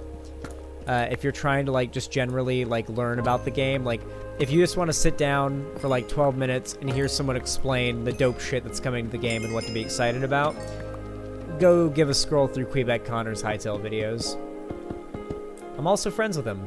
And, Quebec Connor is based off of that little figure right there, which is a Quebec, which is a creature from Hytale, which I had a statue made out of and given to me by the CEO of Hypixel Studios, the team making Hytale, Noxie. Me and 19 other YouTubers who did this charity stream event, Hytale charity stream, with Quebec Connor got these, and it's super exclusive, and yeah, I held on to them. Alright, what is the new ideal level now? Is it like -20 or something? Is that like the new ideal cave height or something like that? -20 or something like that? Alright, I feel like it'd be... We'll go with like -32. It's a divisible of 8, so... Stop. F3, there we go. Alright, I guess we'll start digging off in one direction until we find a cave. That's really all we can do. What can I say, chat? We didn't hit a cave already. Sometimes you get them and sometimes you get got.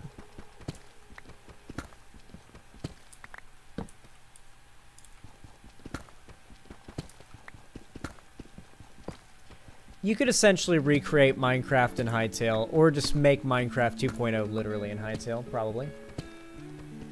Hey, Jazz Dog, thank you for the raid. And all 4 of the people who came over from that, hopefully you enjoy your time here. I really appreciate it. Thank you very much. Hey, everybody. Come on over and chill in the website chat if you'd like to have a nice little relaxation time in my chat. We're having some ASMR chill Minecraft time. I'm going to talk about a little politics in a little bit, I'm sure, but right now we're just chilling and chatting. I talk about whatever the chat wants me to talk about, you know?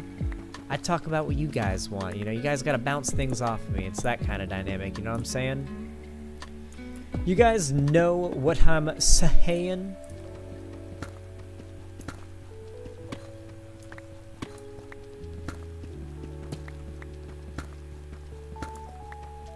Satisfactory is Minecraft 2? I don't think there's anything that you could genuinely call a Minecraft 2 out there yet.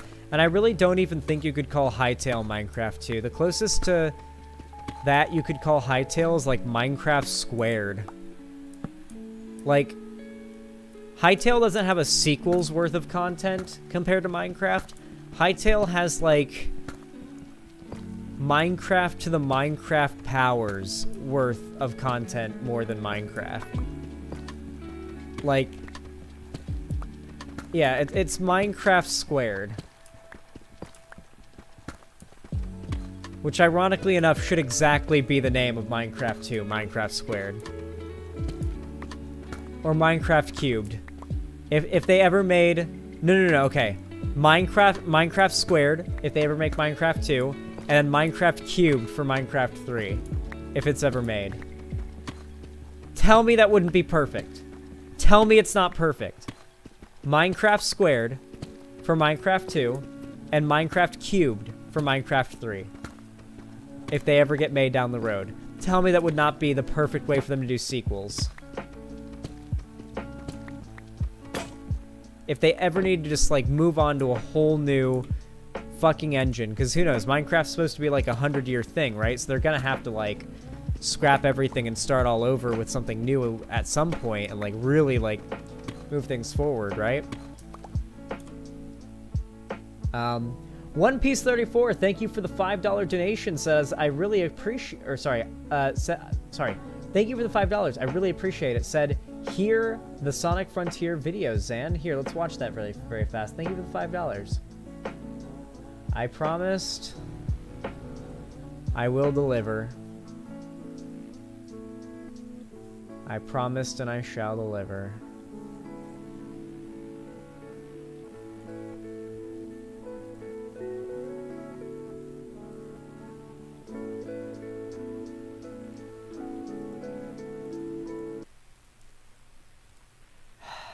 All right.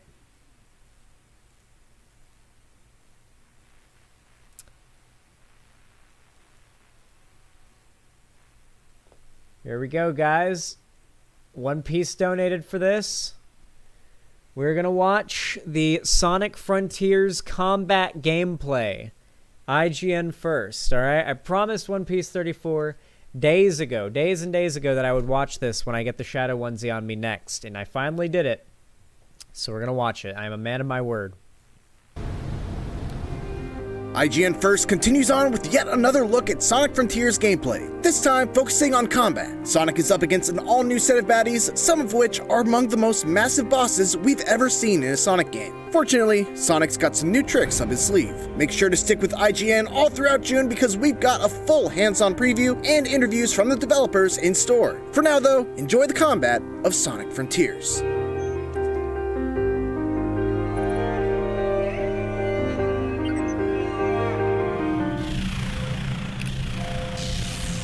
Okay.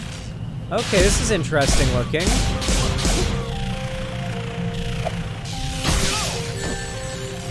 Okay, what I want to see is a good player. That's the thing, like, these people who do the demos are not, like, they don't have enough time with the game to actually get a hold of it, and they're usually not very good, because you know how games are in All-Stars. But, like, oh, wow. Okay. But, like, I feel like if momentum's a big deal in Sonic, I imagine this game could give you the ability to, like, really do some wild shit involving momentum. This does look cool. Like, I wouldn't mind playing this so far. Like, I'm definitely intrigued. Definitely intrigued. It's an interesting looking enemy. They're like those drones, the Robotnik drones. Sonic Naruto runs? Yeah, he does.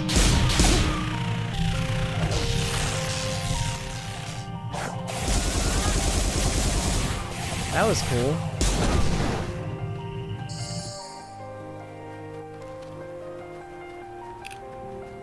That's a new enemy type. Can't roll into it.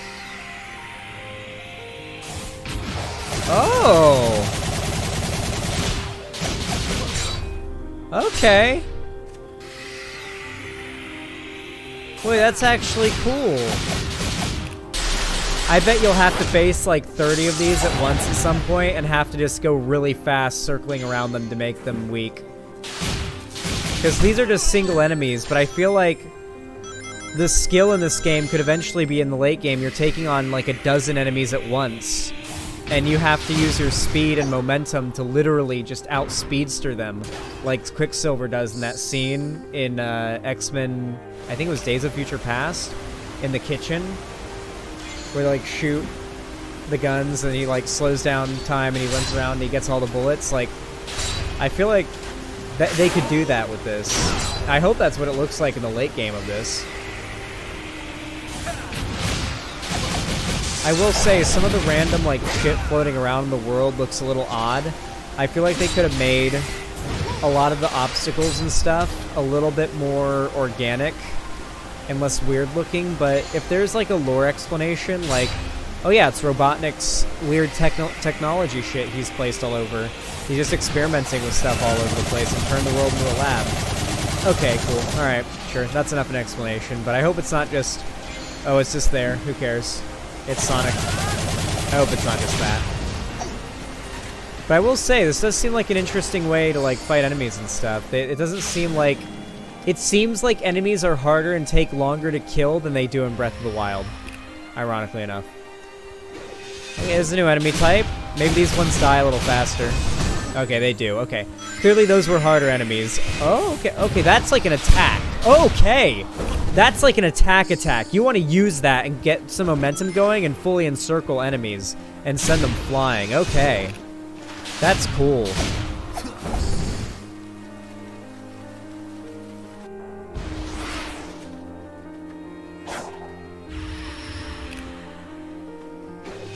Okay, more of these guys.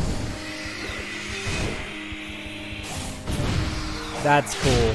That's what I'm talking about. You gotta get more speed going, and you could, like, circle a huge group of enemies. That looks cool. I like the art style of that.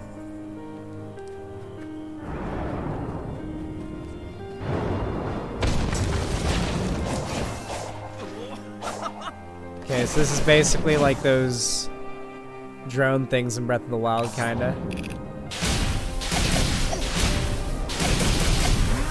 This is interesting.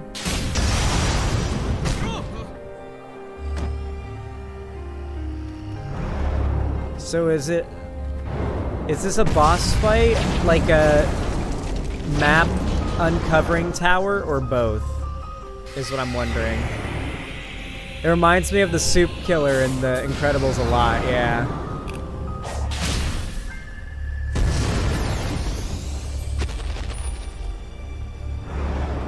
You mean Guardians End? Yeah, a little bit. Aesthetically, they look like that, but I don't know if they're functionally more like the Sheikah Towers. At least from what I'm getting here. What are those little things that he's collecting? Are those like power-ups or like upgrade points or something? Maybe this is how you get like upgrade points to unlock new abilities. That wouldn't surprise me if that's what this actually is. And each of those like things you break gives you one.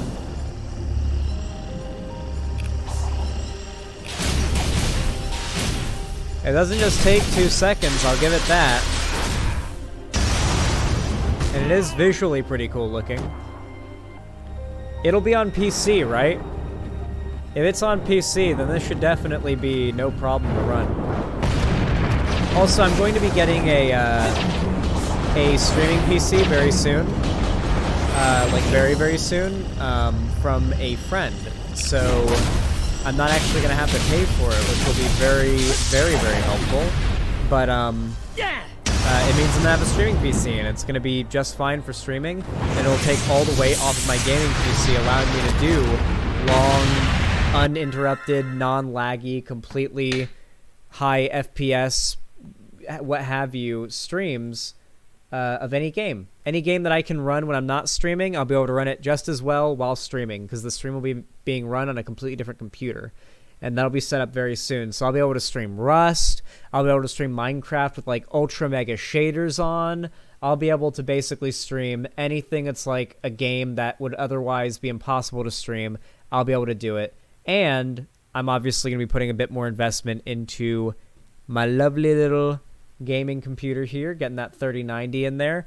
I'm probably going to get better fans and stuff to up the cooling, because other than that, other than the 3090 and better fans, there's no other way I can upgrade this thing other than adding in I guess I can add another SSD.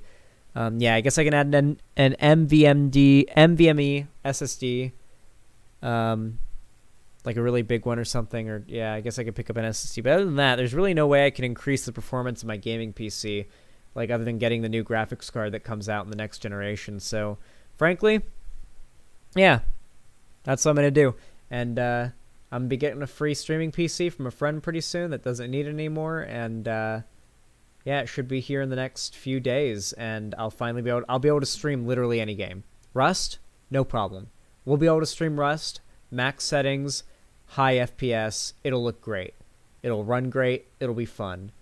Doesn't matter what game, doesn't matter what graphics settings. If I can play it, I can basically run anything at max settings on my computer as it is, but not while streaming. But I will be able to while streaming soon. Have you played the Witch Queen DLC? I have not.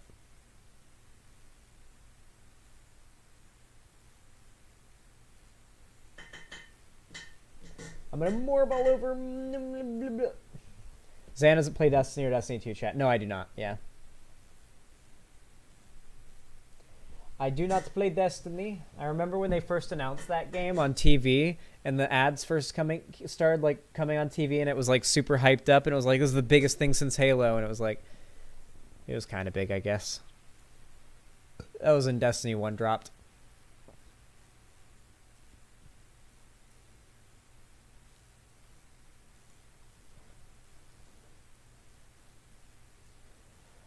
You can vote for the end update here, really?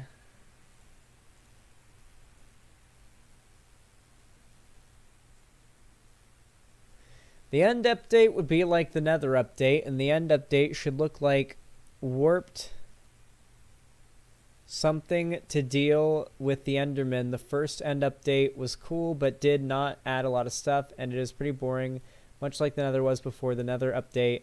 The end update could change it to have new mobs, blocks, and biomes, and that would have lifelike. Well, okay. Huh, I think that's just a suggestion. I don't think they read all of those. Okay. Heavy Gretel, thank you for the $5. It's extremely kind. Don't forget to show chat the silly thing I made. Oh yeah, I'll show chat that in just a second. Thank you very much. One Piece 34, thank you for the additional. My cat's screaming. I fed her earlier. She's not hungry or anything. She's fine. Thank you for the additional $5, One Piece 34. Says Zan, the game developers did mention that there will be more than one island in the game. And also, Ian Flynn is working the story, which he know for a really good Sonic story and fantastic writing. Cool. I'm really interested to see how big the world will be, how expansive and deep it'll be, and just generally how much fun it's going to be. Thank you both for the donos. That puts it at 337, as you can see. If it was 1,337, it would be elite. Someone donate $1,000 so it can be elite. Just really fast. Donate $1,000. Just drop a quick 1K. Cold 1G. And it'll be elite, and it'll be really funny and dope, and I would really appreciate it. Okay, now really quickly, I'm going to show you guys the Heavy Gretel video, because it's pretty funny. She sent it to me. I'll drop it a like. She sent it to me on Twitter, on Instagram the other day, and yeah, I'm going to go ahead and drop a link to it in the chat, because it's a funny edit. It's a pretty funny edit. Here it is. This is Heavy Gretel's The Xanderhal Feet Stunlock 2022. Content warning. Leftist audio, purple hair, and 3.07 seconds of uncensored beat. Heavy Gretel. All right? Oh, no. I'm literally perfectly covering myself up. How sad. Hold on. Let's rewind back to the beginning. Let me move my camera. Let me move my camera so I'm not covering myself up. There we go. All right. Here we go. Wait. Pause the game, for Christ's sakes. Holy shit. Oh my god. So scary. I heard the fucking cave noises. Like, that doesn't happen when the game is paused. Okay. Here we go. What he said. Heavy Gretel. Alright? I was on Instagram earlier today, and you posted feet. Alright? For free on the internet. What are you doing? Why are you not charging people? Get the bag, okay? I want attention, but you can get attention and the bag, though. A bag. Disgusting. Listen, I'm not into feet. Listen, okay? I just think that, like, the funniest meme is that Merrick DeVille censors her feet in every photo that she posts on Instagram or Twitter. I find it fucking hilarious. She literally does, like, the blocky censor effect over her feet in every single photo. And it is hilarious. One Piece 34, thank you for the additional $5. God damn, you're juicing it up. Says, wait here, one more Sonic Frontier teaser is pretty short, and it has Knuckles in it, which Ian Flynn is writing for the short when it is out. Okay, cool. Yeah, send it to me. Absolutely. We'll take a look at it as well. Thank you for the $5. Let's continue. But if you can get the bag,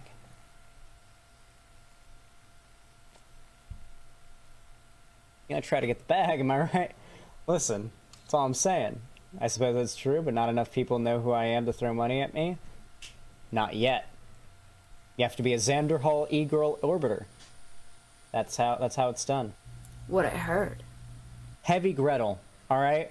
I was on Instagram earlier today, and I'm actually going to jack myself off on stream here for a moment, okay? And put on the Shadow onesie. It helps a lot. Feel free to continue donating while I'm gone. All right, BRB.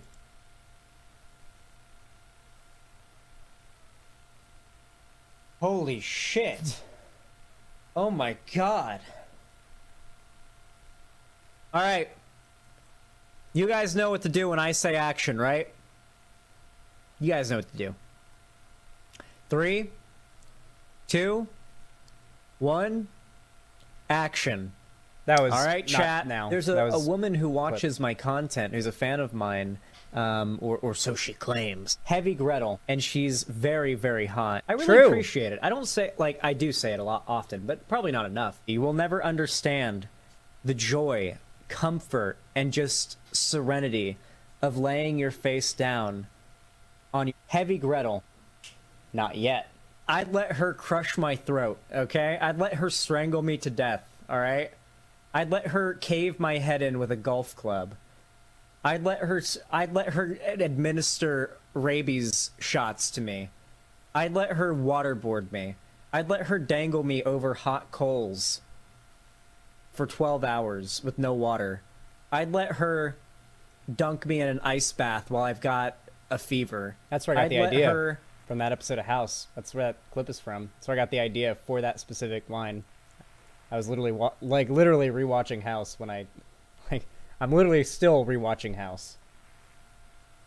Force me to eat candy corn. We look for sweat and we look for pain. We're chasing the soreness. That's the big thing. I chase the soreness. All right? Yeah. I'm chasing the soreness hard fucking core. Maybe this makes absolutely no... True. When I work out, like, I fucking love DOMs. I don't know if it's just me, but, like, yeah, it's a little annoying, like, getting out of bed, getting it out of the car, like, standing up and sitting down, all that shit.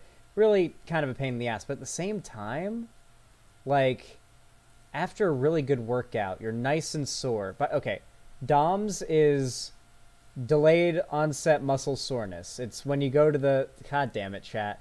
It's when you go to the gym, you work out, and the day later, your muscles are all sore and everything. Much more so than you were right out of the workout, right out of the gym.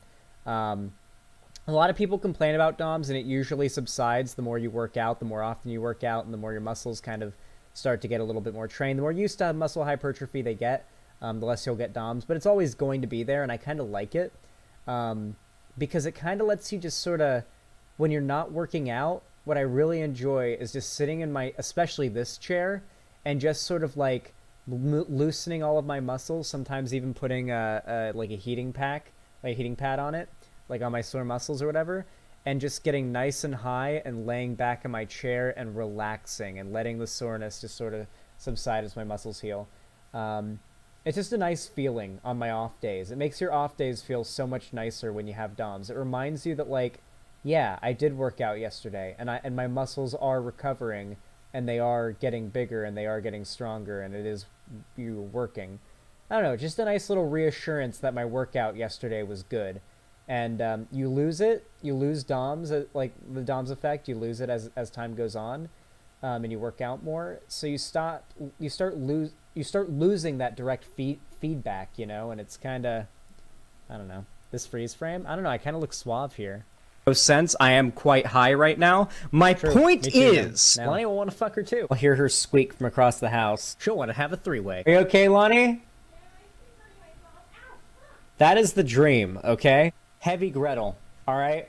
I was on Instagram earlier today, and you posted feet, all right? Oh, God. For free on the internet. What are you doing? Why are you not charging people? I know for a fact you are actively harming the left. Thank you. It gets really complicated, right? Like, most of the richest people in the world, they're all into feet. But if you can get the bag,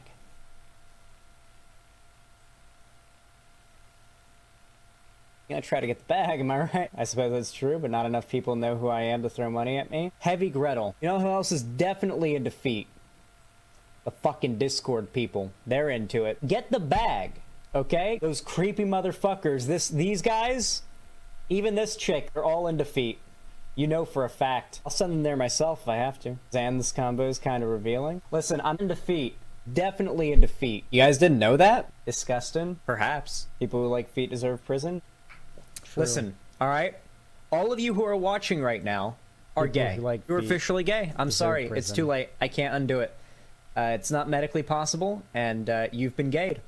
And the only way to undo it, or if you want to be gay, to make yourself even gayer, is to like feet. There'd be no explanation. Science would never figure out why. He'd just be gayer. Chat, no more feet, please. Impossible. Liking feet. It is praxis, and not doing so is a betrayal. I'm actually going to jack myself off on stream here for a moment, okay? Thank you.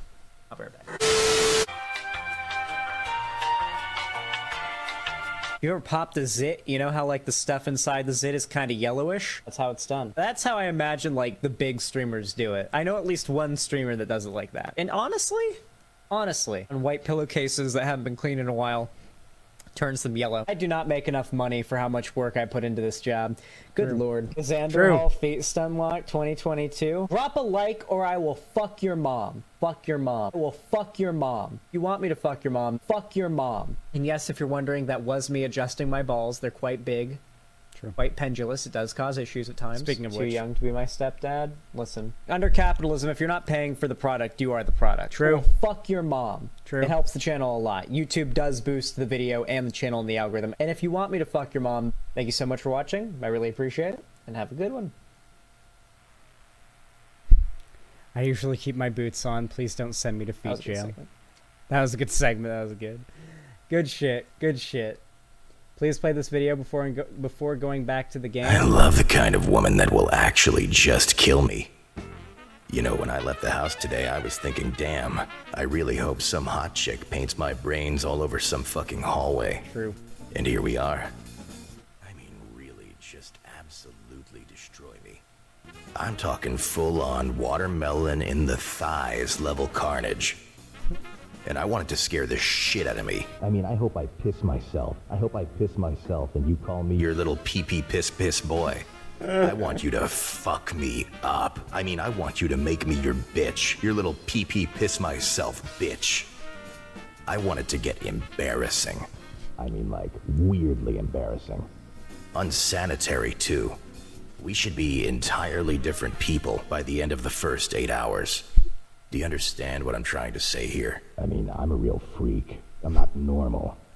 Ma'am, please, you have to crush me. What the fuck? But honestly, same. But honestly, same. Women are hot. And they can crush me. And they often do. Alright. What were you doing? Something cool.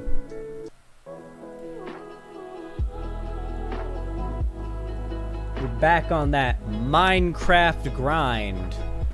Thank you for all of your donations, guys. Of course, feel free to continue sending support. As, you know, even if it's just small, you know, $5, whatever, donos that you can just toss aside or whatever, it always helps. They stack up, and at the end of the day, when I see the total number, it's substantial, you know? It means I can get my groceries. It means Cherry can get their groceries. It means I can pay my rent, Cherry can pay their rent, etc., etc., etc. So, yeah, every little bit helps, and I appreciate it. You guys have been very supportive today, especially lately you guys have been.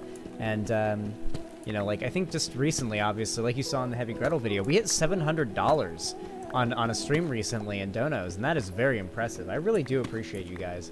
Wait, do you actually like feet, Zan? No, I do not. I've made it very clear that I've never understood the foot fetish, and I personally have always found feet to be, like, a gross part of the human body, so it's very much like poop fetishes for me, where it's like, I don't get it.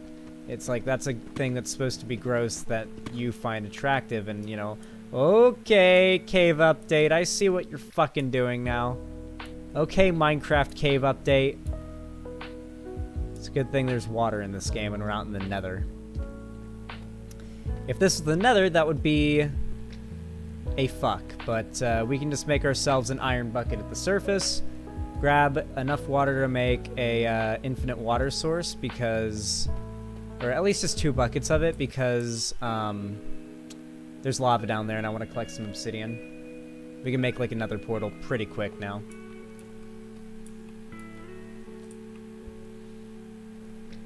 Putting poop in the same category as feet is dumb. I think it is completely reasonable.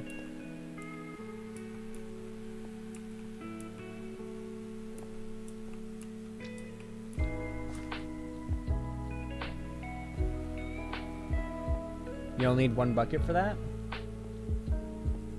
Well, I need 1 water to get down and keep the water flowing, and then I need a water to get up.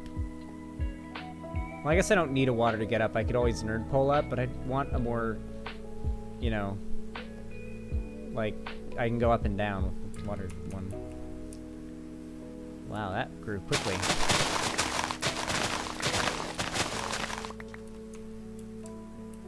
Yoink. Yoink bajoink. Yoink.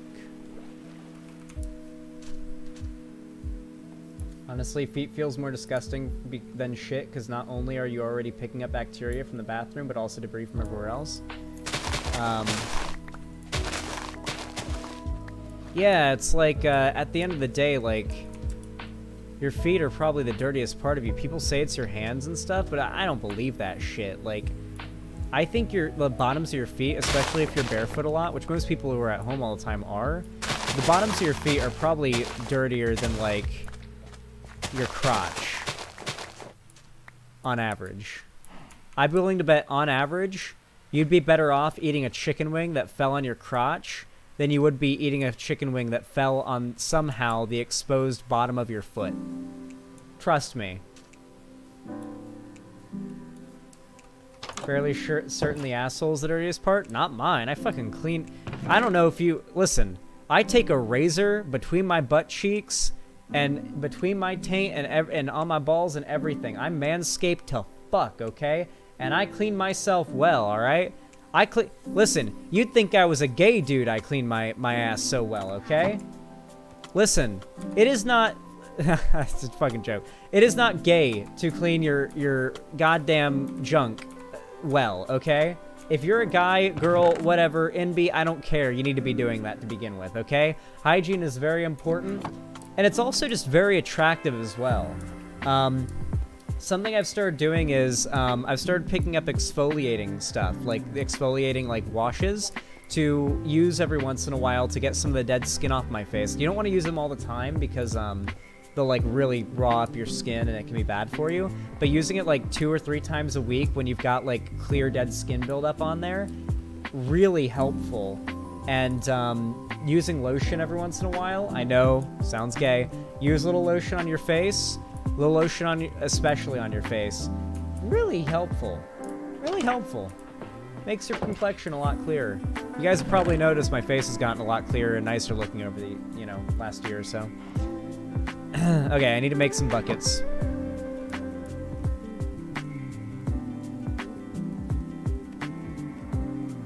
I only need the 1, I guess. No, I need a 2. Never mind. Oh god, my skincare regimen is insane. Yeah, I mean, I used to be like the literal meme where it was like guys when they use the same bar of soap they wash their balls with, and my skin was like not perfect but like good enough. But I've actually started to get into genuine skincare now, and it's been something. Okay, you've been looking hot, Zan. Thank you very much, Witch Flowers. I'm sure you've been looking hot as well.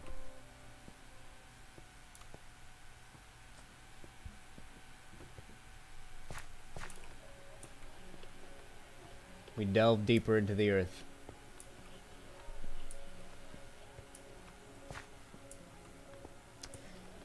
I cannot wait for Hytale to drop. I'm enjoying this, but it really is just a reminder of how good Hytale is going to be when it comes out, you know? I'm just so excited.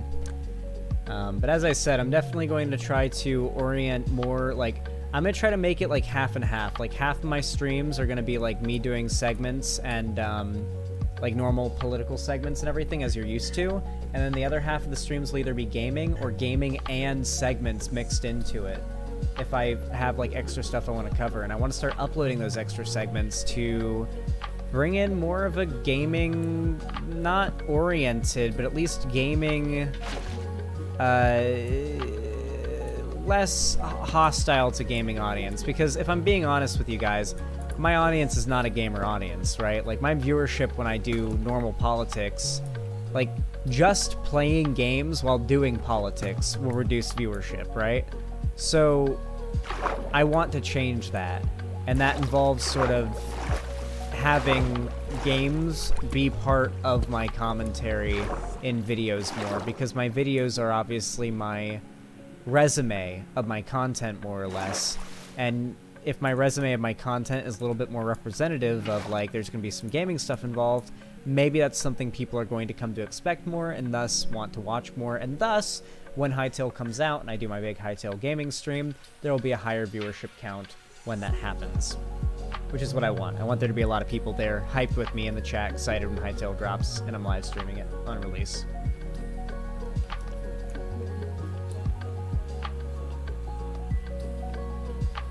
Alright, so once this finally does its thing, I'm going to re-drop this, and it should stop once it gets into that 1 block deep thing, and be a nice little elevator up and down for us. Jump? No. Then I won't be able to put the thing down. Okay, please work, please work, please work. Please work. It did, good. I understand Minecraft's physics. Well enough, at least. Okay, wow. We are in a Minecraft Caves and Cliffs update cave. That is for sure. Not shit for ore around, though. Some. Hello, Speedray. I see your eyes. And creepers, a galore, it would appear. Who can one-shot me on hardcore mode with no armor, by the way. Or even with full diamond armor, if it's not enchanted. Creepers can one-shot you up close. So it is, as the homies would say, fucking rough out here. Okay. We need to mine up some iron and get the fuck out of this cave before I just hear a hiss and a boom. That'll be all I hear and all I see. Netherite armor is so broken. Yeah, it's pretty strong.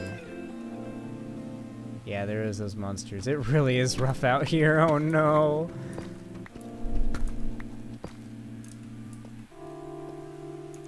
No, kitty, that's my pot pie. That's what I like to say every time Luna screams. Because cats are screamy and Luna's a particularly screamy cat. I like to say, no, kiss my pot pie. Every time Luna screams. Okay, let's retreat, grab some more torches. Oh no, we have no, like, coal, do we? We have, like, no coal back home either. We gotta, like, get coal before we can go back up.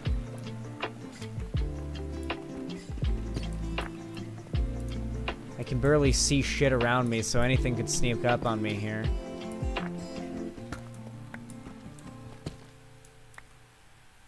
Can't even see if I, got all the ore. Yeah, I got it all. Skeleton over there. That's scary. Okay, we gotta find coal. Where's the coal? There's redstone, but there's no coal. Does coal not spawn at this elevation? That's possible. That it's too deep for coal. Is it too deep for coal, chat? Does anybody who knows about the Caves and Cliffs update know if it's if that's the case or not? I think it is. Yes, okay. We're gonna have to strip mine a little bit for coal. We gotta light that area up if we're gonna proceed. We'll stick the iron we got in the furnace, though. It's 9 extra iron. We can start making armor. Once we've got armor, I'm gonna feel a lot more confident down there.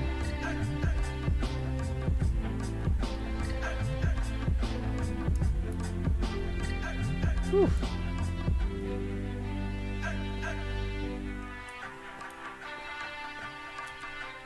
Okay, we got enough pickaxes to do a little bit more mining for coal.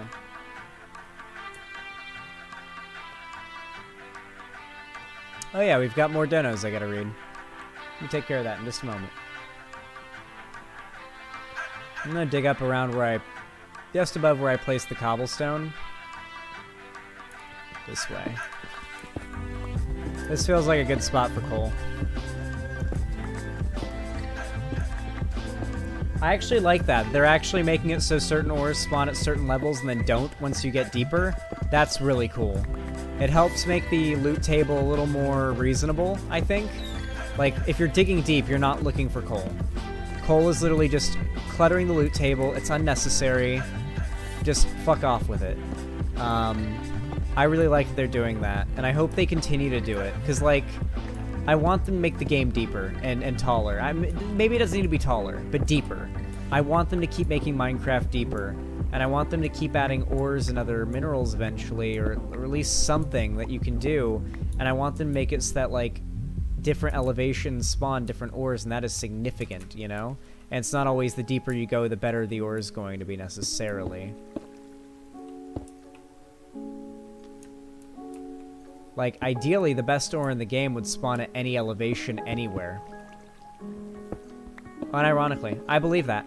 I believe that like, diamond should spawn anywhere at any elevation, but very rarely should it spawn at higher elevations. I actually think it would be really cool if very rarely you would just see one diamond block, or one diamond ore just sticking out of the side of a mountain. Because in real life, that's how it happens. I've literally prospected for diamonds. Not prospected, I think that's the wrong term for exactly, but I've literally gone hunting for diamonds in Arkansas. There's this big, like, volcano that's long dead, but now it's just a big open field that they've raked out all of the volcanic ash onto, and it's a big tourist trap where they let you piddle through there for a chance to find a small diamond, and you get to keep it and take it home, and they put it in a little thing for you. And I went there, and we found some tiny diamonds, nothing crazy, obviously, but, I don't know, I feel like when you know that's how diamonds are in real life, I feel like Minecraft has evolved past the need at this point for diamonds to be the thing you have to get when you're really deep down or whatever. Okay, we haven't found any coal yet. It's unsettling. We're definitely gonna need to find some coal. It's getting dark. That's not good. Ah, shit. Alright, we gotta go to the surface and hope we find coal up there. Maybe there'll be some sticking out of a mountain or something. I've never had such a hard time finding coal or caves.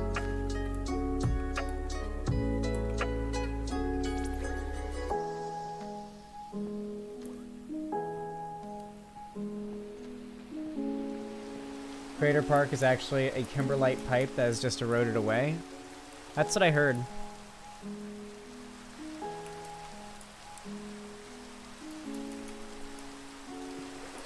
Kind of like how gold spawns super often in mesas. Yeah, I think they need to start doing it more biome-based, and they need to start doing it more based on, like, elevation, like specific elevations in those biomes, and broadening the loot table. And I honestly feel like that could expand into gameplay types, right? Like, I talked about how the different transmogs, quote-unquote, that you could get in the game, theoretically.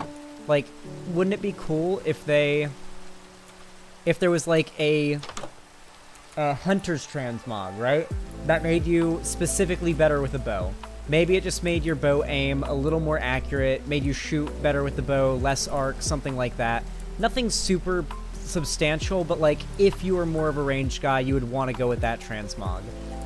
If you're more of an axe guy, maybe you go with that, with insert this transmog. If you want to use like swords more, maybe you go with this. Maybe if you're a sword and shield guy, maybe you go with this. Maybe if you use potions a lot, maybe this armor boosts the effectiveness and length of use of potions.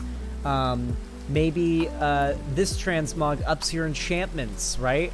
Though I feel like that would be OP. Maybe not that, because that would be too OP, because everybody enchants their armor. I think it would need to be specific to your playstyle, so you would specifically want to choose your armor look based on your playstyle, or how it looks, I guess. It wouldn't be too big of a deal if you didn't, but if you wanted to change your look based on an effect, like a positive effect, you could, and you'd get a little boost from it. And I feel like that'd be cool. And I even feel like later down the road they could add more ores and elements to the game, because obviously they have to. Minecraft is supposed to be, and I quote, 100+ year game according to Microsoft. They can't just keep...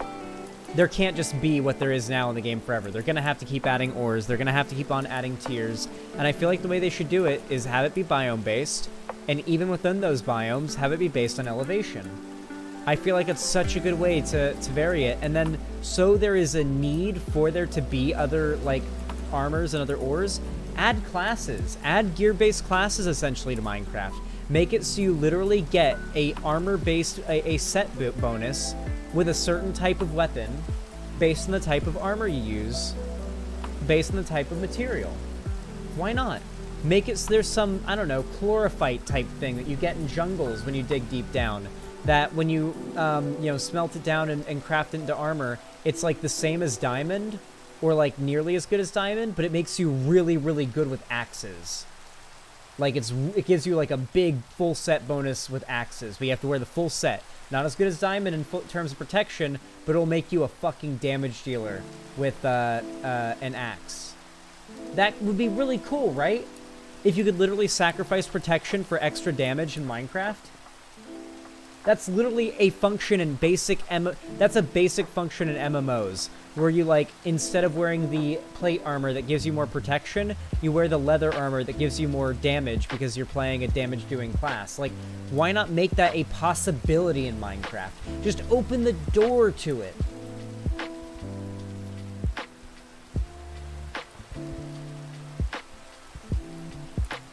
Yeah, Jules Ramcock, I saw that video as well, yeah.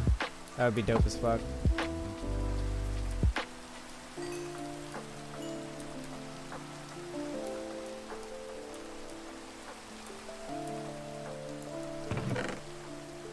Ah, my nose is like killing me, dog. Fuck. Okay.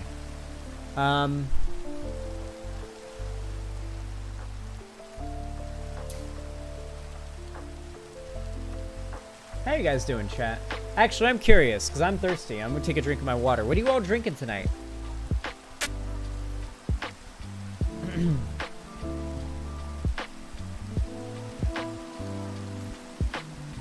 The moon. Come. Interesting. Let me read donos really quick, and honestly, if you guys don't mind, I'm feeling going for at least another hour. Because we haven't gotten the roof on the house built yet, and I at least want to get that done yet. Would you guys be down for another hour of stream? Dr. Pepper, hard root beer, water, Mulatto, Modelo. It's Modelo, not Medello. My favorite water enjoyers. You guys want another hour of Minecraft gameplay? Because we haven't really gotten anything done yet. Yes, perfect. Alright, I'm gonna sleep very fast, then we're gonna actually do an overworld search for more, more coal, but first I'm going to go ahead and make the not the roof, but the floor of the attic. The ceiling of this initial room. Right now, this is just the whole house, but this is just going to be the foyer of the full house eventually.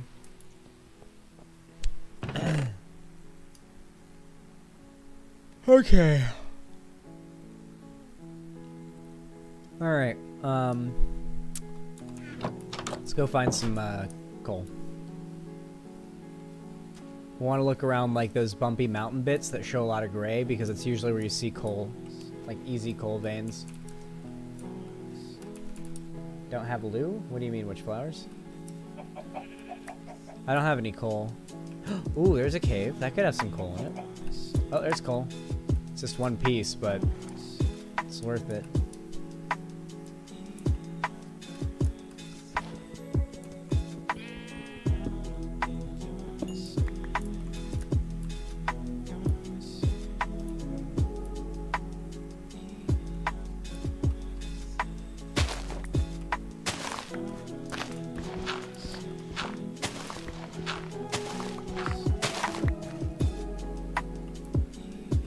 Where's that coal at? Right here.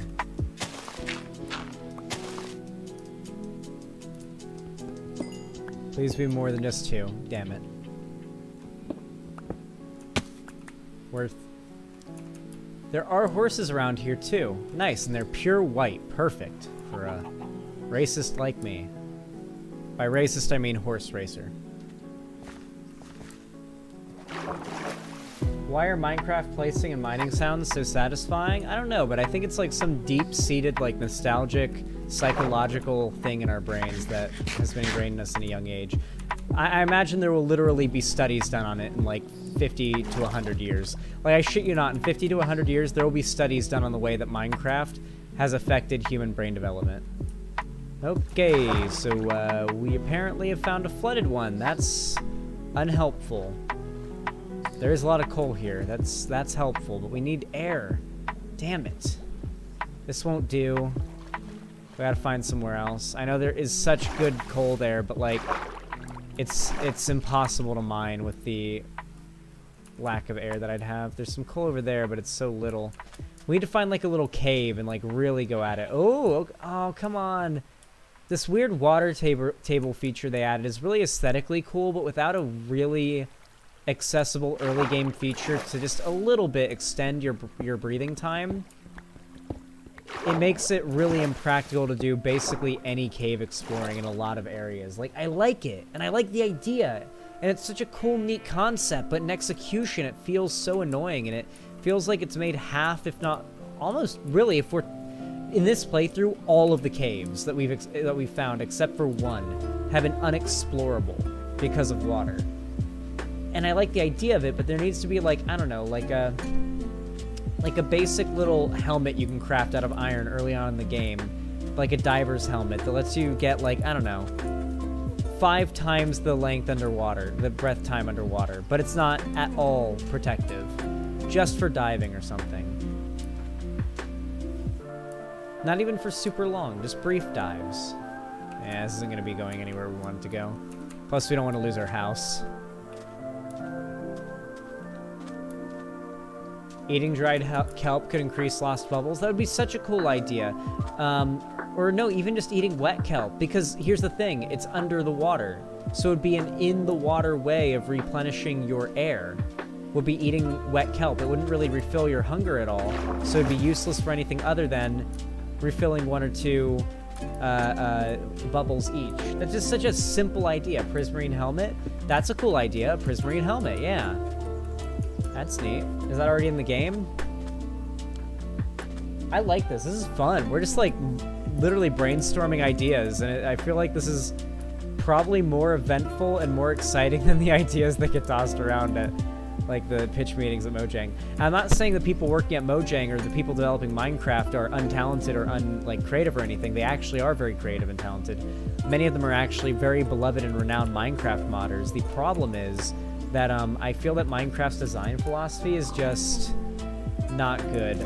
Jeb has given like a very, very tiny little peek at Minecraft's design philosophy. He contains it in a little green book that he showed just 2 pages of at Minecon a couple years ago.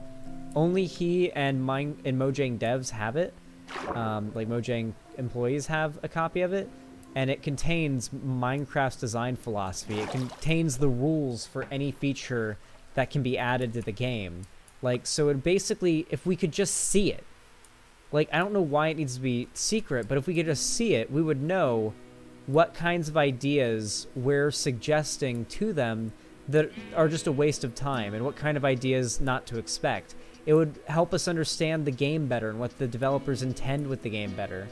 I don't know, I just feel like there's such a strong disconnect in, like, what we think the devs want to do with the game and what the community wants to be done with the game, you know? Jeb, why people happy? That green book is probably the worst thing to come out of Jeb, if I'm being honest. At least from what I saw of it. I'd like to see more of it. Maybe Minecraft's design philosophy is not as bad as I think it is, and I'm just filling in the dots, or sorry, you know, I'm filling in the dots, and I'm, you know, making assumptions, jumping to conclusions, but I don't think so. Oh, I heard a zombie groan. This reminds me, for some reason, of an old classic Minecraft cave for some reason. The way the grass extends all the way down until a dead end. I feel like I've found a bunch of Minecraft caves in Classic that were like this. That's cool. Me too? Yeah. Well, I have no wood on me, so I can't make torches, but this is a lot of coal. This is good. We'll need way more, but this is a good start. This will at least let us go mining for more. Oh, good, water. I imagine that was where the groaning was coming from.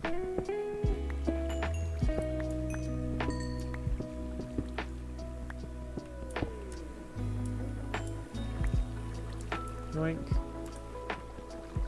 Oh yeah, there's a whole ass cave in there, but it's probably fully flooded. I will grab the coal, though.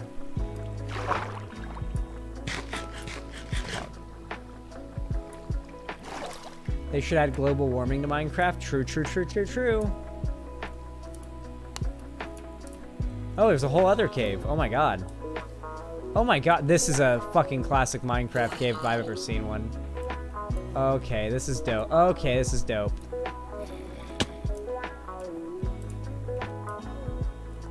Oh, it's putting off light. That's dope. Whoa, there's a witch. Okay, we gotta be careful here. She could kill us. She could easily kill us. Okay. Like, witches are not usually very formidable opponents, but it's like hit or miss with them, right? Like, if you're playing hardcore, no armor, they hit you with the right potions and the right mobs come along and the right circumstances happen, they can really get you and end your playthrough. So I just try not to let them hit me with even a single potion. If you hit them fast enough, they'll immediately start healing themselves before they even think about attacking you. And that's the best time to just unload on them. Like, it really is just a DPS battle with witches. I cannot see shit. Hold on, is there a way to...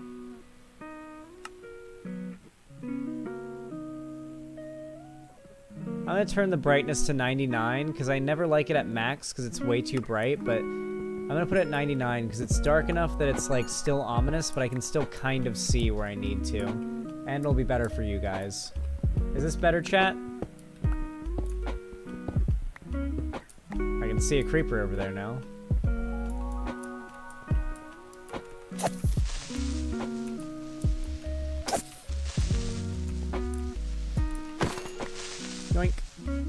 Okay, there's some free ore down here I'm definitely going to want to grab. Creepers sneaking up. Good, good. That helped us a ton, yeah. Good, good, good. I'm glad you can see things better now, chat. Not a lot of mobs in here. It's good. Let's just be in and out of here quick. I'm not trying to risk my luck here. What the fuck is this? That looks man-made. Chat, does this not look man-made? I know it's the generation. It's not Herobrine or whatever, but like, it looks man-made. It's so cool. I imagine they did that on purpose because isn't there, like, in the lore of Minecraft some species of ancient builders that, like, constructed a lot of the monuments and all the, like, obviously not naturally generated structures in the game? And maybe they did some caving through here, and that's what that is. Herobrine. I feel like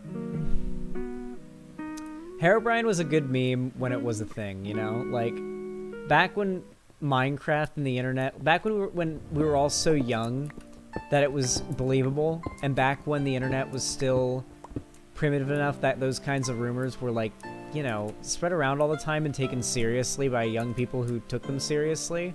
And the fact that, like, it was so, there was so little known about Minecraft. It was such a mysterious game.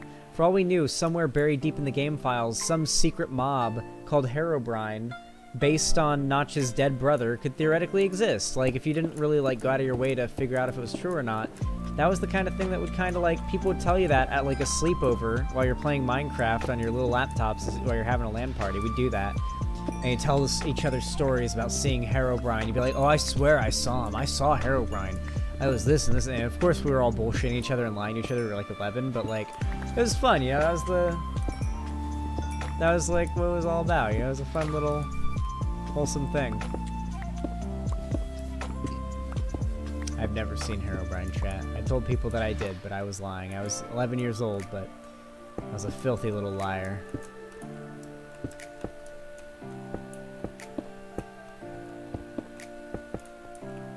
Alright, let's mine up this iron. Honestly, just running out and finding a cave was better than digging down myself. Who would have thunk it?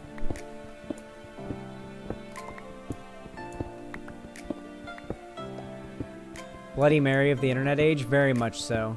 Honestly, though, I still don't... I still wouldn't say Bloody Mary into the mirror 3 times in my bathroom right now if you...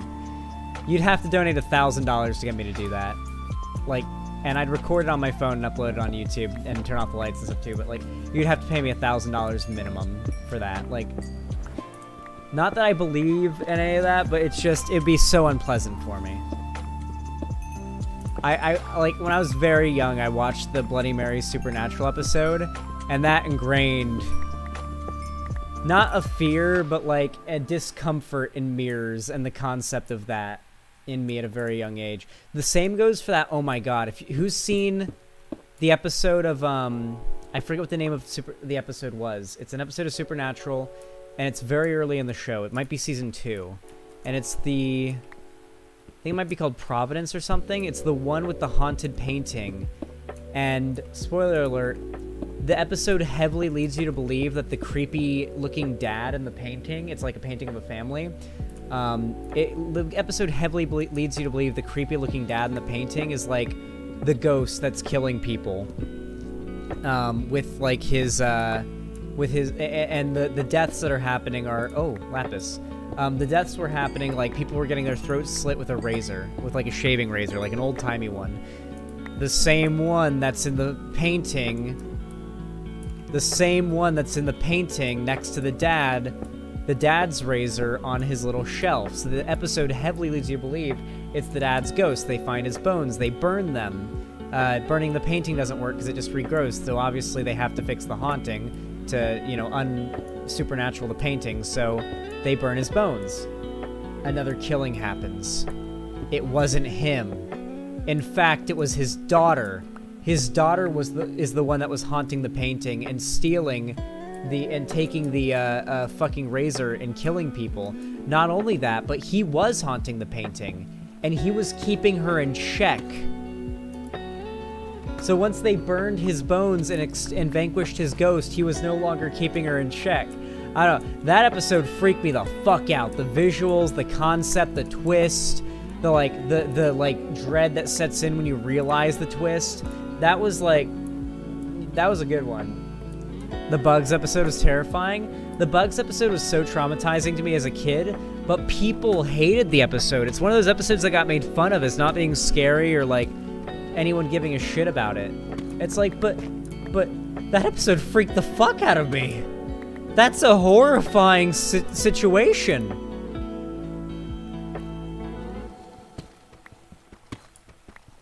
Yeah, I don't know why people didn't like the Bugs episode of Supernatural.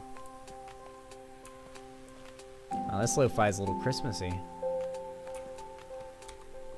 Are we really loading up here? We're getting dangerous the deeper we go, chat, but we're certainly profiting from it so far.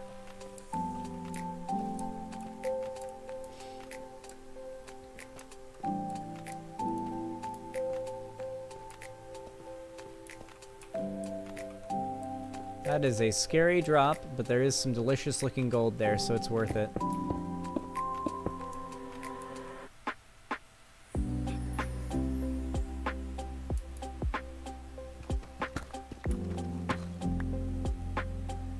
Oh my god, Zapsalis, I refuse to learn about the real life inspiration of that. Fuck you.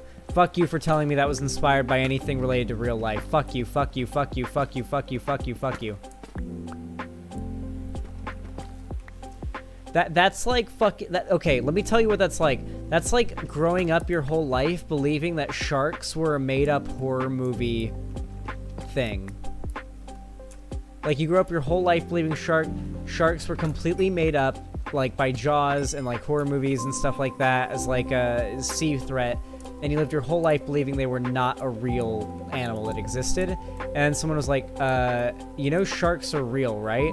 And you're deadly terrified of these things, of course, on a fictional level, and you're like, they're fucking real?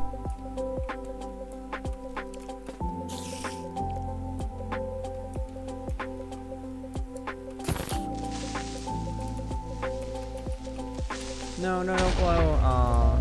That creeper blew me. I just got blown by a creeper. Oh, yeah. I just got blown by a creeper.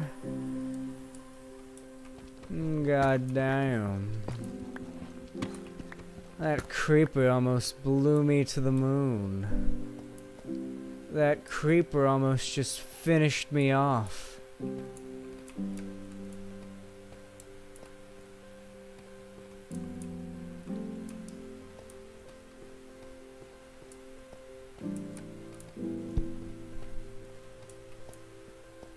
Did you guys know that squids literally die of post-nut clarity? You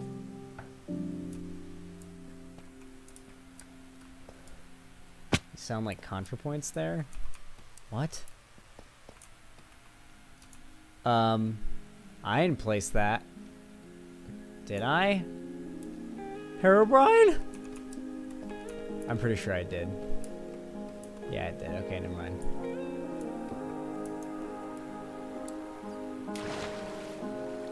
God damn, this is an expansive... oh my god, this probably connects to my original tunnel, if I'm being honest. Oh my lord. Oh my god, the bridge of Khazad-dûm. This is literally the Mines of Moria. They added the Mines... This is dope, okay? Say what you want, this is fucking awesome. They added the Mines of Moria to Minecraft. They added the Mines of Moria to Minecraft. That's what they did. This is the Mines of Moria in Minecraft. Naturally generating, just now part of the game, how the game generates. People wanted a cliff update, people wanted a cave update for a good fucking reason. Look how much more fun this is to explore. We're doing the same thing any other Minecraft playthrough would consist of. Fighting off mobs, caving, mining. But it's so much more interesting because look at this fucking shit. Look Look how fucking cool this is! By the way, my seed is public. Ooh, free iron pickaxe. Seed is public still, by the way. And we got free things. We're gonna definitely take the beetroot seeds. And we won't take the minecart tracks because we don't need them. We are getting pretty full inventory-wise, but I definitely want to fill up on as much iron as I can carry before I get out of here. If I don't, then it'd be a waste of time. Oh, 3 chests in a row. Diamonds! Let's mine these up really quick. 1, 2... come on, more, come on.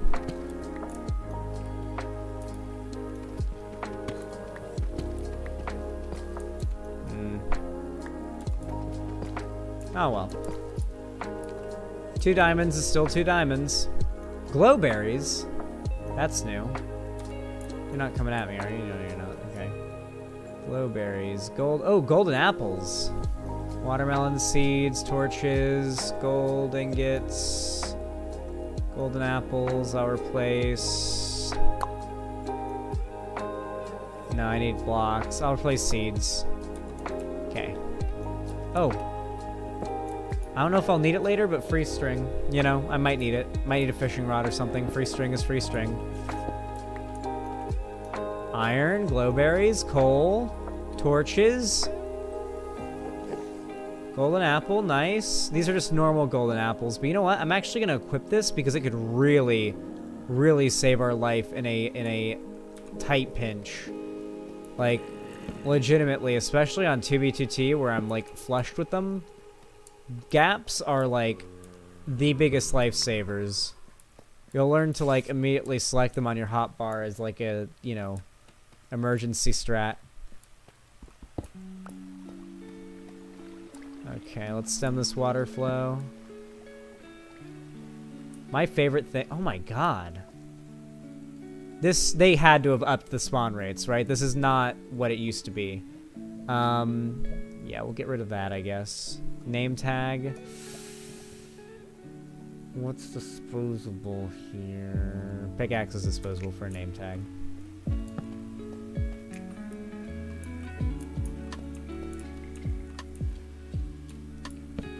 Like clearing it.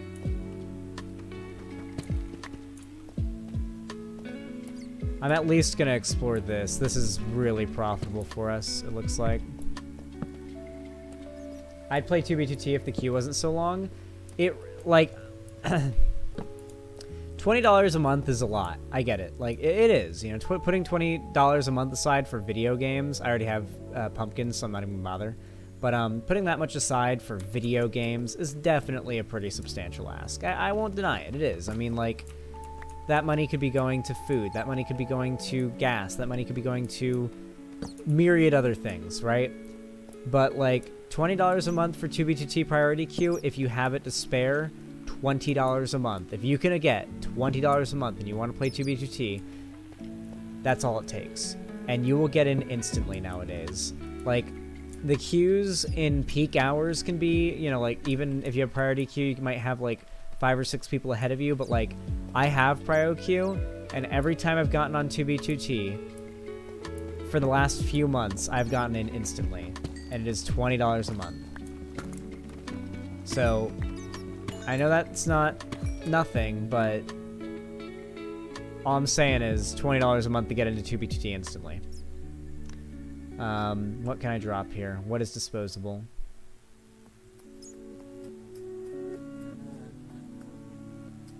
Honestly, the cobble. Oh yeah, I forgot to read the donos. I need to read those donos in just a moment. Thank you, guys. Once we get back to the base and start smelting up the ores, that'll definitely be a good time for it. Look how awesome. This reminds me of the fucking... Oh my god, this is what Minecraft should be like. This is ideal Minecraft. This is ideal Minecraft. This is peak Minecraft. This is peak Minecraft right now. This is peak vanilla Minecraft.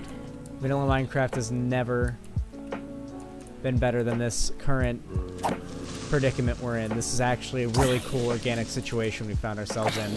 and the world generation has specifically allowed us to get into such a cool little cinematic kerfuffle here.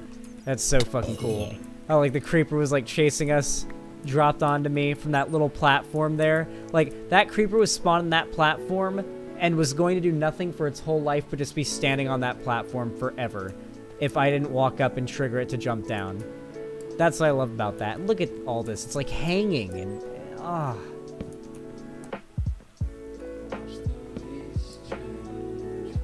I wonder if these don't have any loot on, like loot things on them, because it doesn't seem like there's any chests on these bits that stick out.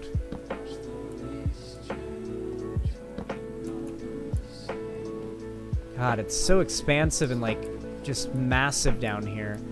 I love it. And like, oh, diamonds. As I was saying, I really like it. I do really love the new Minecraft caves. As a cynical veteran Minecraft player, these caves have earned my respect. Oh my god, that's a lot. These caves have earned my respect. Oh my god! These caves have earned my respect several times over. 10 diamonds. Jesus. More diamonds. Okay. We really got to look around here because we might be able to, like, really kid ourselves out in these caves here. Diamonds are, of course, much less rare because they've made, you know, there's a better thing than diamond now. And you need a lot of diamond tools and armor and whatnot. Like, you're going to burn through a lot of it just to get that upgrade. So, basically, diamond is more or less the new iron. Like, it's basically like the new iron tier. And it's, like, it's almost as common as iron was back in old classic Minecraft, if you think about it. Not quite, but pretty close. Like, it's pretty damn common now compared to how it was. And I feel like it's a balancing thing, right? Because if diamond was still as rare as it was and hard to get your hands on, netherite would be unobtainable. Like, Jesus Christ. No, not unobtainable, but it obviously it wasn't before, but it was a pain in the ass. Now, you can actually just, like, strip mine for it, like, effectively if you need to. Oh! Oh! Oh! Oh! Oh! Oh, that did not go the way I intended, but at least I didn't die. That was very nearly death. Whew. Okay, I need to make room for arrows. Get out of here. No more iron pick. Or stone pick. Fuck it.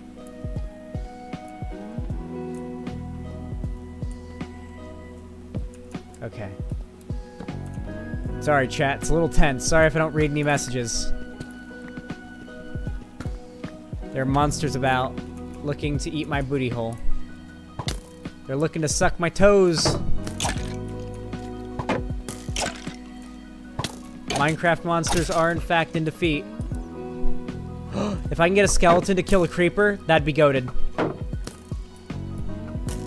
Yes. Yes. No! I'm almost dead. Oh my god. I might die. Oh my god, I had it so close, too. Oh my god. Literally one more hit, and I think I would have gotten a music disc. I wouldn't have had room for it, but I would have gotten a music disc, god damn it. As I was saying, without armor especially, hardcore Minecraft is quite difficult now.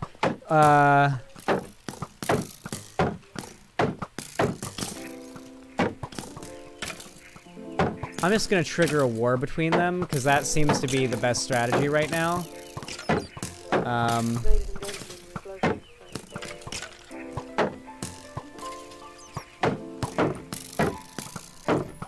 Yeah, I'm getting out of here. It's literally that scene where the goblins are chasing the Fellowship in the Mines of Moria, and they're all shooting arrows at the Fellowship, and Legolas is having to, like, shoot back and shit. They're murking each other.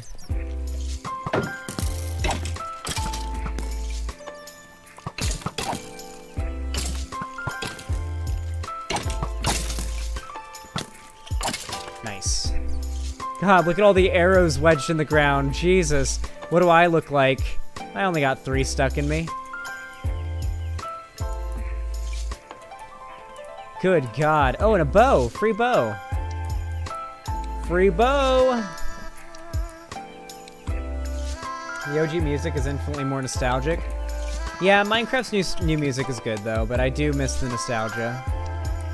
But, like, the thing about Minecraft is, though, and this is what you didn't get with, like, World of Warcraft, for example, and why it was such a big deal that when WoW Classic released that, you know, it happened, but, like, you can go back and play old Minecraft versions at any time. Nothing stops you from starting a Minecraft server on any version with any mods you want. Like, nothing stops you. So, like, if you want the nostalgia, go get it, basically. That's not the case with a lot of other games, like, obviously, WoW Classic, where we had to wait for a re-release. Howdy ho, Comraderinos. How you doing? Hello there, Ned Flanders.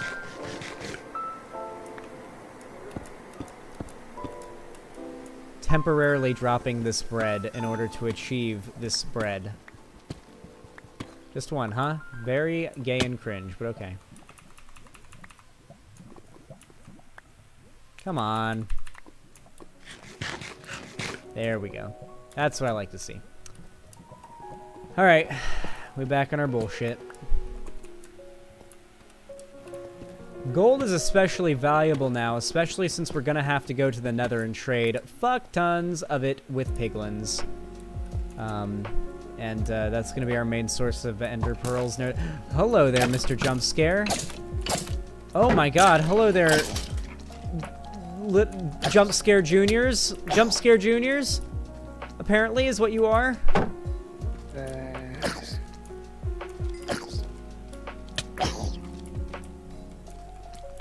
Oh my god. Oh my god. Their hitboxes. Mojang. Mojang, fix their hitboxes. Fix their fucking hitboxes, please! Their hitboxes are absurd, chat. Their hitboxes are literally absurd.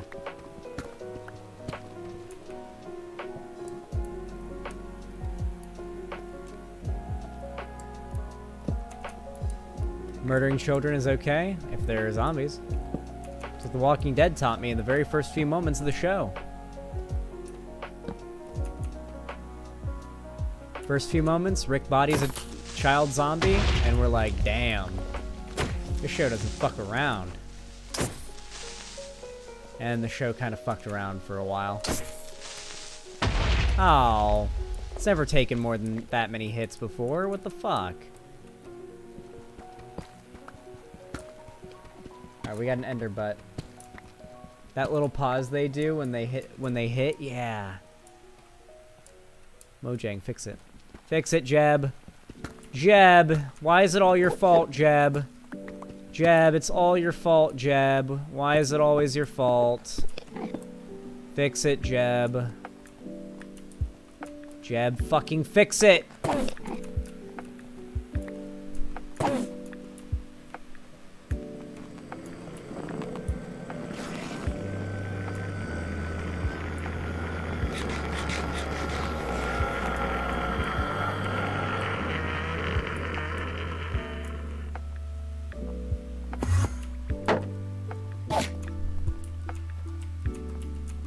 Fucking horror movie bullshit. Come here. Nice. And we got a pearl. Fuck. Chicken, not worth a pearl.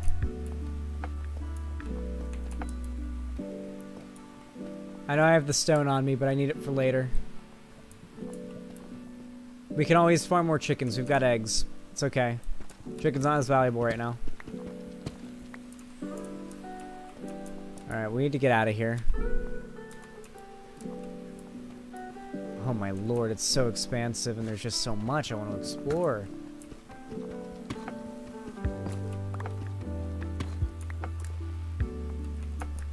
And like, I feel like every vein and every node is always the right amount of ore. And every ore vein is always like the right amount of spread out, you know? doesn't feel like I'm getting too much loot, and it doesn't feel like I'm getting too little. You know, like the thing I always worried about is like if they just kept the loot tables the same and generated these caves, you'd be so loaded with diamonds so fast. Like it'd be absurd. They did tweak things that like while diamonds are more common, they're also less common at the same time. It's weird, but cool. And we don't need a lot of redstone. I'm not a super... Oh, we've gone full circle. Here we are back here again. All right. Let's head back to our entrance and get back up to the surface. Oh, God. Oh, God. This is not how it was supposed to go.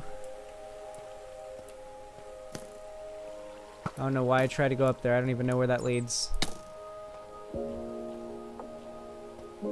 Am I going the wrong way? Because I'm seeing monsters I don't recognize from before. I'm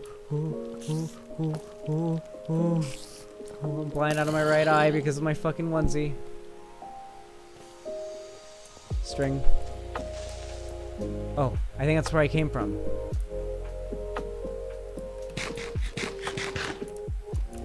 Right? Up here somewhere? Shit, I need to start digging up. I'm just gonna lock myself in a hole and start digging straight up.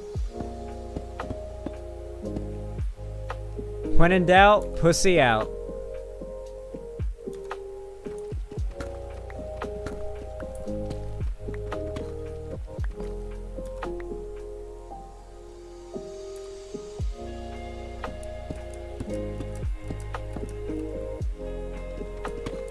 Alright, we'll just literally do the straight up digging method till we get to the surface. If we hit lava and die, then so be it. Unless I hear it right now. That sounded like lava a little bit. I think this apple does give us some type of regeneration enough that we'd survive, though. I just have to immediately eat the apple and find a way out of it if there was one.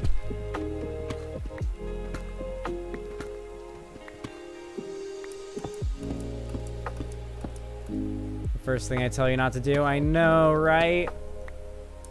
I'm so terrible.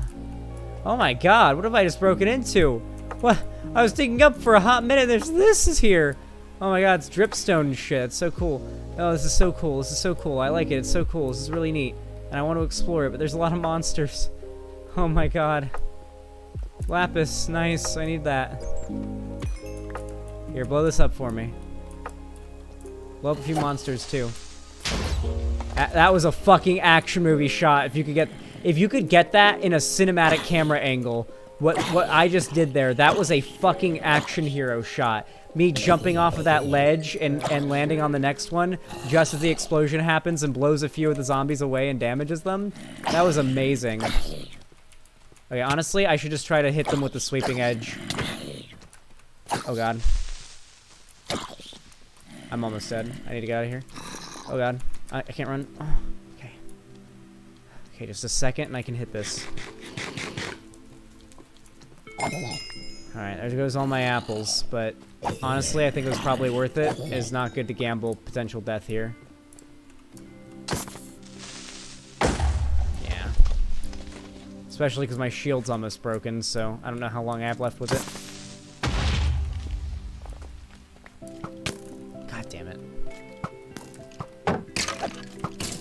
Nice.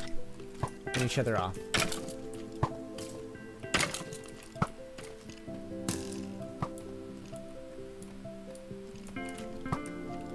Oh. Oh my god, it was literally one shot. I would have gotten a disc. Are you shitting me? Oh, that's dick.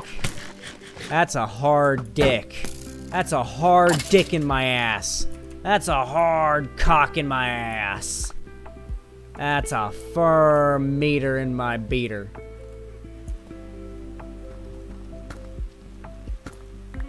Oh, brother. The game just mocked me with that one. Like, if you had just been a little more patient, you would have gotten the fucking disc.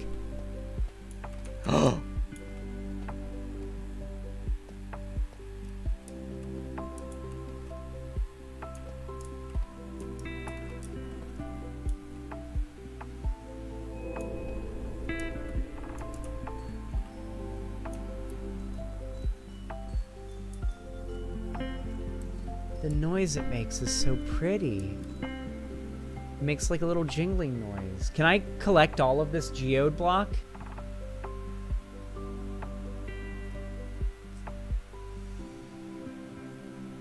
Can I collect this right now and like take it home?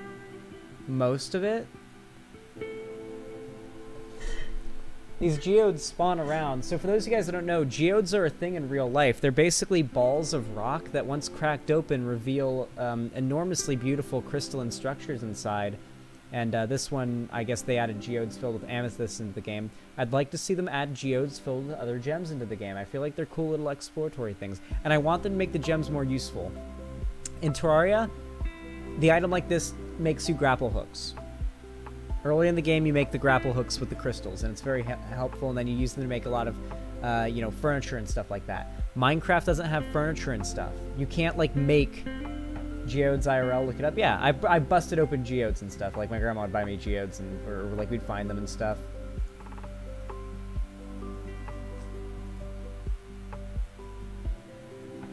I had one that I couldn't break for years. Yeah, it can be stubborn with some of those, and you don't want to break it wrong. Is Zan's Twitch chat always this quiet? Yes, it is, J Victory Official. You should come to my website chat. I don't really like do much on Twitch, just kind of there, and I kind of pull viewers from there to my website and to YouTube. So, yeah, it's just kind of there. Not really active.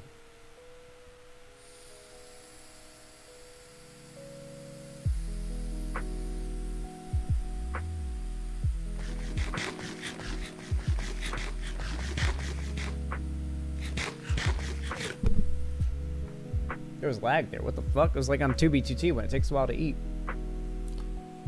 Really quickly. Makima, thank you for the $5. Very kind of you. Very kind additional donations. As Goodnight Chat. And Zan, thank you. Laughin' Pantha, thank you for the $10. Very kind of you. Really appreciate it. A very kind additional $10 Dino's drop. Says, please feel free to continue to support. K, sure. Thank you, thank you. And says, Xander, here's the video as promised. Thank you for the $5 One Piece. Thank you very much. Very kind of you. Check the video out. Thank you, One Piece. That puts us at 362, by the way. I'm going to go ahead and update the dono goal really fast.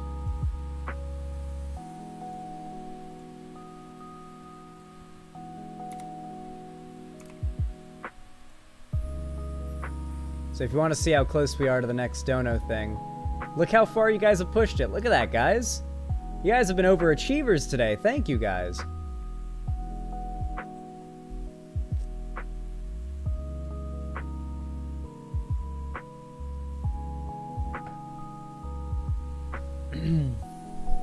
Alright, let's check this video out. And make sure the game's paused. It is. Good. And then after this, we're going to head back to the surface, start smelting what we got, and get the roof built on the house, get the few finishing touches up, and then I think we're going to wrap up stream. First, let's watch this Sonic Knuckles reveal teaser thing.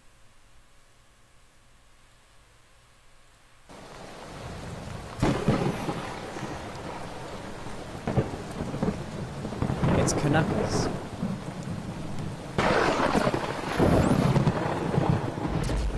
We look forward to sharing the entire short later this year, prior to the release of Sonic Frontiers.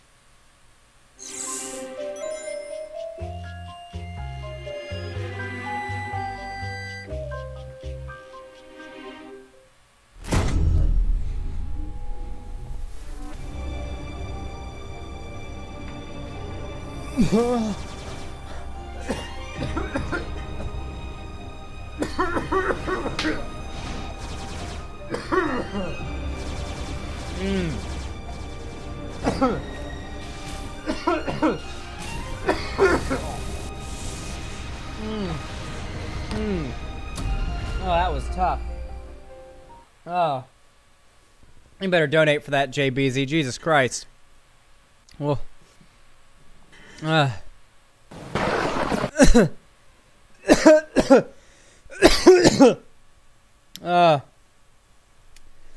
did it for the vine. I did it for the vine. Hold on.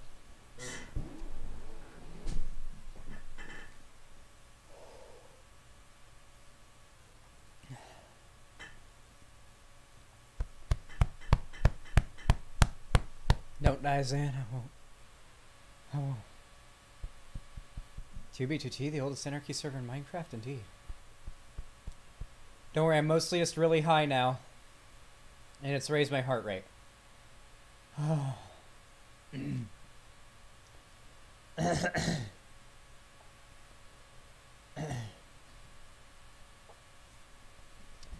Whew.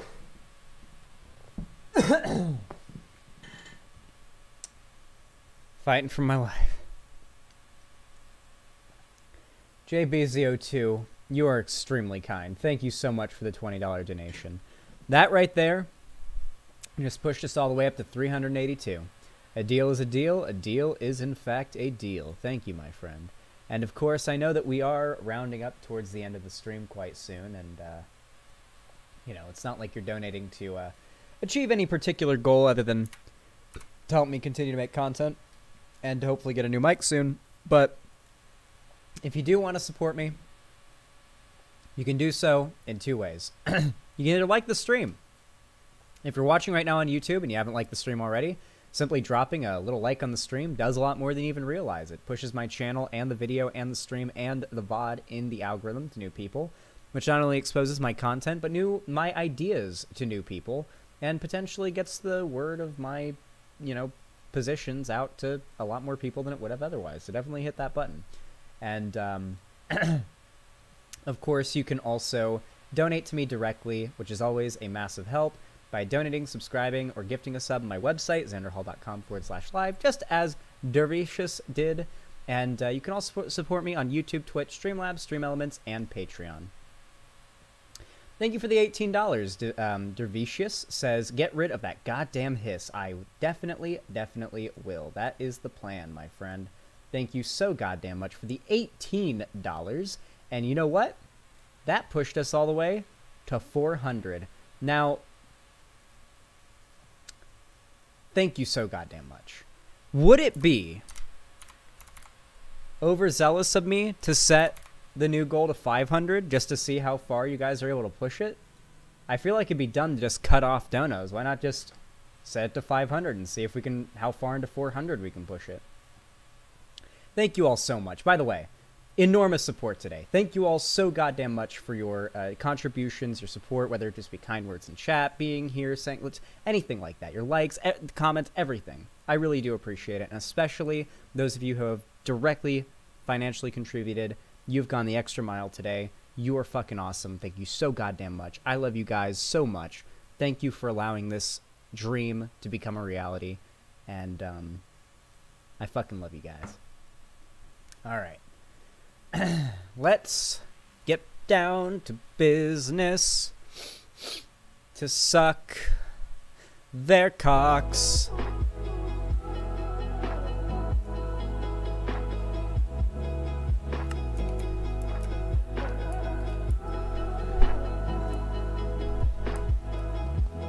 Yeah, it's time to fuck. We don't use lube, so the anal's real rough.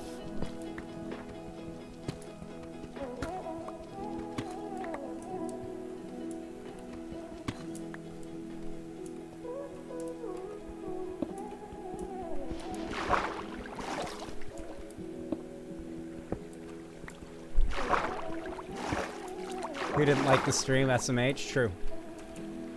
Subhuman Degenerates didn't like the stream as who?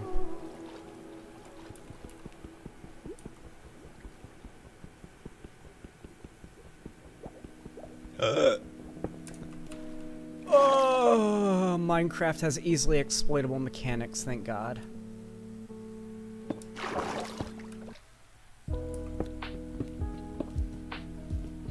We're in a game having easily exploitable mechanics competition, and your opponent is Minecraft. Don't make me dislike Bombzan. I don't think you are aware of the fact that that still boosts my content, my friend. Dislikes still count the same as likes do, my friend. If you dislike my videos, though, it just makes YouTube stop recommending my videos to you. So that's really all it does. It just recommends my videos to more people because it's engagement, and then stops recommending my videos to you. So if you do it ironically as like a fan, all you're doing is hurting YouTube's ability to like tell you when I upload and keep you caught up in the algorithm and whatnot. So don't do that if you're trying to help me out and you're doing it as a meme.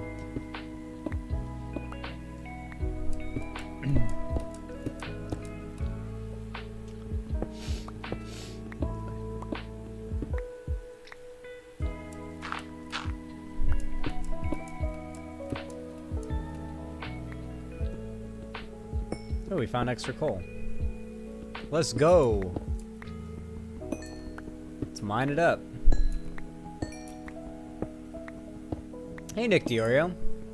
You came in the last, the 6th hour of the stream, it looks like. We're just winding down some Minecraft hardcore. I haven't played the last 3 Minecraft updates they released in vanilla, so it's kind of my time to figure out what the fuck I missed. How you been doing, dude? Okay, I'm gonna keep going up.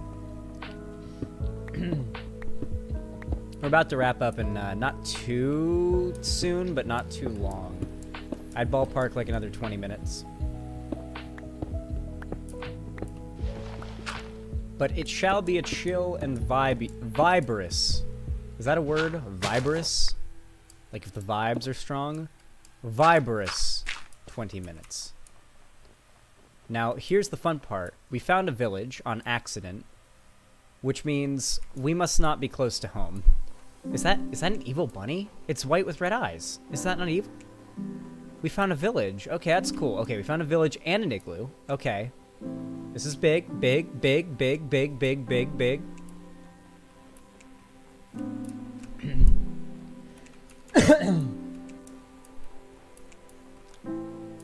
Oh, I want that bed. Ah, there we go. There it is.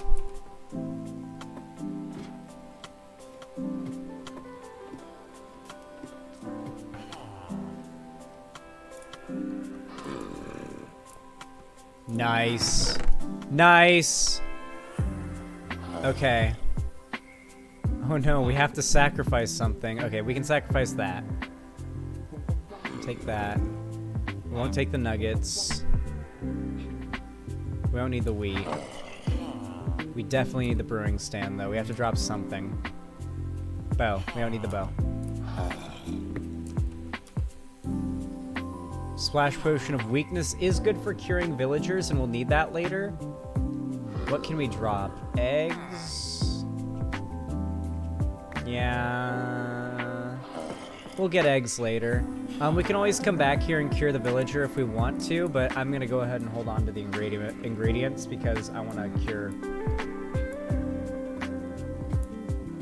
I do need bones, yes. I want to tame dogs, and I want to grow plants, obviously. Bone meal.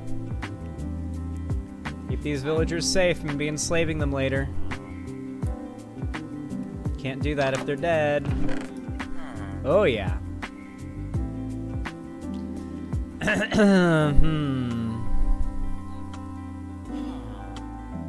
Oh, zombie flesh. We don't need that. Fuck that. Oh, we need room for potatoes now, though.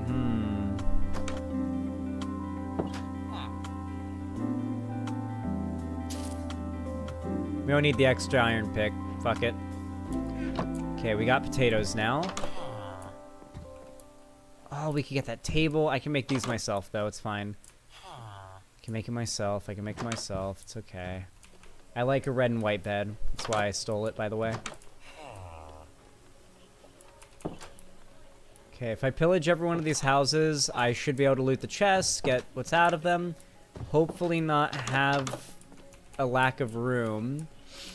And, get it all back home, get the base built up and everything smelted, and finishing touches put on the house. Then we can wrap things up. Oh, a blast furnace. I can make that myself. Most important spider eye I've seen. You actually don't kill that many spiders, believe it or not. Like, you'd be surprised. I don't really kill that many. And when I need them, which is a lot, you actually need a lot of fermented spider eyes for potion brewing. So yeah, I'm just saving them for late game potion brewing. It's good to it's better to have a shit ton of them stocked up from early game once your like chests are all set up than to not, you know? I'm thinking ahead.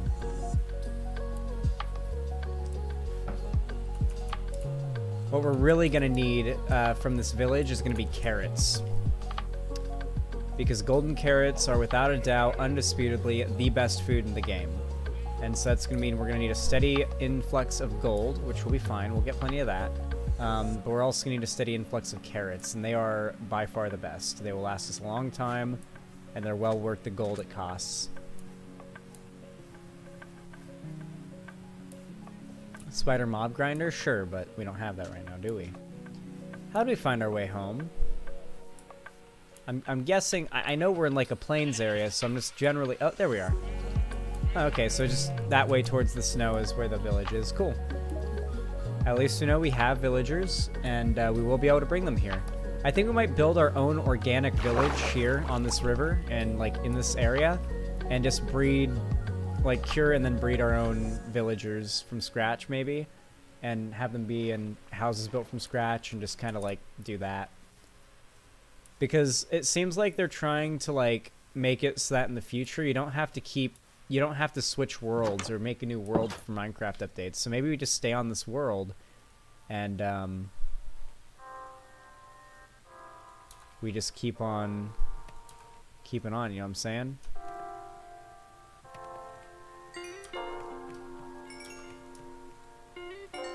Alright, we're going to start with the copper because we need a lot of it for our roof. Oh boy, alright.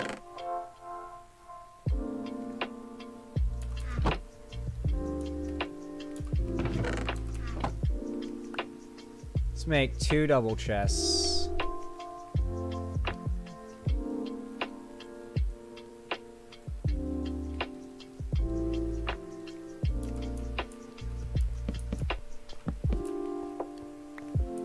And that will get the job done.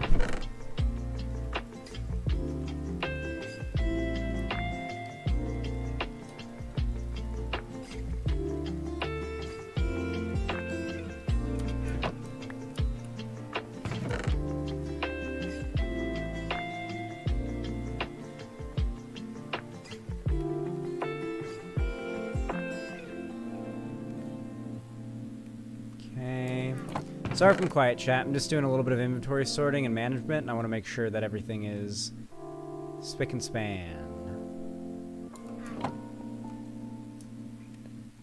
We're not quite going to start doing sorting yet, but we will soon. Okay, and make more furnaces.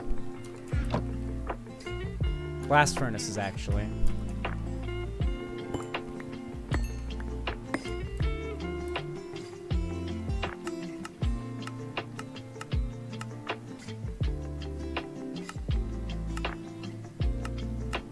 On here, right?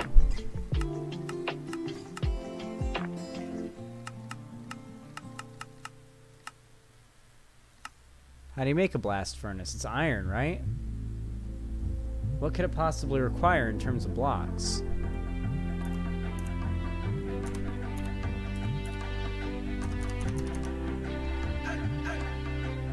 What do I need for a blast furnace? I don't remember how it's made, and I don't seem to have the blocks for it. Wood, maybe? Smooth stone.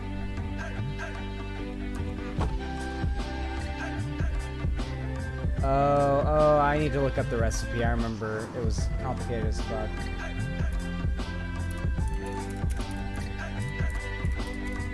Okay, I remember. Okay, I know. Okay, I just need the stone. Okay, I got it. Okay, I know what to do now.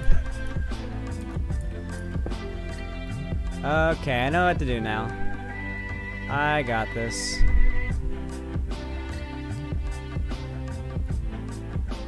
Good night, chat. Have a good night, Zapsalis. Thank you for your stay. Poor villagers got their homes ransacked, Uwu. I'm sorry, May Spitfire. Don't worry, I'll be enslaving them and engaging in colonialism against them very soon. For my own personal gain, of course.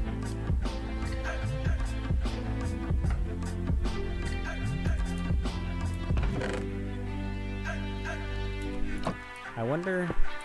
Ah. What do you think, chat? That looks good, right? That look good? At least for now.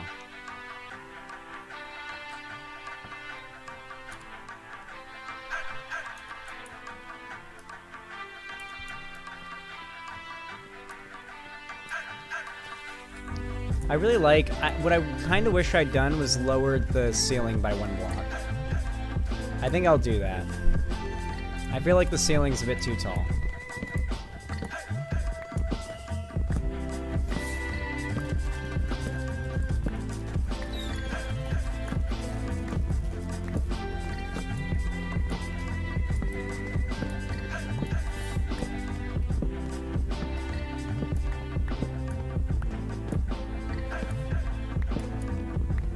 I like my houses to be 3 blocks tall. I don't know what it is about it. It just feels right to me. 1 block below the window, 1 block for the window, 1 block above it. It just fits in a block game, you know? It makes sense. It looks right.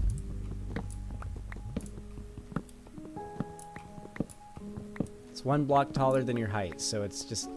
It's not quite you're cramping yourself, but it's not like so tall that you can't feel cozy. Like now, kind of get the feeling of it now. This is cozy. This is cottagecore, once we start to close it up now. And we've got way more room on the attic now.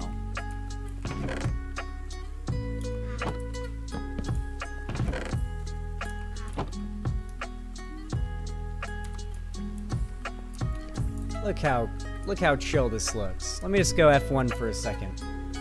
I'll go F1 and yeah, here's what I'll do. I'll go F1 and I'll get rid of my camera for just a second while that cooks up. Just so you can enjoy the aesthetic while I hit my vape.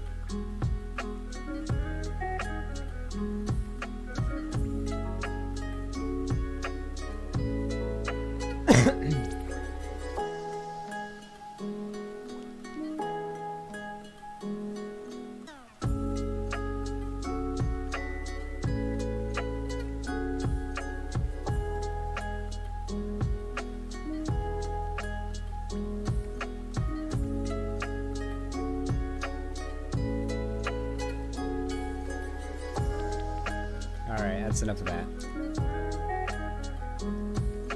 I just wanted you guys to enjoy the aesthetic of my little my little cozy hut. Alright, blast furnace, what's the recipe?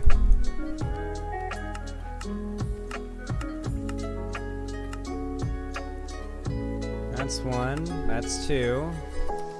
2's all you need.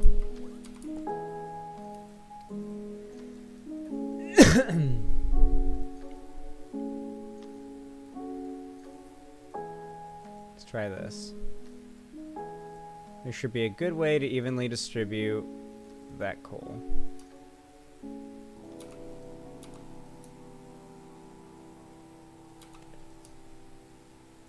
We're gonna need to go through this faster, so I guess we'll put that in there. Cool.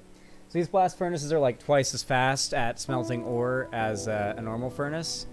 I would have turned the other one into blast furnace 2, but I didn't make enough, and also I still need a normal furnace for cooking food and other stuff.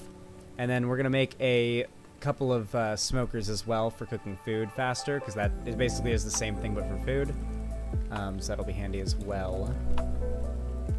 It would have been nice to be able to put this into one of those, but we will soon.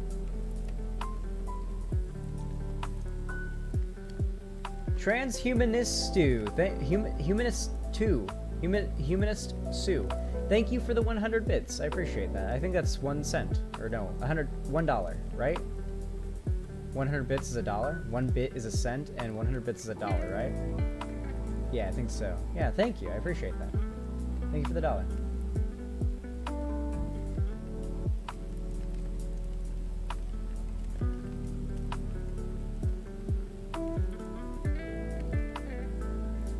Now we just chill and wait for all this to smelt. It's really all you can do. We need this copper for the roof.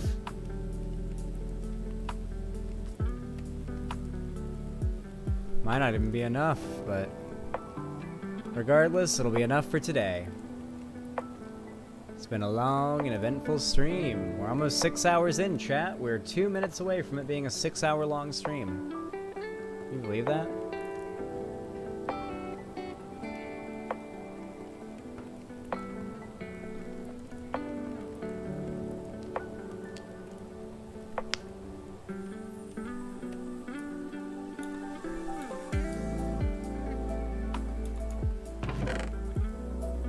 sure I didn't miss any ore. Doesn't look like I did. Let's make ourselves some armor.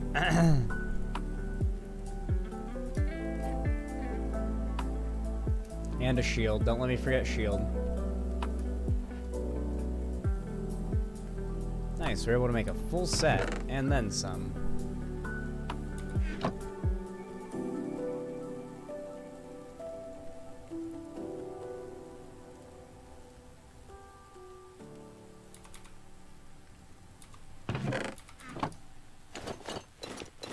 Nice. Now we ballin'.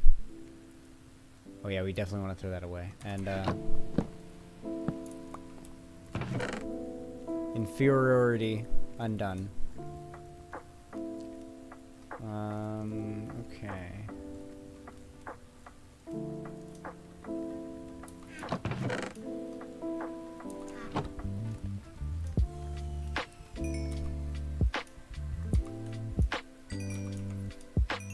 God, the frame rate is fantastic. I don't know if you guys see it as well as I do, but it's great.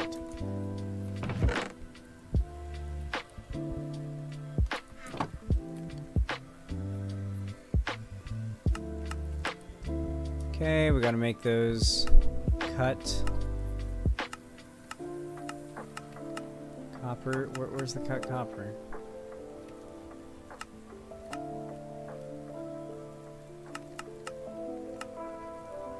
Waxed. I don't want to make a waxed one, I just want to make a normal one.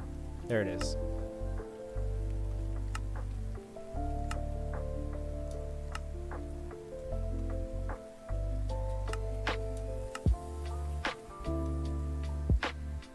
Okay.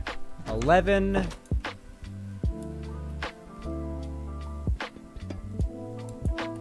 of these, Pog. Okay. I'm gonna dig up a little bit of this dirt. And then we'll have ourselves a good enough advantage point. This dirt thing will let us scaffold up and do our thing. Yeah, this is going to be a nice little basement, especially... Do I want to... Let's plot this out. If I bring it up one, like I did on that side, then we're dealing with some space.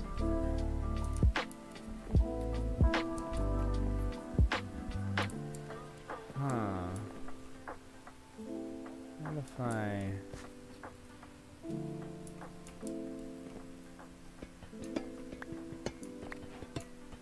I like how they're now slightly corroded because they aren't waxed. You can wax them at any stage of their corrosion and it'll keep them there, so that's pretty cool.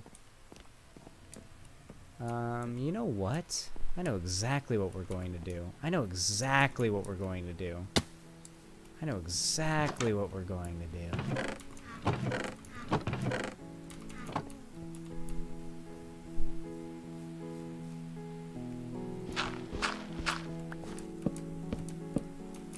Okay, this'll do it. All right.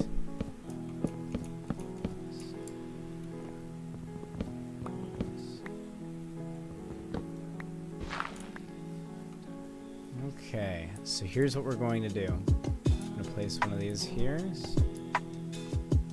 And then we place them along the side. So we reach here. Come around this side. Place another side. Yoink. And that's as much as we can do right now, but we're going to get more. And we're going to keep on grinding. And we're going to get ourselves a nice copper roof. And I feel like it's going to look really good. I feel like it's going to look really good. I'm even going to add a little bit of a copper overhang that's going to come around over here out of half slabs. And I think it's going to jut out a little bit of like an awning type thing of copper that'll form sort of a front porch area right here. It'll look good. It'll look fucking good. We still got a little bit more to do though. We're not quite done. We're not quite done for the day. I'm not quite done with you motherfuckers yet.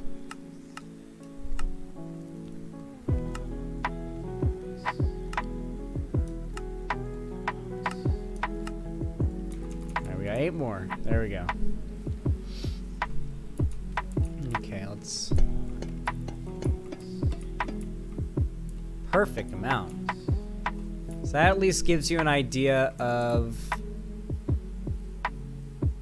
the first side bit. But yeah, I really think that... Oh, that's not the correct type. Hold on. It placed wrong, see? There we go.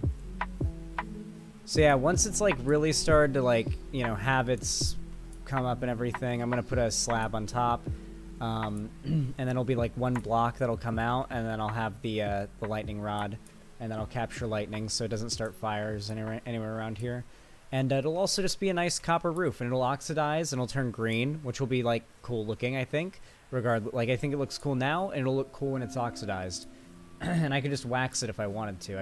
I think you can like break these down, recreate them, and then wax them, so that you can just like set them to be whatever phase you want, really. So I think that's what we'll probably end up doing, is like waxing them up to keep them at a certain color that we like. But I do want to make use of copper. I feel like it's such a useless item unless you use it for like decoration. And I don't usually do much decoration in Minecraft, so what I'm going to do for this series that's going to be so unique for me, because I don't, like, except for, like, obviously the Christmas Craft series, is that I'm actually going to put a lot of work into learning how to do decent decoration in Minecraft using these new blocks, because I don't want them to go to waste. I want to get, like, a wholesome, and by wholesome I mean, like, whole Minecraft experience, you know, on this new update. Oh, and I also have these. I forgot.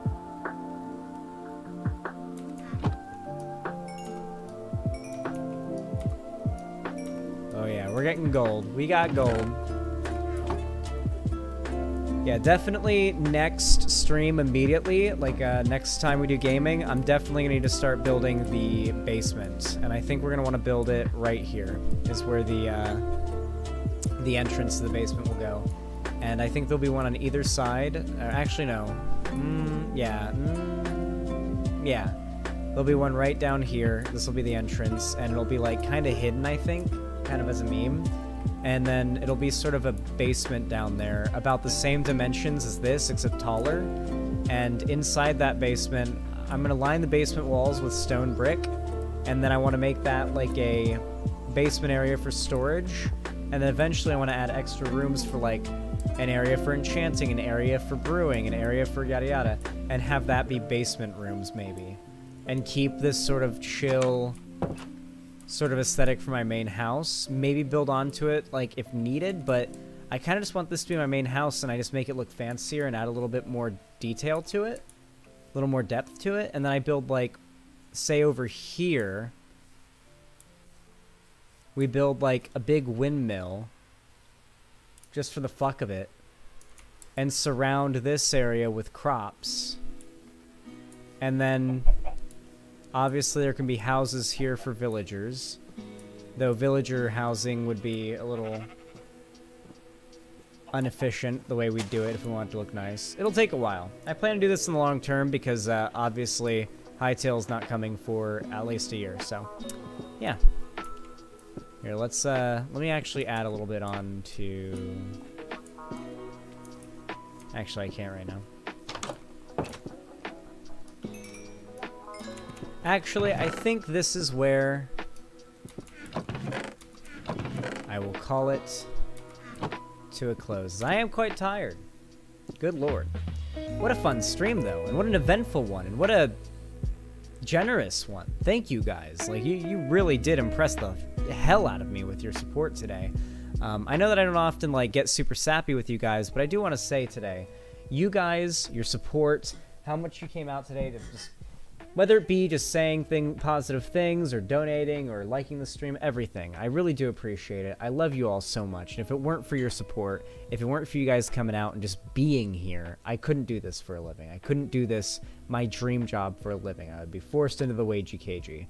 So I just want all of you to know that I appreciate every single goddamn one of you. With all that said, thank you all so much for watching today. You've all been amazing, and I will see you all tomorrow. So have a good one.